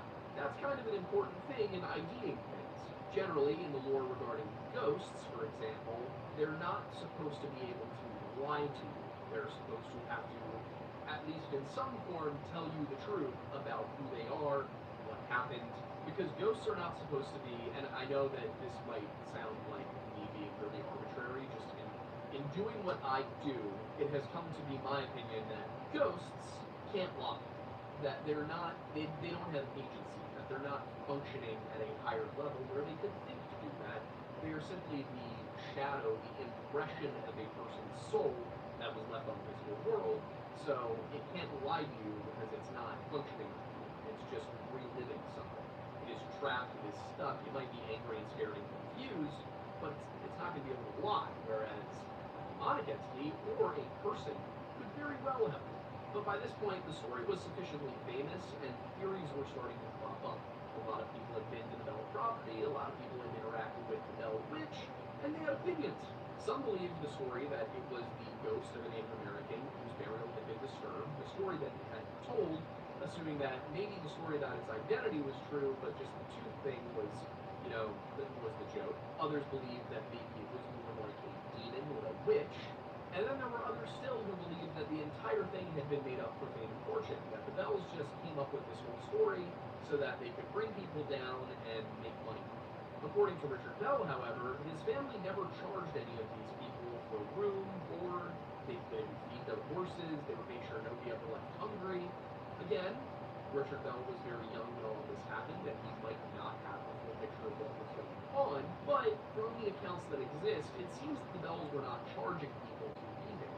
In fact, he claims that his father went so far as to reject payment from visitors. But all of those theories would have to wait, because for a while the spirit really didn't say anything more about its identity, until eventually it claimed that actually the Native American story, a little bit of a fib. The real story is that I was an early immigrant coming out here, and I buried a treasure behind a rock, and I want Elizabeth to have it. But then it refused to elaborate on the location of the treasure until Drew Bell and Bennett Porter specifically agreed to go and dig it up, and also until James Johnson agreed that he would go and observe and count the money to make sure nobody lied. What's particularly interesting about this is that it referred to James Johnson not as James or Mr. Johnson, but as Old Sugarmouth. I don't like that either. I saw your face and I don't like it all. They obliged, and they were told to search under a flat rock at the mouth of the spring on the southwest corner of the farm and it had to be done that day or that next morning before word got out. Now, the rock was right where it was said to be, down to the minute detail. The thing was, it was firmly lodged into the ground to the point where they were like, really? This rock? In the end, they spent about half a day removing the rock and digging a 6-foot deep, 6-foot wide hole to try and look for whatever money or treasure was supposed to be in there, only to discover that, there's nothing here.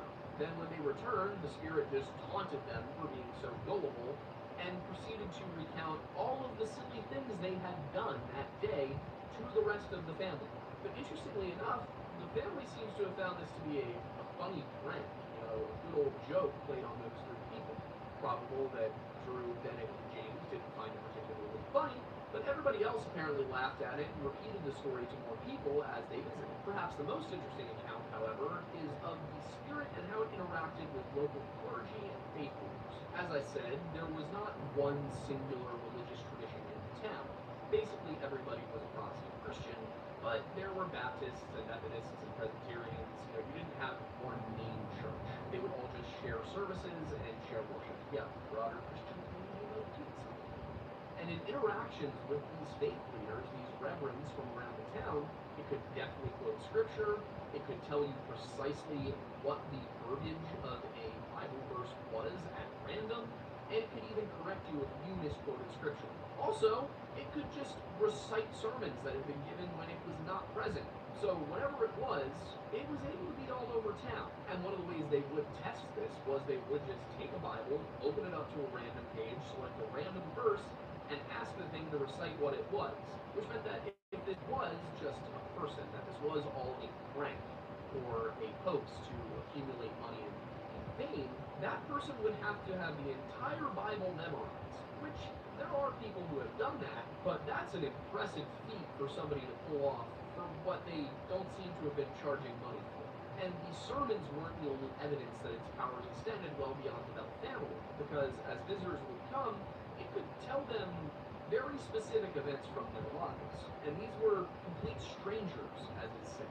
People from Pennsylvania, from Florida, from Georgia, people who were not from Adams, Tennessee. One such instance involved a man named John, who actually was a community member, who expressed to the witch that he did not believe that stealing food if you were starving was a sin. And the witch replied, asking him if he ate that sheepskin, which shut him up immediately, and he walked off and never interacted with the witch again. And the reason for that is that several years prior, he had been accused of stealing a sheepskin. And it seems that the witch was sort of causing a little bit of mischief all over town with remarks like this, because it knew everybody's dirty laundry something. So it would bring up old arguments and just cause a little bit of strife around town. So, whatever or whoever was doing this, it had done two main things to this man. It had really tried to keep the Bells from sleeping, and it had also tried to cause a little bit of division around town. Just petty differences, minor squabbles, but it was seemingly deliberately messing with people. If not necessarily evil, it was definitely mischievous. And then eventually, because the thing apparently knew everything, people began going and asking it what was going on at another house in that exact moment, at first out of curiosity, and then to snoop. Allegedly, the spirit, the demon, the witch, whatever, would go away for about 5 minutes and then return with a report, which when they went to verify it, apparently it was generally verifiable, was the term used. Suggests to me that it had a high success rate, but not a perfect one. And one thing to make clear is that over time this entity was developing new tendencies, yes, but it never abandoned its old ones. It simply added new tricks to the cabinet. And as it went along, as it got more powerful, those older behaviors intensified. They got stronger. So, if it was doing something beneficial for somebody, it would do something even more beneficial for somebody. But if it was doing something to harm somebody, it would become even more violent. It continued to yank sheets off of beds, pull pillows out from under people's heads, slap people, pull hair, make the weird scratching sounds, all of this in the Bell household, but it was particularly aggressive towards John Bell Sr. and Elizabeth Bell. And it was said that it would feign kindness towards Elizabeth, but that it was also afflicting her with these fainting spells. And these fainting spells were thought to be because the spirit was particularly opposed to Elizabeth Bell's courtship with a local man. At least in this version, as reported by Richard Bell, she The spirit did not like this match, did not want them to get married, and was trying to stop it from happening. After Elizabeth Bell would faint, the spirit would simply wait for her to wake up again, say, "Are you fairly done now?" and then continue along. It wouldn't actually say, "Are you done now?" It wouldn't be that sassy. It might have been that sassy, but I don't have evidence of this. I'd like to think the Bell Witch was a little bit sassy. Anyway, it would wait until she was recovered from her fainting spell and then go on with the torment. Meanwhile, John Bell Sr. began to complain of a strange sensation in his mouth, which apparently had been going on since the sound started, but he didn't really want to worry anybody and he wasn't sure they were connected, so he just didn't bring it up. He described it as a stiffness of the tongue, as well as a feeling like there was a stick placed across the back of his mouth, and that it was pinching the edge, the sides of his jaws.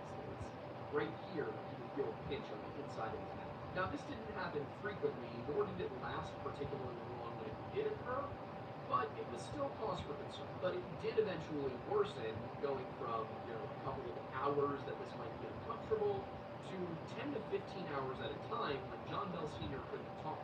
The witch also began to express a explicit desire to harm John Bell and started to lay off of Elizabeth, focusing more and more attention on John. It was also around this time that John developed contortions of the face, a twitching and dancing of his flesh, which laid him up for a time. All the while, they sought to understand what exactly they were dealing with, but the entity kept lying to them.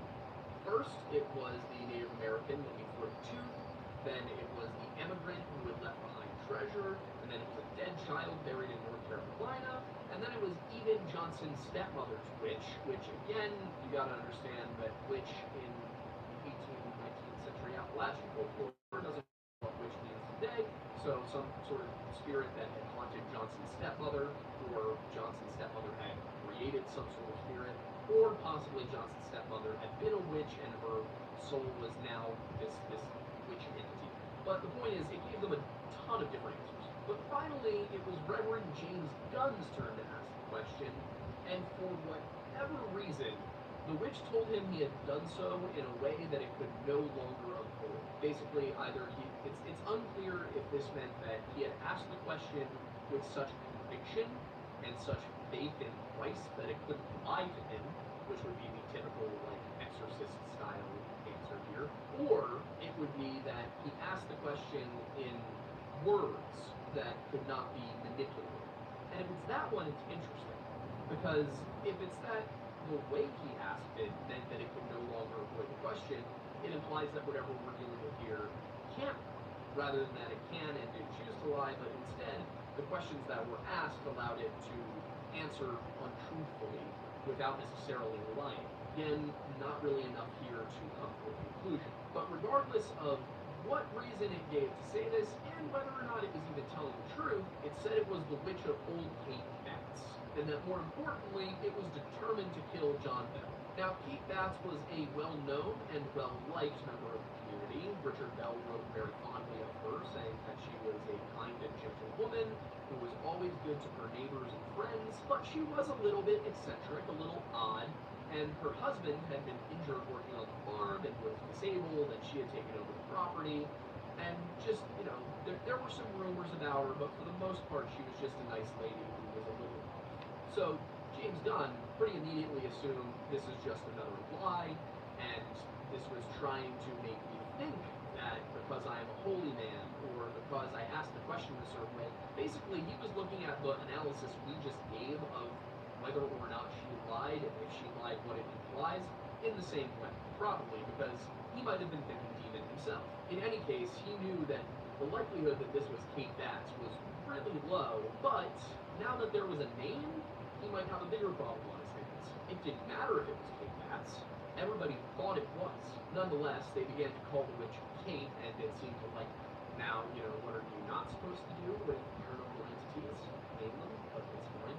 After this revelation, however, the personality of the entity changed, and it split into 4 different characters. Those characters were mathematics, psychography, Black Dog, and Jerusalem.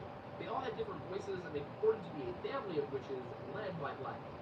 Now, this was not permanent, but the voices would constantly bicker and argue and sing and do circus performances. I'm not quite sure what that meant, considering none of them were visible. But There was a lot of nonsense going on, and it was stressful for the family, and when it finally ended and went back to Kate, they were almost grateful. It's at this point in the story that it's made abundantly clear that whatever this entity is, it is remarkably racist. It made a large number of comments about the enslaved population on the property, one of which was that it really did not like the way that they smelled. There is a series of phrases in the work that I absolutely cannot repeat, and that I'm concerned about even explaining what was said to you without YouTube telling me no and me getting canceled. So I would recommend that you go read it yourself if you're curious about what exactly was said. But the gist is that it did not like the way the enslaved population smelled and would avoid their cabins for that reason. While it wouldn't bother the enslaved population while they were in their cabins, it would bother them while they were in the field, just as it would bother everybody else. One among that group, however, claimed that he could actually see it whenever he was alone, which is a little bit convenient. But he described it as appearing to him as a black dog. Dean also would carry an axe as well as a witch ball, an anti-witch ward that had been made by his wife, and his wife apparently was owned by Porter family. And again, I don't like that this history happened, but I do have to use the terminology. And one day, Dean appeared to work, bruised and bloodied, only to tell everybody that it was in fact the witch that had got him. One of the other slaves, a boy by the name of Harry, also claimed that he had been beaten by the witch when he returned late with the firewood from the house. In this case, the witch allegedly told James Bell Sr., who she did not like, not to worry about the young boy because she'd seen he was beating him. It seemed that she hated the slaves more than she hated John Bell. Had they done anything?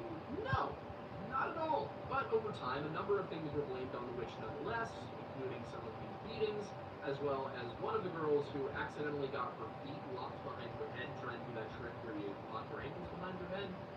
She succeeded in getting them back there, but did not succeed in getting them unstuck.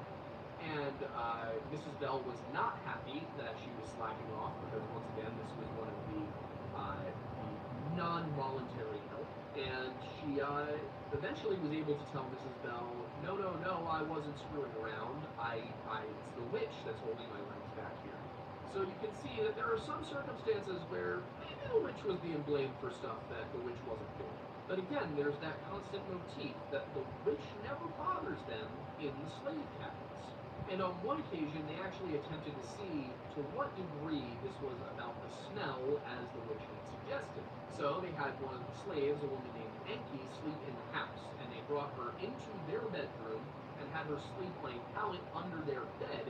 And when they brought people in that night to interact with the witch cried out that there was one of I'm not going to use the terminology, but one of the witch cried out that there was a slave under the bed, and she wanted the slave out of there. I will let you imagine the terminology that was used, because it wasn't that. Enki then rolled out from under the bed with white liquid all over her face, screaming that the witch was going to spit her to death. And more transpired, according to Richard Bell, and especially according to Martin Ingram, who wrote the wider book on this. But we can't cover all of that in this video because there simply was not enough time. So I want to skip ahead a little bit over some of the less important stuff to the fate of John Bell Sr. After a long passage about the virtues of his father and how unfair this was that a man who lived so upright a life should meet so sorry an end, he does tell us how he came to that end. The jerking and twitching and dancing of John Bell Sr.'s face had continued to worsen, and at this point it was lasting for 1 to 2 days at a time, but then when it went away for a while, and he'd be completely back to normal. There was no lasting injury from any of this, or at least no lasting injury that was taking effect immediately.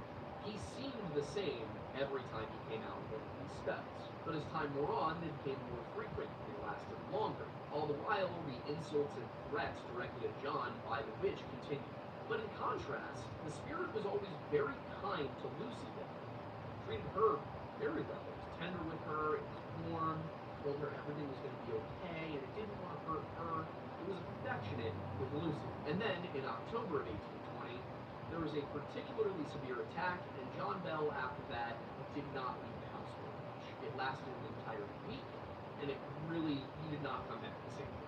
Sometime after that, while walking to one of the buildings on the property with his son, he suffered a full-body seizure. Now, it was said that his socks were being yanked off and thrown, his shoes by the witch and all of that, and then he had the seizure. According to Richard, this is when his father began to fear that death was on its way, that he was not going to be with them much longer, and you know what? At least the torment was going to end because he could not take it anymore. After they returned him to the house that day, he never left the house again. He was able to get up and downstairs for a while, but it was not long until he was dead. His family had arranged for him to see a doctor. The doctor prescribed him some medicine. This kid's 1820, so who knows what medicine meant. But they were giving this to him every day, and then on December 19th, 1820, John Bell Sr. did not awake at his usual time. Now, earlier in the morning, his wife, being over and seeing he was still asleep, had gotten up to go and oversee making breakfast, but when he still wasn't up several hours later, his sons became concerned. They went to check on him and found him unresponsive, at which point John Jr. tried to go to the medicine cabinet to get whatever they had been giving his father. But instead of his father's medicine, John Jr. opened the cupboard to find a smoky-looking vial about 1/3 full of a dark liquid. And when he asked around, everyone denied knowledge of where the medicine had gone and where this liquid had come from. They sent for a Dr. George Hobson, who lived in Port Royal, about 3 or 4 miles southwest. And as he made his way there, Kate claimed that it had been her who switched the vials. She told him that she had given John a big dose as he slept, and there was no use trying to save him there. Wondering what could have been in that vial, they took a piece of straw, dipped it into the vial, and then brushed it across a cat that they had found his tongue. The cat promptly ran around in a circle, convulsed, and then dropped dead. Coincidentally, the doctor smelled the vial, and then smelled John's breath, and came to the conclusion that whatever was in the vial had probably gone down his throat. They then decided, and this pains me as a historian, to chuck the vial into a fire to see what would happen to it. Produced a blue flame. As it turned out, however, the witch was right. There was no saving John Bell Sr., and he passed away the next day on December 20th, 1820. Interestingly enough, the witch ceased gloating during this time. It waited until after John was buried before it started bothering anybody again. And after that, it did go back to its usual nonsense and tormenting Elizabeth, but it weakened. And finally, it departed, according to Richard Bell, when Elizabeth decided to break off her courtship with Joshua Gardner. All the while, it had been allegedly urging her to not marry this young man. All of the abuse had been so that she would not do that, supposedly. Now, why it was abusing the entire family, can't really say, but for whatever reason, it really wanted John Bell Sr. to die, and it wanted Elizabeth to not marry this man. But once she did finally let go of this romantic attachment, the witch said a affectionate farewell to Lucy Bell, according to her son Richard, and then it told her that it would return in 7 years to visit them and every other house in the town, and then it would be gone. It kept that promise and returned in February of 1828 with all of the whistles. However, the bells had scattered a bit because most of the family had moved in. Only Richard and Joel, who were teenagers at the time, remained in the home with their mother. This time, however, they all agreed that they simply would not interact with the entity, and it only stayed around for about 2 weeks before it got bored and left. They don't know if it ever visited everybody else. And with that, the story of the Bell Witch, at least as far as the family themselves were concerned, comes to an end. And it's not a story that really makes sense. So what happened? Over the years, multiple versions of the story have emerged, but part of the problem is that there are no contemporary sources that discuss anything that happened, or at least if they are, they've never come to light, with the exception of one, and I'll explain what that is in a moment. According to Richard Bell, the reason nobody kept a diary of events, the reason that nobody actually recorded any of this happening, is because they just were so caught up in everything that was going on that they didn't think to write a diary. He was also 10 when his father died, so he probably did not have the full picture of how people were handling this. And though it is possible that others documented all of these specific details that happened on the Bell property, nobody else wrote about any of it until 1856. In that year, it is said that the story appeared in the newspaper, but the only reference to that I could find actually comes from somebody else who wrote about it, and was saying that it had appeared in the newspaper, and this is the story that was in the newspaper, but then they retracted it. So the lack of contemporary sources is troubling, but it's not complete. There is one contemporary record of this event. In 1820, an army officer, coincidentally named John Bell, was returning from an expedition out west and crossed Red River at Port Royal. While staying with A. Murphy in Port Royal, he was told about a local story, something, a phenomenon that was going on just outside of town, about 3 miles from their property. Allegedly, there was a young woman around 15 years old who was accompanied by a voice, and that voice was telling her to marry a local boy. Thousands of people had come to speak to and hear this voice and ask it questions. As far as they were told, it would answer any question given to it. However, Captain John Bell, as we'll be referring to him, wrote that they often left as little satisfied in their curiosities as before they heard it. Many are under the impression that it is ventriloquism. Now, Richard's account does have a couple of differences here. One is that he insists on multiple occasions that the voice was feminine. In fact, it was generally feminine, but would sometimes have a more masculine tone to it, especially when it switched into those form. It also called itself Kate. It said that it was a female witch, essentially, or the witch of a woman, but it accepted a female name and it spoke in a feminine voice. Aside from that, the other difference was that in Richard's account, the witch was trying to stop Elizabeth from marrying somebody, whereas in Captain John Bell's account, the witch is encouraging her to marry somebody. So either one of those would be the correct account. One of them must be wrong. On the one hand, Richard was actually one of the people who was alleged to have experienced all of this. On the other hand, Captain John Bell wrote about it 26 years earlier.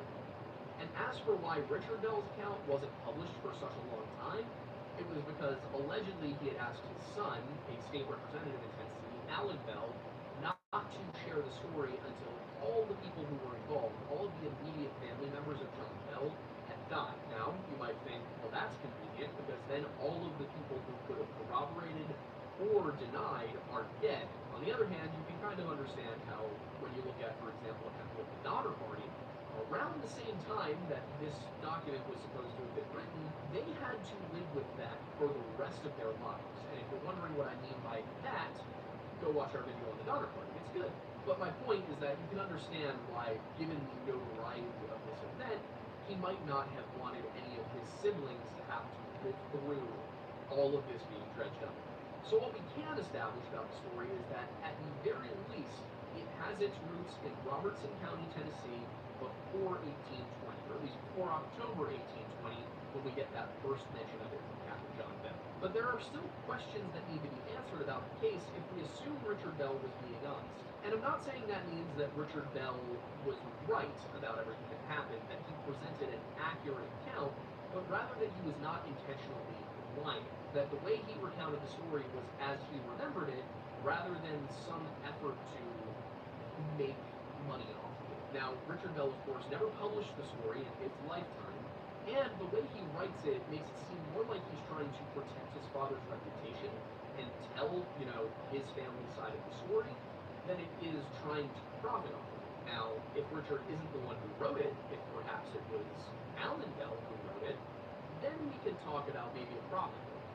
But if we're going to go with the impression that Richard Bell is the one who wrote this and he was honest about what he experienced and honest about why he didn't write about it for so long, we have to look at some things. Some of the things in here have perfectly reasonable natural explanations that you need to look at before you consider them normal. Elizabeth's fainting spells, for example, which were said to come on every night, essentially, or at least when they did come on, they came on at the same time every night, and that this was right before the appearance of the witch.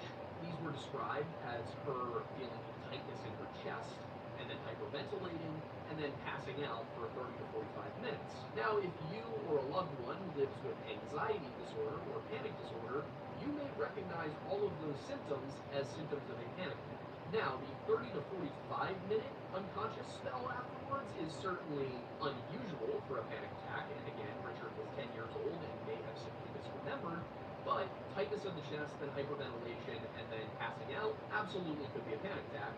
And if she was experiencing these slapping on the face, these creepy messages, this taunting from the people, the demon, this scratching, this knocking, all of these things, all of these were happening every night.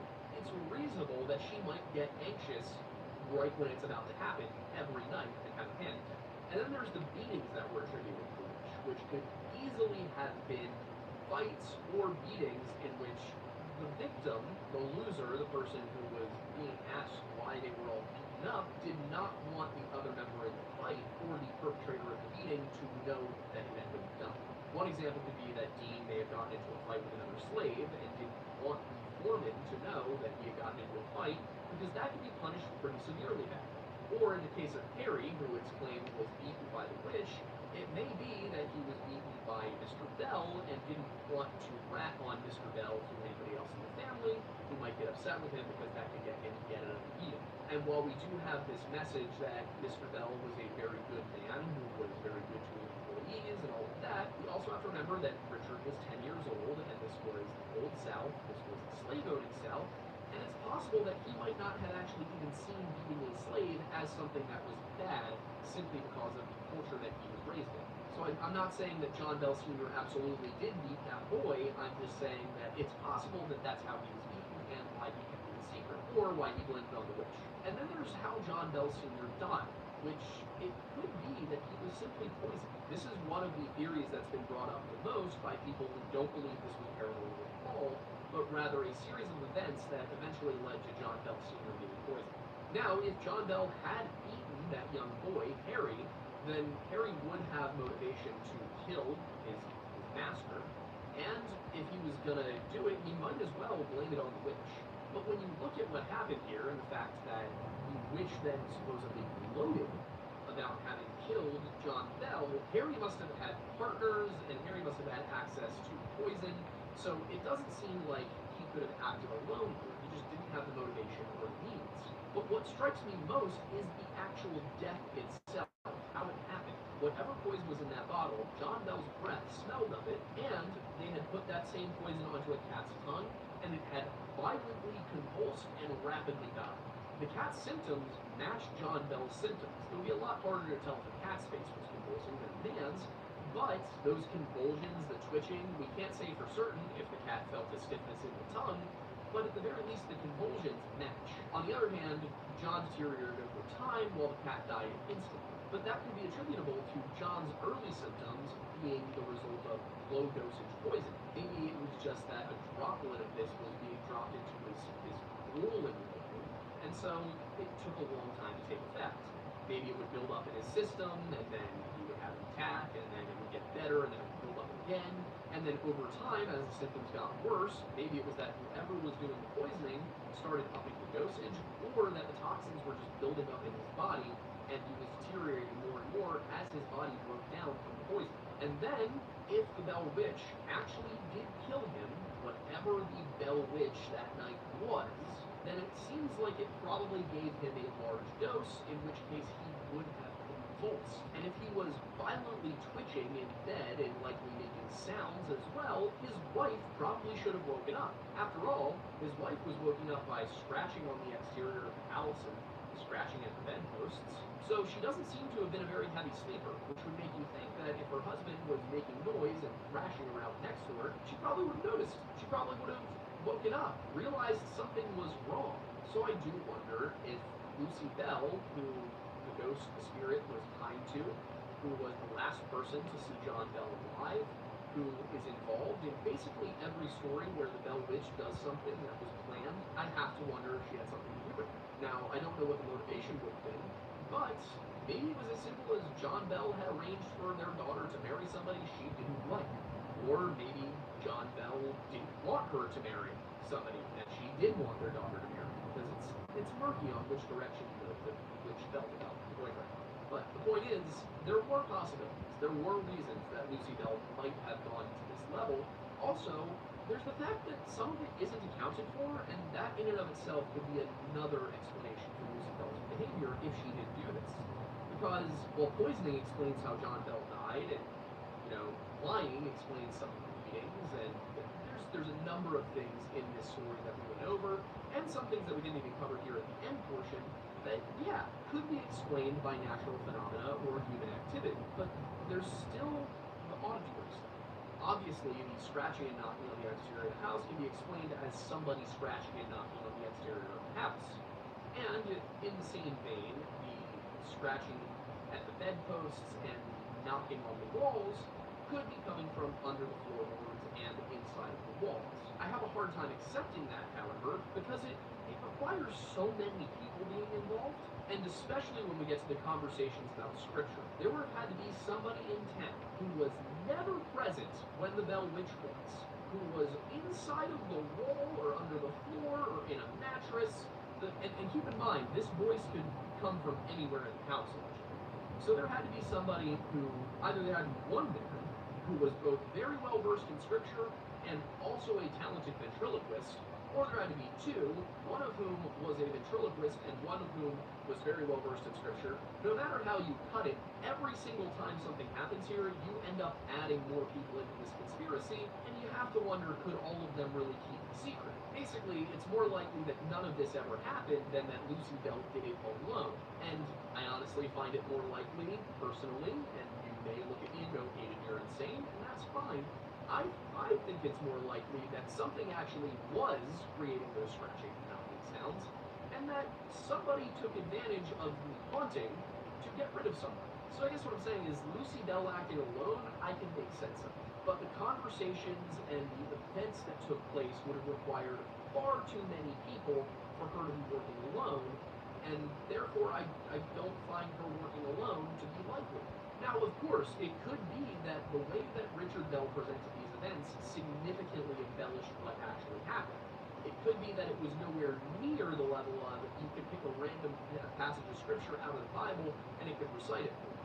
It could have been that these were more party tricks that over time evolved. But like I said, that's then the conclusion that this never happened, rather than that Lucy Bell did it alone. So what we have here bears the markings of, in my opinion, one of the greatest American ghost stories. There are things about this story that can't be natural, and there are things about this story that are almost certainly natural. So if it was a haunting, if there actually was something paranormal going on here, it's my opinion that yes, maybe the auditory stuff was a haunting, but the killing of John Bell Sr., I think a person did. So I think that whoever did it either took advantage of the situation to get rid of somebody they didn't like, or that perhaps it was a demonic presence and it influenced somebody to kill John Bell. But what's fascinating about this story is that whether or not you believe that it's paranormal in nature, someone or something killed John Bell Sr., and nobody knows why. So obviously we hit you with a lot of information here, and we didn't give you all of what exists on the Bell Witch. I basically tried to distill this down to what could be considered primary source information, and maybe we'll revisit again sometime in the future and go down to the property and all of that. But for now, I'm curious what you guys think. You know, maybe I missed something, maybe there's an aspect of the story that you guys had evidence of that I didn't find. So if there is anything where you're like, wait, no, I read and there was somebody dying, or in my family, you know, we come from Robertson County, we have this tradition of it. You know, tell me. Let me know in the comments. You know, get down there, discuss, converse, argue, maybe politely, but don't get too mean with each other. You know, unless somebody's French. I love you guys. And if you would like to support what we're doing here at the Lore Lodge, you can support us by subscribing to our Patreon for just $1 a month. That gets you access to some exclusive content. There will be more coming. I will be taking basically all of the notes from this year and distilling them down into blog posts, which will be going onto the Patreon starting in 2024. So there's going to be that coming soon. There's also Run Folklore and Run History. We also have our Discord server, which you can access via bit.ly/JoinTheLodge. You can check out our merch at thelorelodge.shop or our coffee by Taproot Roasting Company at their website. All of this is linked in the description. We also do a podcast, and we do that Sunday nights at 7 p.m. unless there's an Eagles game, in which case it moves. We also have like a bunch of other channels now. There's the History Hut, the Weird Bible, the Lore Lounge, and my personal channel, Aiden Max. Content's coming eventually. We were expecting the business to be in a different place right now. So once we can do fewer videos on this channel, we'll start putting videos on those channels. You'll get very long-form content, very well-researched content here, just 3 of them a month instead of 4. and then you'll get one of those a month over on those two channels. Sorry, we're doing our best. We're trying so hard and getting so far. So with all of that out of the way, hope you enjoyed the video. Thanks for stopping by the Lore Lodge. I'm Aiden Mattis. This was the wrong order. I'm Aiden Mattis, and thanks for stopping by the Lore Lodge. There we go.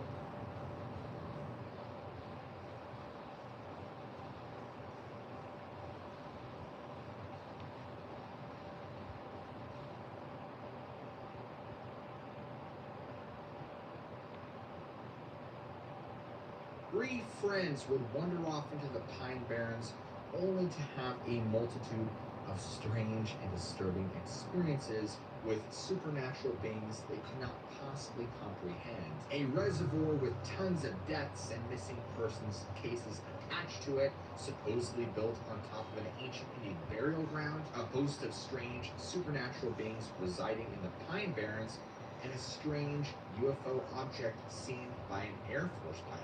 You guys will not want to miss today's episode. Now, it was on this night that Sullivan and two of his friends, Alex and Ted, were just hanging around, spending time together, driving around in their car, just looking for things to do to go and hang out. And at some point or another, one of Sullivan's friends had mentioned, hey guys, we should go to this really cool lake that's located right between Central and North Jersey, and maybe just go down the trail, go and watch the sunset at the lake. It'll be a great time. It'll just be us guys. And so they all agreed unanimously that that would be a great idea. So acting quickly, they go over towards the parking area, they get out of their car, and they start towards the trailhead on the trail towards where the lake would be. Now at this point in the evening, the sun's kind of starting to set lower in the sky. They're surrounded by beautiful foliage, and they're all very stoked about getting to go down this trail to go hang out by the lake and just watch the sun slowly descend behind the horizon and just get to hang out in nature. I mean, who doesn't love that? And so while they're on the trail, they're kind of just laughing and joking and talking to each other. But Sullivan is already a little off put because he has a lot of Native American blood in him. And of course, he felt that that really made him prone to other supernatural things trying to contact him, as well as being prone to sightings and encounters of the strange and supernatural. And as we're about to find out, folks, well, he wouldn't be wrong. So as they're on this trail walking and talking, Sullivan's friend, Ted, decides to start bringing up the subject of the supernatural and cryptids and weird things like that to try and make it more spooky. And of course, they're still laughing and joking. And at one point or another, Ted decides to pull up some supposed goat man sounds on his phone to really try and freak out his two friends, Alex and Sullivan. I mean, after all, they are on native land, so Ed figured maybe this might conjure something that is actually there. And of course, Ted is still messing around with them, and he says, hey guys, there's something up ahead of us. And the other two guys just call his bluff, and they're laughing at him. And as he's playing that goat man sound like I described, Alex, the other friend, described how it sounded like a skinwalker. Now, apparently, according to Sullivan, that if you're on native land, you can't use that word because it will only draw attention to the group of people who apparently use that word. Sullivan clarified that they were the only three on the trail that evening. There was nobody else around them. There was nobody else visible behind or in front of them in any way. Nobody else in the woods. It was just them. It was very isolating. Not even 2 minutes after Alex had apparently used the word skinwalker to describe the sound of the goatman recording, they all described witnessing this very slender, gaunt figure following them off in the distance behind them. Even Sullivan noted that it was very weird that it just kind of came out of nowhere, and none of them had ever recalled hearing footsteps or rustling in the bushes, nothing. It's as if whatever or whoever this was maintaining perfect silence while following these three boys. Now keep in mind that it was only momentarily that Sullivan first saw it, in which the other two responded to him looking, and they all saw it together. Now what's also interesting is that Alex and Ted noted how as soon as they saw it, they also smelt it. What they would describe as this rancid, putrid odor, which is completely synonymous to seeing a supernatural entity, or in this case, a skinwalker.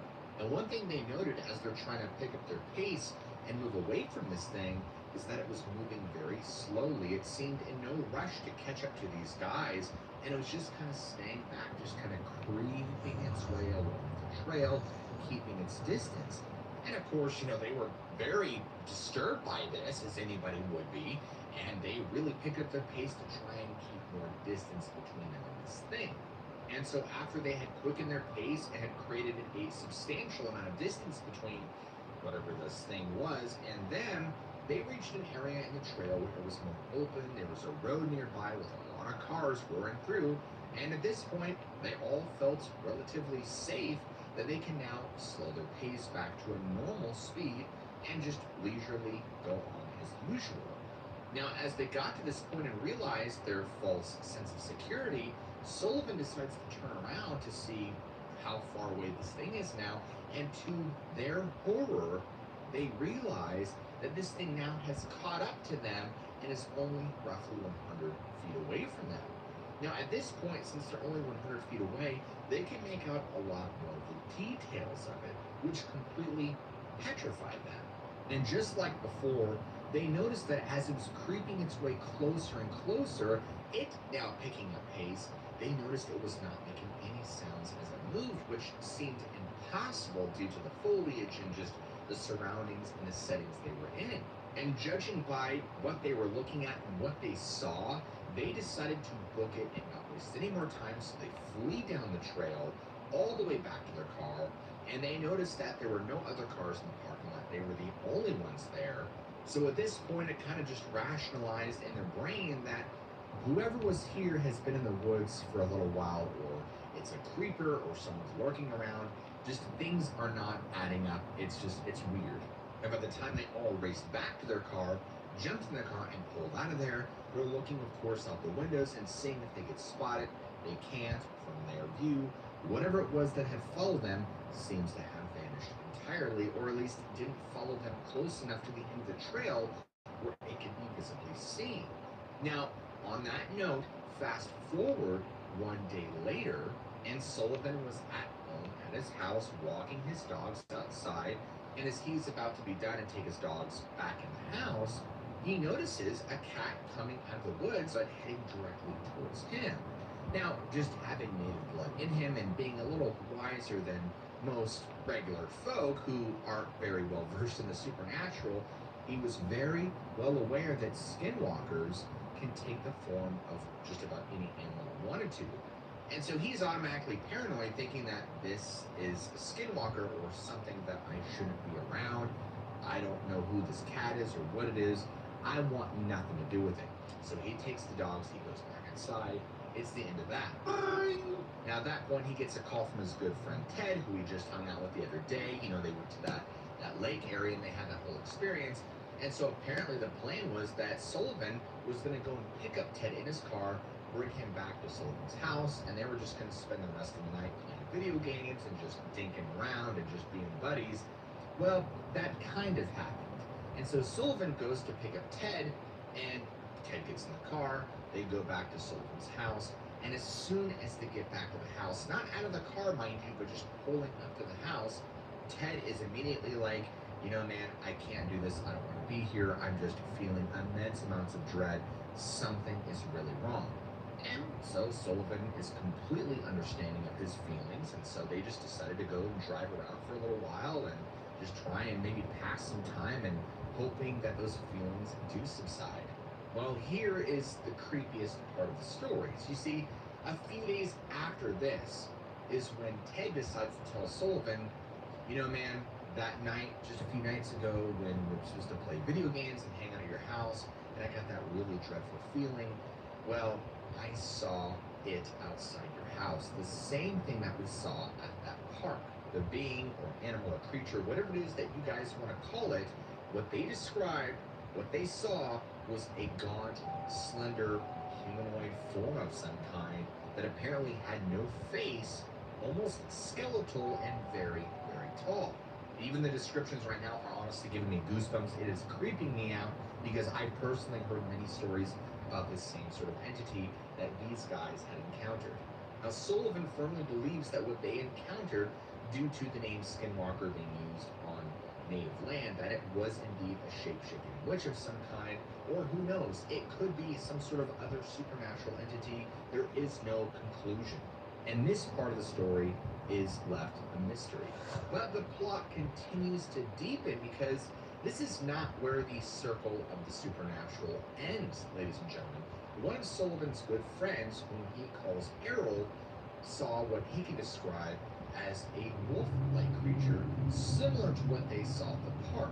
Now, what's very interesting is that Sullivan's friend Harold actually had this experience in the Pine Barrens. Now, for those of you who are not familiar with the Pine Barrens, it is a very large forested area located in New Jersey, and the Pine Barrens is home to all sorts of crazy supernatural things and sightings and happenings. The Jersey Devil is probably one of the most infamous things to have come out of the Pine Barrens. Many people, almost I think every year, have some sort of story or sighting of this creature, not to mention the mass amount of UFO sightings and just other strange supernatural, dare I say, missing 411 phenomena, things that can't really be explained, and a host of other things like Dogman, Bigfoot. I can go on and on, folks. You get the idea. The Pine Barrens is a very strange place. So when I personally read that his friend had a strange sighting he couldn't explain in this particular area, I knew they were onto something. Something, in my opinion, that makes Harold a little bit more credible than just a regular Joe Blow is that, like many of the hikers and outdoorsmen who've experienced strange things, is very well versed in the outdoors. In fact, I would say probably more so than some of these other cats who've had experiences, judging by the fact that they actually graduated with a bachelor's degree in environmental science and have spent copious amounts of hours in their free time hiking and just traversing all through the New Jersey wilderness. Harold even worked as a naturalist in the Batstow Village in Wharton State Forest for a little bit of time, which for those that don't know is actually the largest state forest within the New Jersey Pine Barrens. And as a matter of fact, got into an internship there and was then given a job before his internship ended with them because of his advanced knowledge of all the flora and fauna that surrounded them. Now, why is this important? Well, because Harold is a very analytical, rational kind of person. And then this is somebody who, when they see an animal out in the woods, 100% of the time, they're so well versed in the outdoors that they can pretty much identify what animal this is. And while they are open, they being Harold, to the idea that, cryptids could be a thing and that if the biological ecosystem can support it, sure, why not? But the whole supernatural aspect of it and a bipedal canine just seemed far too far-fetched for Harold to wrap his mind around. And so one evening, Harold decided to go hang out with his two buddies, Chris and Alan, who were busy off-roading in an area near Manchester, New Jersey. Now, Harold can't exactly recall the specific area this was in, but it was close to the abandoned brick factory. Now, of course, with this, they were hanging out with other friends and just having fun doing some off-roading in and around the dirt trails of this area, just having a blast hanging out and not worrying about school or jobs or women or anything of that sort. Harold was also completely sober and did not partake in any alcohol or cannabis. He was also in the truck with his friend Alan, who was also completely sober, and their friend Chris, who was sitting in the back, who had partook in a little bit of cannabis, so he was just a little bit high, but still very functional, still very much grounded in reality. And so keep in mind that they're getting ready to leave, and they're going to head back to the main road, but they're still off-roading. And so Harold is driving, and so Alan, his friend, is like, hey, as we're driving, just make sure you keep a lookout for deer, because as we all know, guys, deers do have a tendency to jump out right in the middle of the road, and bam, well, you either get a totaled car or a dead deer, or probably both. Now, keep in mind as well that the dirt path they were driving on was also fairly open. I mean, we're talking roughly about 30 feet from side of the road to the other side of the road. And they're about slap dab in the middle, so if a deer happened to jump out, well, they would have time to respond appropriately. Now, as Harold is driving the truck and they're on this dirt road going down, Harold spots something off to his left out of his peripheral vision, and all he could see is this large brown patch of fur, and he's thinking, oh crap, it's a deer, it's totally gonna jump out and trying to commit suicide. So he's like, oh crap. So he's bracing himself to be ready for this deer to jump out, But then he notices that this deer suddenly picks up the pace, speeds up probably enough to where it can get about 20 feet ahead of the vehicle, still in the tree line, mind you, and then it finally, bam, jumps right out in the middle of the dirt path in front of the oncoming truck. Now, as soon as it landed, bam, it literally cleared the rest of the dirt road within what Harold described would be about 2 or 3 steps, completely vanishing off into the opposite side of the road in the brush in the forest. Harold was completely taken aback because whatever this animal was, what he thought was a deer, actually landed on its hind legs and stood up and operated on 2 legs bipedal. Now Harold can only really begin to guesstimate its height using his friend's liquor truck as a reference, but his guess is it was around 7 or 8 feet in height. And in just that short amount of time, he was able to make some very obvious observations about this animal, and that all over its body, it was covered in a dark brown fur, but notice that the chest and stomach area had a lighter coat of fur on it. And also noticed that the muscle definition was so pronounced, you could see it rippling all over its body.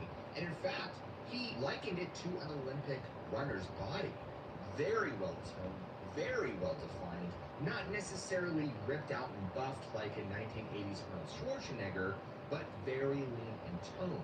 Now he also went on to describe the head, which he described was a very large canine head, large wolf ears that were perked up, a very long snout, and eyes that he would describe would reflect this unnatural light unknown to the entirety of the animal kingdom, or at least the known animal kingdom.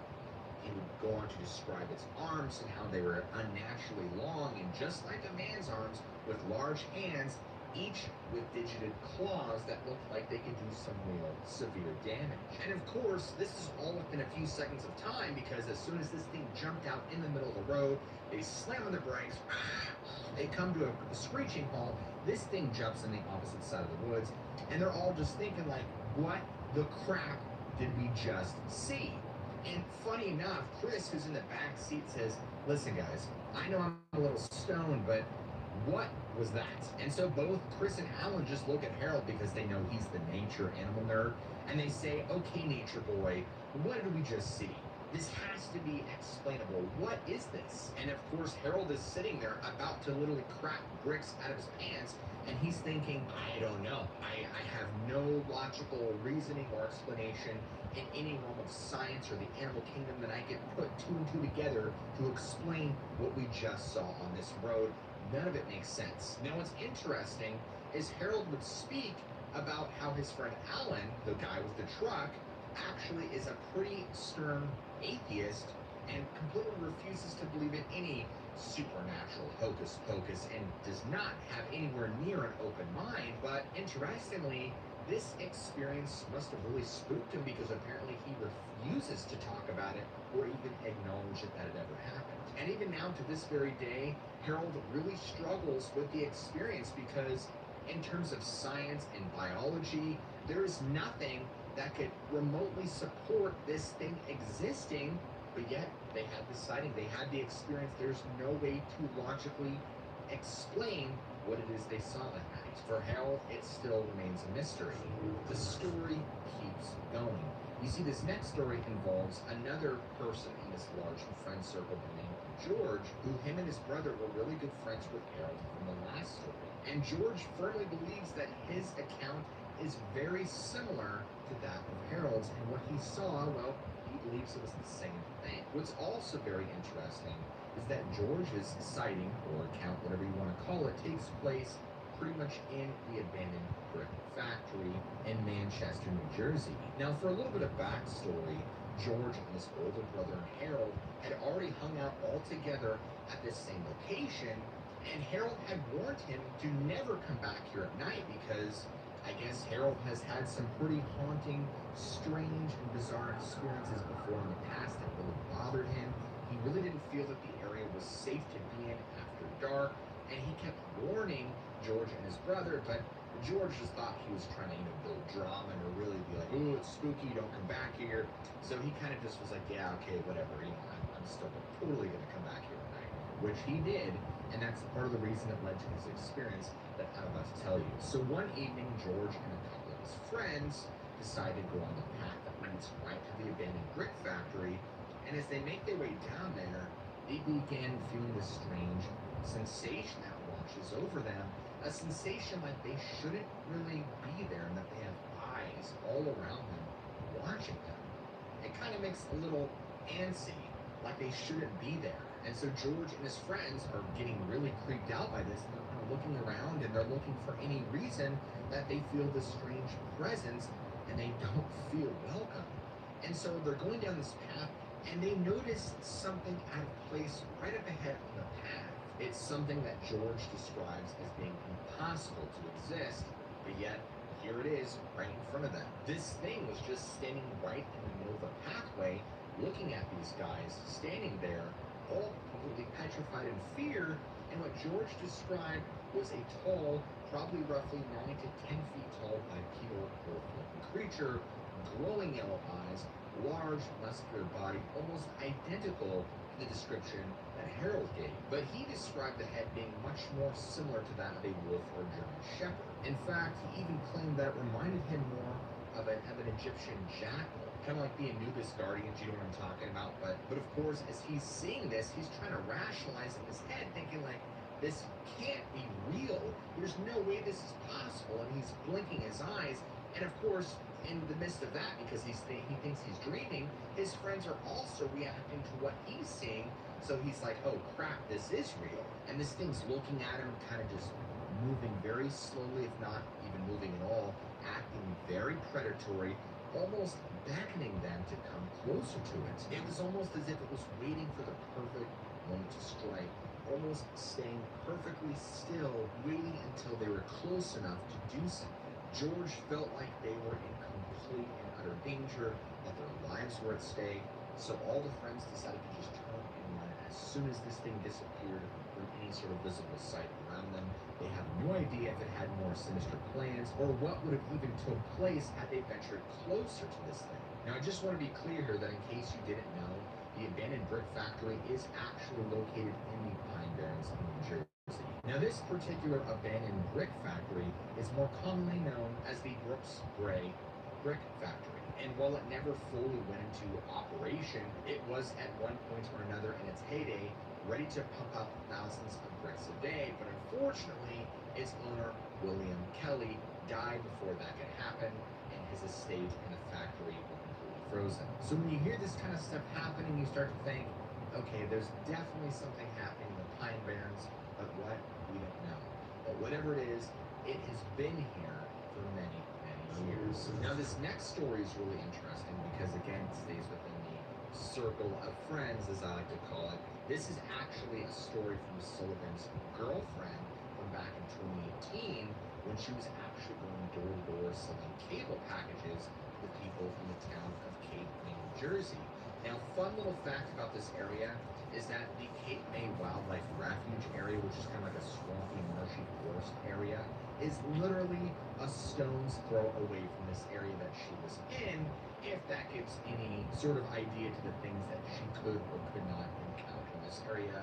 I will leave that imaginative part to you. Now, as she was going door to door trying to sell these cable and Wi-Fi packages to these small townsfolk, she just kept getting this feeling that things were off, that everybody was on, I don't want to say high alert, but that their guard was up, that something just wasn't right. It was just this really unsettling atmosphere to the whole town. And so she's just trying to get through her shift and get done with her route. And so she's chugging a Red Bull, just trying to power through this and get it done, despite how uncomfortable she currently is. And she, of course, for the life of her, could not figure out why so many of these people seemed on edge. What did they have to be on edge about? Now, because this area is so tiny and small, it is also very beautiful, very scenic, trees, nature. It is a nice little getaway town, if that was your sort of thing. Now, she describes that on the last bit of the route, she had to go through this peninsula because there was a few houses on it. And so she kind of had her snake her way around all the way down there, which required her to go down this very long road, past the summer camp, past the trailer park, past more woods, to where she would finally find herself in this open, kind of marshy, swampy area. And of course, here there was some shore access and a couple of nice, smaller, expensive houses close by. Now, she's going up to these houses, knocking on the door, giving them her pitch.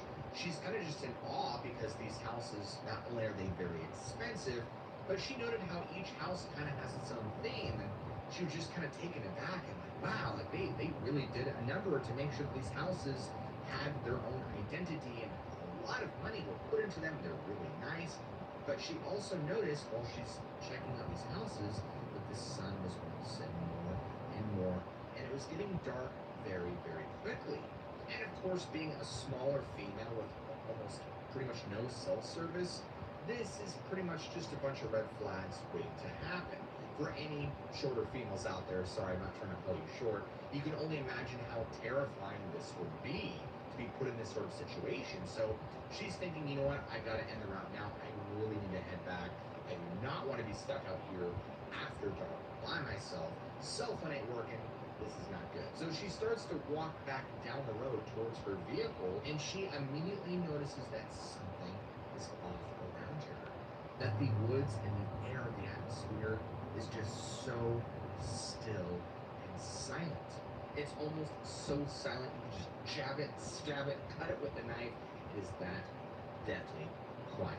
And I'm talking no crickets, no birds, nothing. All the noise and life and sounds that she had heard upon coming in to check out this crowd in the houses that were there were now gone. Now she's making a mental note of this, walking around and thinking like, where did all the sounds go? She immediately gets this sensation wash over her that she's being watched. And immediately she gets the chills, like something really bad is about to happen. She could feel the dread in her gut. Now, of course, being a shorter female in this area, you can only imagine all the things that are probably running through this poor girl's mind, like, I'm gonna get murdered, something really bad is about to happen. And as she's trying to process what's going on, she notices a large animal up ahead kind of wander into the middle of the road. And because the sunlight at this point is practically dying, no pun intended, she's having a really hard time making out what it is directly in front of her. Is it a bear? Is it a dog? No, but she's really confused because as she's staring at whatever animal it is, she notes how large it is. And is confused because it doesn't have the shape of a bear, but dogs don't get this big, so what could this be? And as she's also looking at this thing, observing it, she's noticed that this thing has not noticed her. And within seconds, this thing turns its head and faces towards her because it has now noticed her. Now, I want to reiterate here that the amount of light had died down so much that she couldn't really make out a lot of details, specifics, like what its face looked like, but she did get a pretty good idea of the outline, and her best description was that this was not a black bear, even though it matched the size of an extremely large black bear, but her description is that it looked like a large wolf on steroids, and then its outline, especially the head, was very similar to that of a wolf or a German shepherd, and the snout was also very long. And so she realizes that the only sound at this point that she can even remotely hear is the sound of her palpitating heart and her breath starting to quicken and hasten, and she's starting to feel the adrenaline course through her blood. And she's not sure what's about to happen. All she knows is that she's looking at some unidentified wild animal that does not fit the flora and fauna of New Jersey's wilderness. But she recalls that she took control of the situation and claimed that, you know what, she didn't even know how big coyotes were supposed to get, and somehow convinced herself that what she was looking at due to the poor lighting conditions was maybe just an oversized coyote or a big dog. And in fact, big dogs or oversized coyotes can hopefully be scared off by obnoxious loud noises, right? So without wanting to stand there any longer, because she did not want to come off as aggressive or territorial to this thing. She didn't even know if it was in her territory to begin with. That would not be good. So she starts making the most hideous, loudest, obnoxious, screaming noises she possibly could to try and make herself seem like she could chase it away. And as soon as she did this, she noticed that its demeanor and body language changed almost immediately to the defensive, and then quickly took off in the woods behind her. And the way she would describe it was if this thing had looked at her and decided that she really wasn't worth its time and so decided to leave.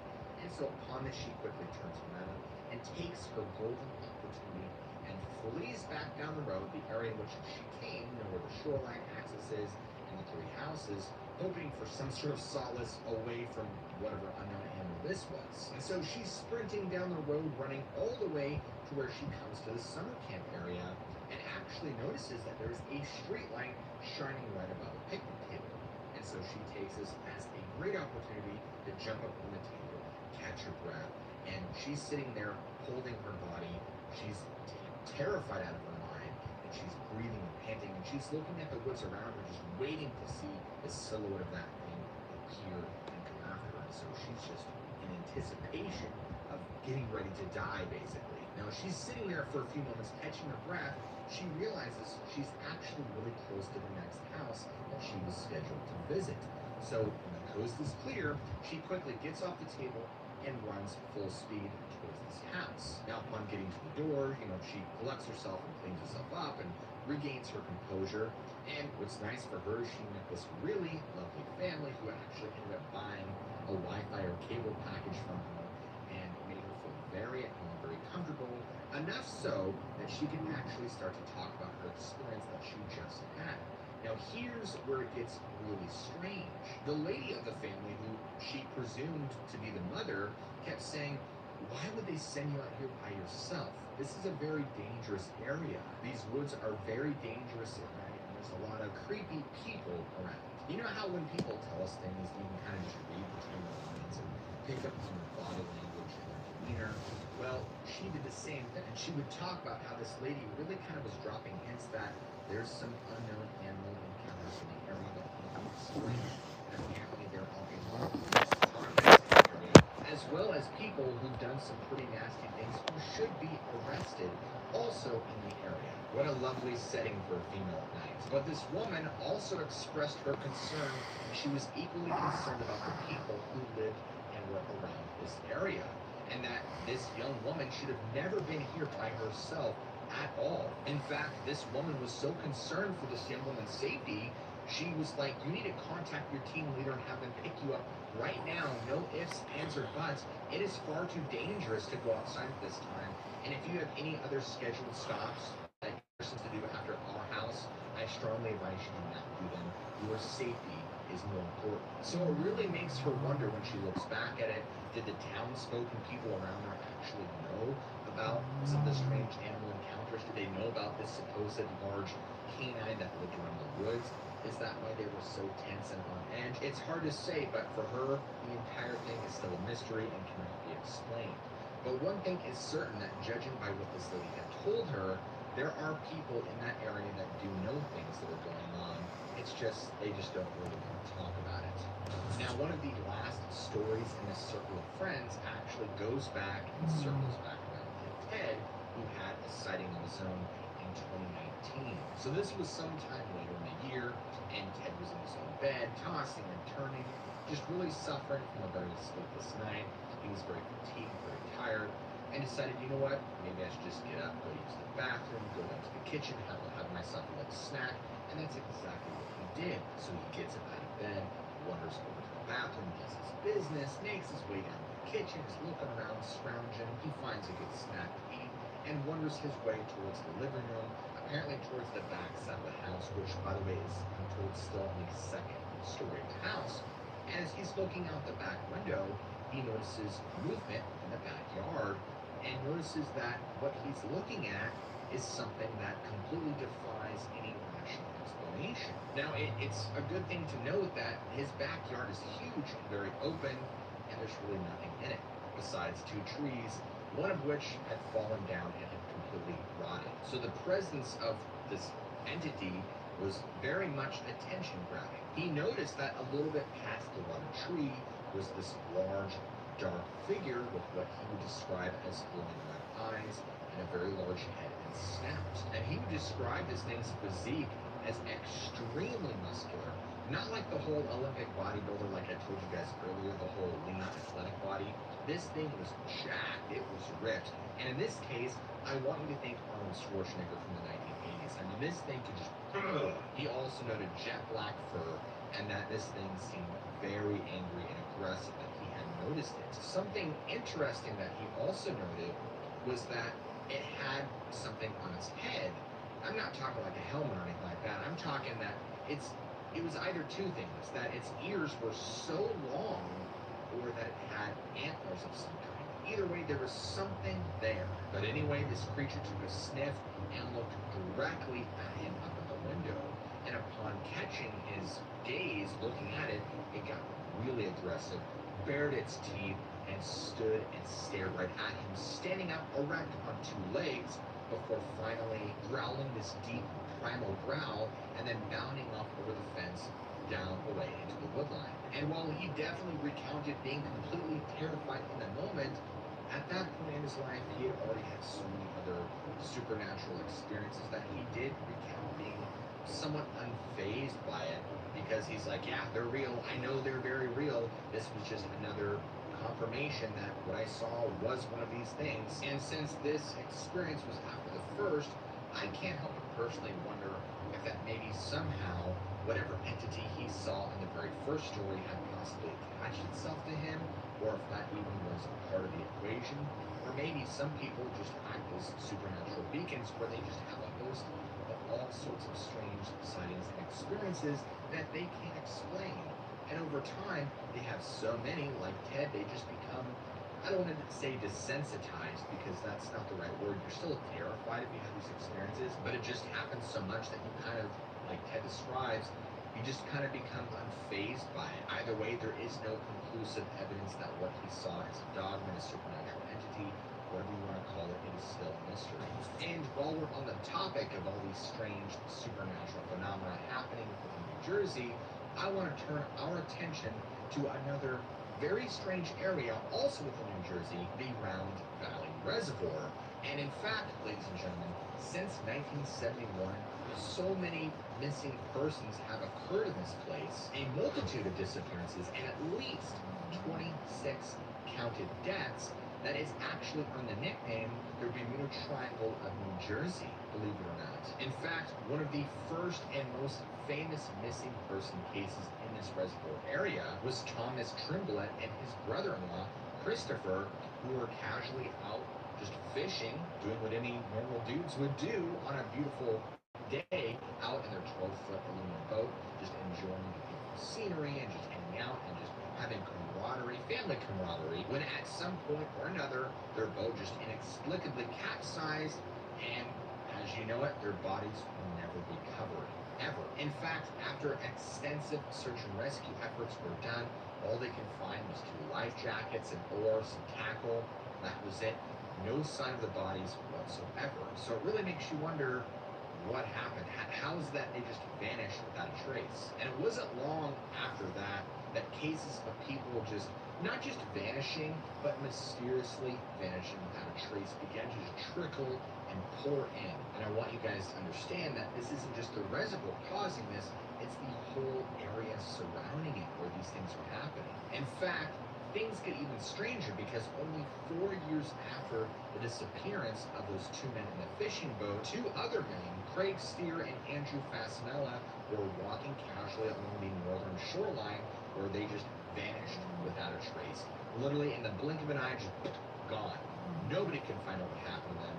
Nobody can come up with any sort of rational explanation why they vanished, where they would have vanished to, but they never returned. And in fact, it was only a few days after that they had been reported missing is when their canoe washed on shore, completely empty, devoid of any signs or details of what could have happened to them or the whereabouts of their bodies. And to this day, just like the other 2 men in the 12-foot aluminum boat, no one has found their bodies. On March 14th, 1989, a man by the name of John Kubu and Albert Lawson also mysteriously vanished while on a fishing trip on this lake. Clearly, this reservoir isn't safe for fishing. Now, Lawson's body would eventually be recovered in 1993, but John's never was. Now, of course, from there, reports only get more and more bizarre, like this one.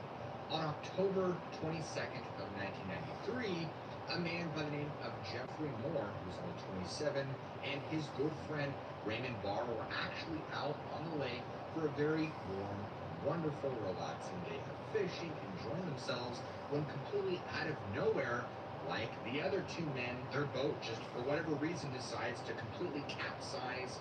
But here is the strange part. The conditions in which they inexplicably capsized were very calm, very clear, and there were many other boaters around them that could clearly see what had happened. And so everybody in the vicinity completely panics, and one of the nearby boaters, of course, rushes over to try and give his aid, and he's actually able to pull up off the water and rescue him.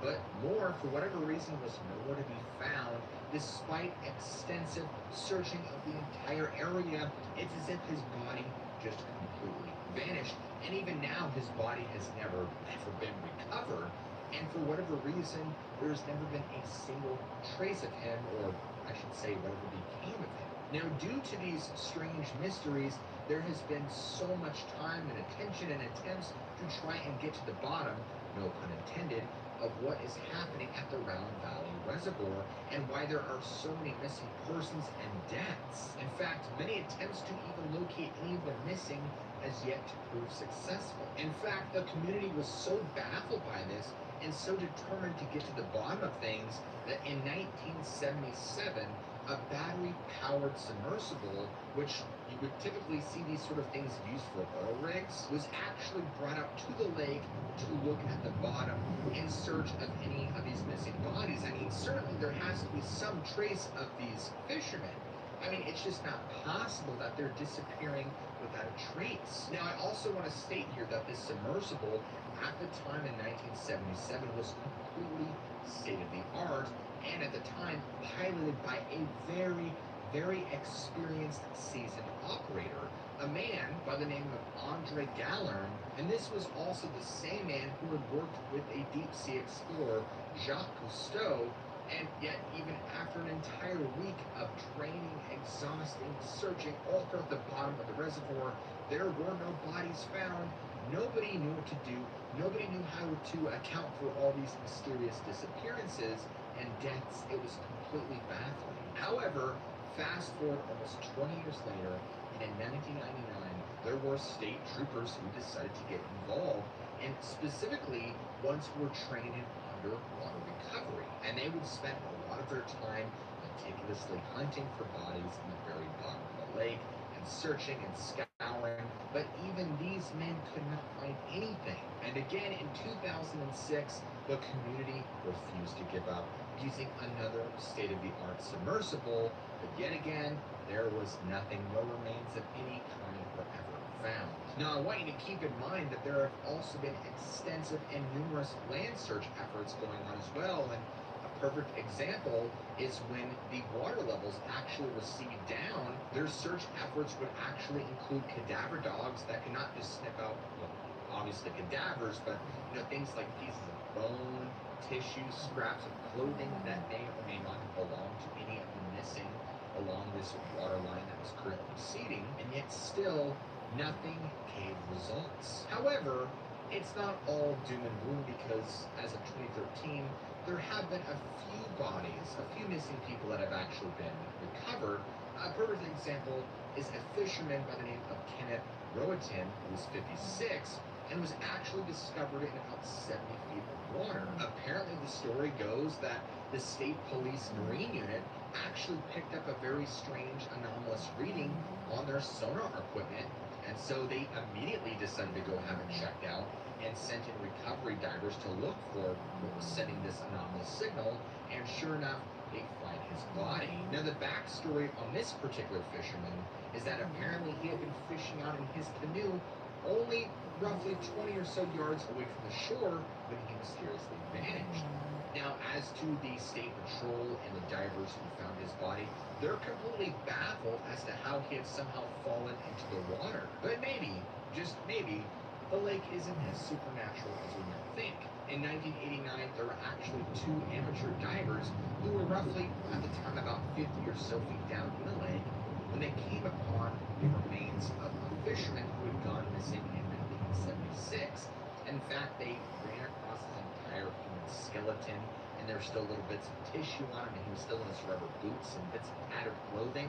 It was pretty gruesome. And in fact, it was only roughly within 11 months from that same discovery that another fisherman who had vanished around the same time was also discovered in an almost identical state. Now, of course, just due to the very nature of all these strange disappearances and drownings and deaths, there's been a lot of speculation that this place is either cursed or haunted, or at least watched over by vengeful spirits of some kind. In fact, there are those who believe that this particular reservoir was actually constructed over sacred native burial grounds, and because of this defilement, is forever cursed with this sort of bad energy that surrounds it. Now, what's very interesting about this particular reservoir is that there's this legend that there's actually an entire ghost town at the bottom of the reservoir.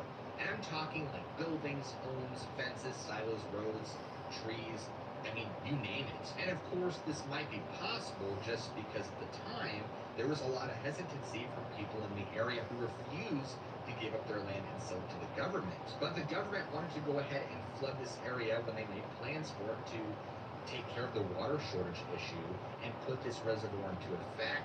So it is possible that things got flooded out, and that when the state did eventually move in and began plucking up properties left and right, that residents possibly faced the worst ultimatum that they either have to move their homes at their own expense, like the government usually does, or just leave them to rot, in this case, underneath the reservoir. Now, personally, I seriously doubt that's even a thing, and that I seriously doubt that that would even contribute to any of the missing disappearances or deaths at all, but you never know. Now, one theory that I've heard is actually really interesting and unfortunately isn't as exciting as death, curses, and underwater ghosts, but it actually talks more about the geography of the area, where you see this particular valley reservoir is actually right in the middle of what you describe as a circular valley.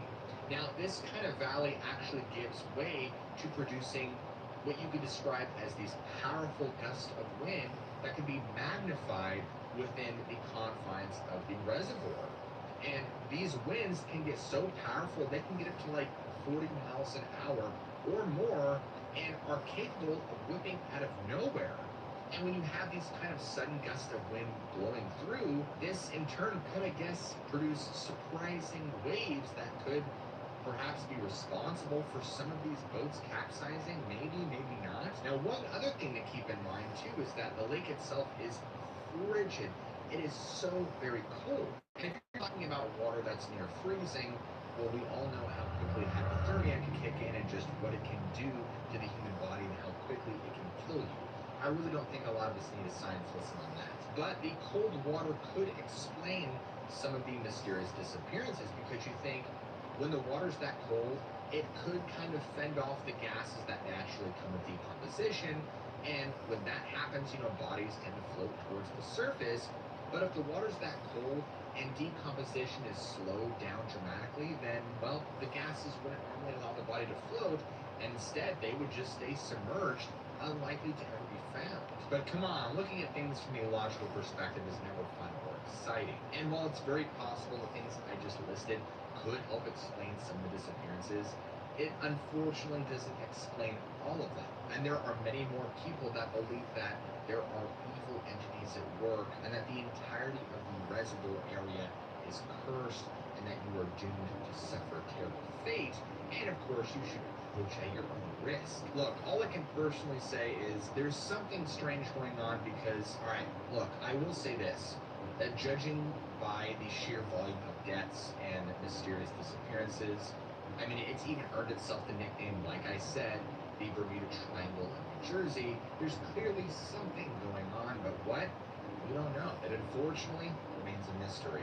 Now, moving away from the reservoir, I wanted to bring our attention back to the Pine Barrens just for a little bit and talk about some of the strange supernatural entities that are said to exist there. I mean, that's why you clicked on the video, right? Skinwalkers in New Jersey. I mean, come on, it's a no-brainer. We all love this stuff. What's interesting to me about the Pine Barrens in New Jersey, it is one of the most rural locations in all of New Jersey. But I guess that's not really saying a lot, because it's not like New Jersey's huge by any stretch of the means. The place just has this ominous very ominous vibe. And speaking of ominous, is the legend that supposedly took place in this very location. Well, not this location, but the Pine Barrens. You see, the story goes like this, and that in 1735, a pregnant woman was about to give birth to her 13th child. In fact, her name was Mother Leeds, and actually cursed her soon-to-be-born child as the devil. Now, the story continues, and the legend has it that the baby came out of Mother Leeds looking relatively normal, like a sweet little baby, and then it grew into this monstrous demonic entity with a long outstretched head and long bat-like wings, and it flew around the room and eventually flew out off into the night sky to wreak havoc and do whatever demonic duties it was responsible for. But not before this demonic entity had completely slaughtered the midwife that had apparently helped bring this child into the world, and all the parents could do is just watch in horror as this sweet baby turned into this demonic terror and then fled out and was gone into the night. Now, what's most disturbing about the Jersey Devil is this wasn't just a one-time thing. Many people since then, in the last 280 years alone, have had countless sightings or supposed sightings of this same entity. And in fact, supposedly Joseph Bonaparte even had his own sighting. That, and of course the whole area around the Pine Barrens, has seen its fair share of strange phenomena that many people believe is directly tied to the Jersey Devil.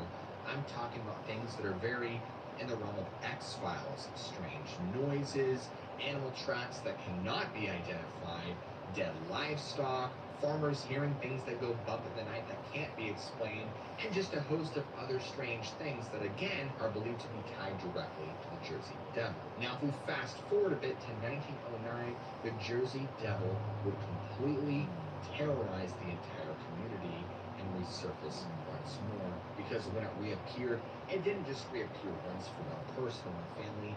It reappeared statewide and even into a little bit of eastern Pennsylvania. Apparently in Haddon Heights around the same time, a trolley car was reported being attacked by a strange demonic bat-like creature that many people saw and believed to be the Jersey Devil. And just across the Delaware River in Bristol, Pennsylvania, a similar situation had happened. Several police officers were firing at this flying demonic bat-like creature as it flew over, and they're shooting at it. People are screaming and freaking out. There's this unknown entity in the sky, and they don't know what it could be. Many of them assumed that it was the devil itself, and all of them noticed that their mere mortal bullets were having no effect on this creature, whatever it was. In fact, there were so many sightings of the time that it caused mass panic.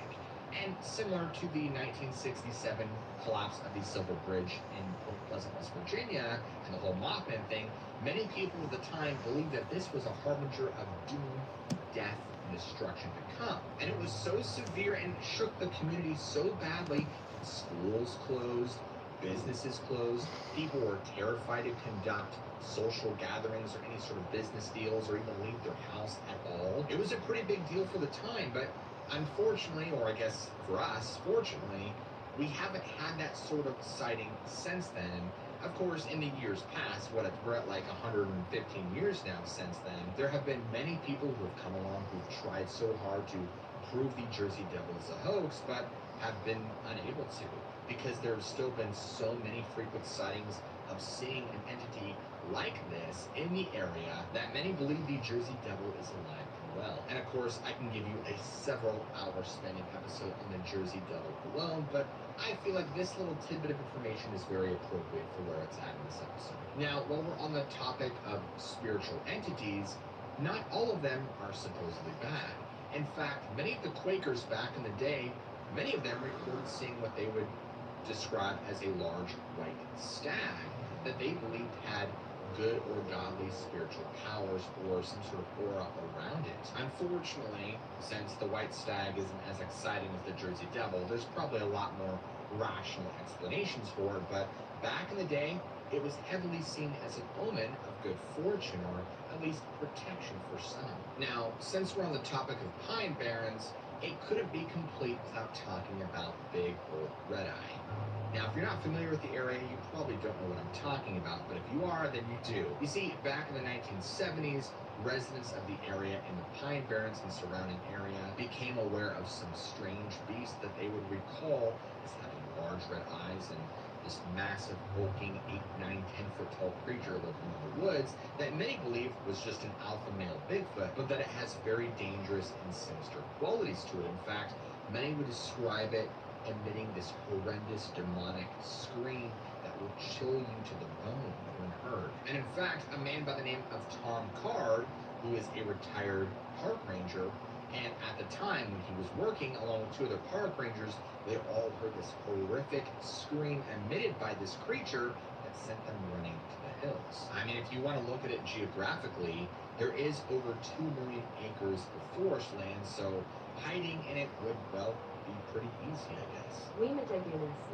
Now, what's also interesting to me is the Lenape tribe, otherwise more commonly known as the Delaware natives, spoke of a horrific creature that sounds pretty similar to Bigfoot. They would describe it as the Wemetigunus. Think of it like a dwarven Bigfoot, almost. Kind of their version of little people. And supposedly that if you kept your distance from them, they would tolerate you and be benevolent and everything would be okay. But if you got on their bad side, well, you can kind of see where this is going to go. There's even a legend surrounding it that apparently a group of hunters had experienced these small, strange creatures one fall or winter when hunting. Apparently, a hunter had got lost from this group and wandered off, killed a deer in the process, and in the process of going to get the deer and he's looking for his companions, he hears this strange mocking voice call out to him. And so he's carrying this deer and he cannot for the life of him figure out where this disembodied voice is coming from. And he's crisscrossing the valley, he's looking all over, and finally, the legend goes that he gets so angry he throws the deer down and eventually comes face to face with one of these creatures who apparently laughs in his face and claims that they only kept calling his name to see how long he would keep looking for it. Strange, isn't it? And lastly, in today's episode, we're going to be talking about an Air Force pilot who had a strange encounter with a UFO over at Atlantic City, New Jersey, back in 2018. Check this one out. Back in September 16th in 2018, an unidentified pilot was flying a Diamond DA aircraft when something strange and out of the ordinary had happened. He was at nearly 2,000 feet above Atlantic City, New Jersey, and seen something that he couldn't, well, quite rationalize.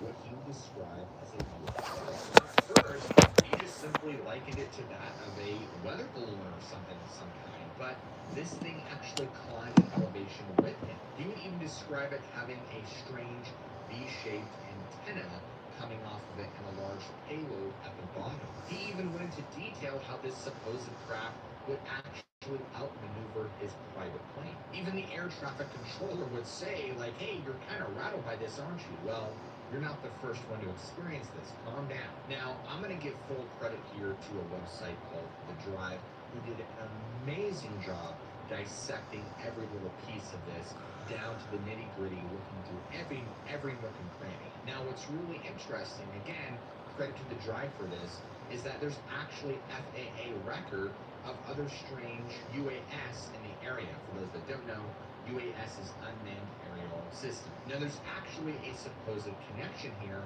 all the way to a man by the name of Riley Lee Martin. And this is a man who he claimed was abducted by aliens at the age of 7 in 1953. And his claim is that he was taken from his bedroom, I assume, in Arkansas, and taken to these aliens' mothership near the planet Saturn. Apparently, the story goes that he was then abducted a second time at the age of 18, where these supposed aliens had put a headset on him and had downloaded over 144,000 symbols into his brain. Also, but not limited to, the entire history of humanity, language, alien insights, and more. In fact, Riley would refer to these beings as Biavians, and I hope I'm pronouncing that correctly. And apparently they are from the Taurus constellation, or somewhere in around there. I think specifically from the planet Biava. Now, this isn't some kook who just come out of the woodworks with a story to share. This is a very notable individual, and he's been on shows like The Howard Stern Show, Coast to Coast AM, and of course the Jerry Springer Show, and even his own show. Unfortunately, he has since passed away in December of 2015. Going back real quick to this unidentified pilot and the supposed UFO that he saw, is it likely that he somehow just saw a military drone of some kind? But he doesn't think so. And the reason being is that the FAA spent a ridiculous, a complete ludicrous amount of time really heavily studying and documenting it. So it really makes us wonder, why were they so interested in this supposed weather balloon or drone, and what exactly were its true intentions, and was it a UFO at all? It really makes you wonder, doesn't it? Unfortunately, the conclusion is up in the air, and it's a mystery. And because you guys have made it this far into the episode, you guys have endured a lot. I want you to all comment down below, let's go to Joyzy! So that way I know who made it to the end of the episode. And if you guys enjoyed today's episode, be sure to go ahead and slap that like and subscribe button for more giant long episodes like this, because, you know, this is kind of an experiment, and well, if this episode is well received and takes off, I might just be switching to these long formats because I can cover so much in them, and, you know, more people see it, so that's always a plus. As always, I love you all. Keep an open mind, and I'll see you guys in the very next episode. Oh, and also, don't forget to like and subscribe. I don't know if I said that yet. Yeah, love you all. See you guys later.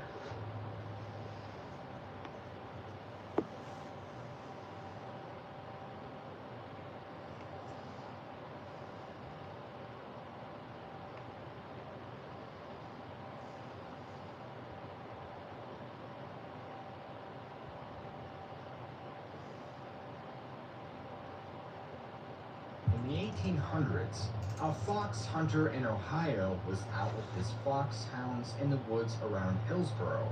After catching the scent of a fox trail, his dogs gave chase, only to stop in their tracks at something mysterious in the ground. The fox hunter stopped, knelt down, and examined the ground where his dogs now nervously sniffed. After a closer inspection, he discovered what made his dogs so nervous. Realizing the extent of this find, he had no idea that ancient secrets were beneath his feet. Secrets that, if the public knew, could rewrite history. You won't want to miss this one.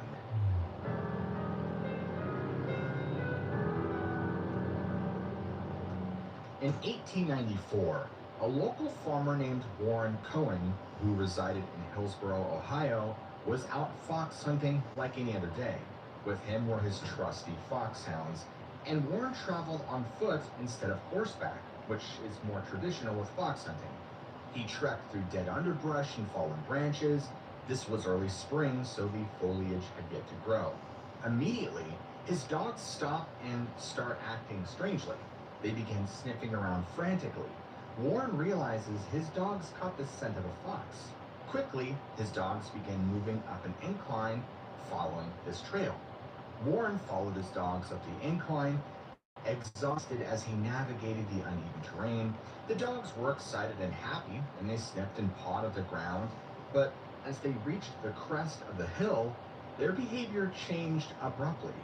The hounds went from eagerly running around, confident they'd found the trail of a fox, to one of anxiety. They circled an area of disturbed earth, and their noses began twitching nervously. Warren was very confused by this behavior because they never acted this way. He'd taken these foxhounds out here many times the hunt before, and they'd never acted like this. In confusion, he suspected this wasn't typical fox behavior.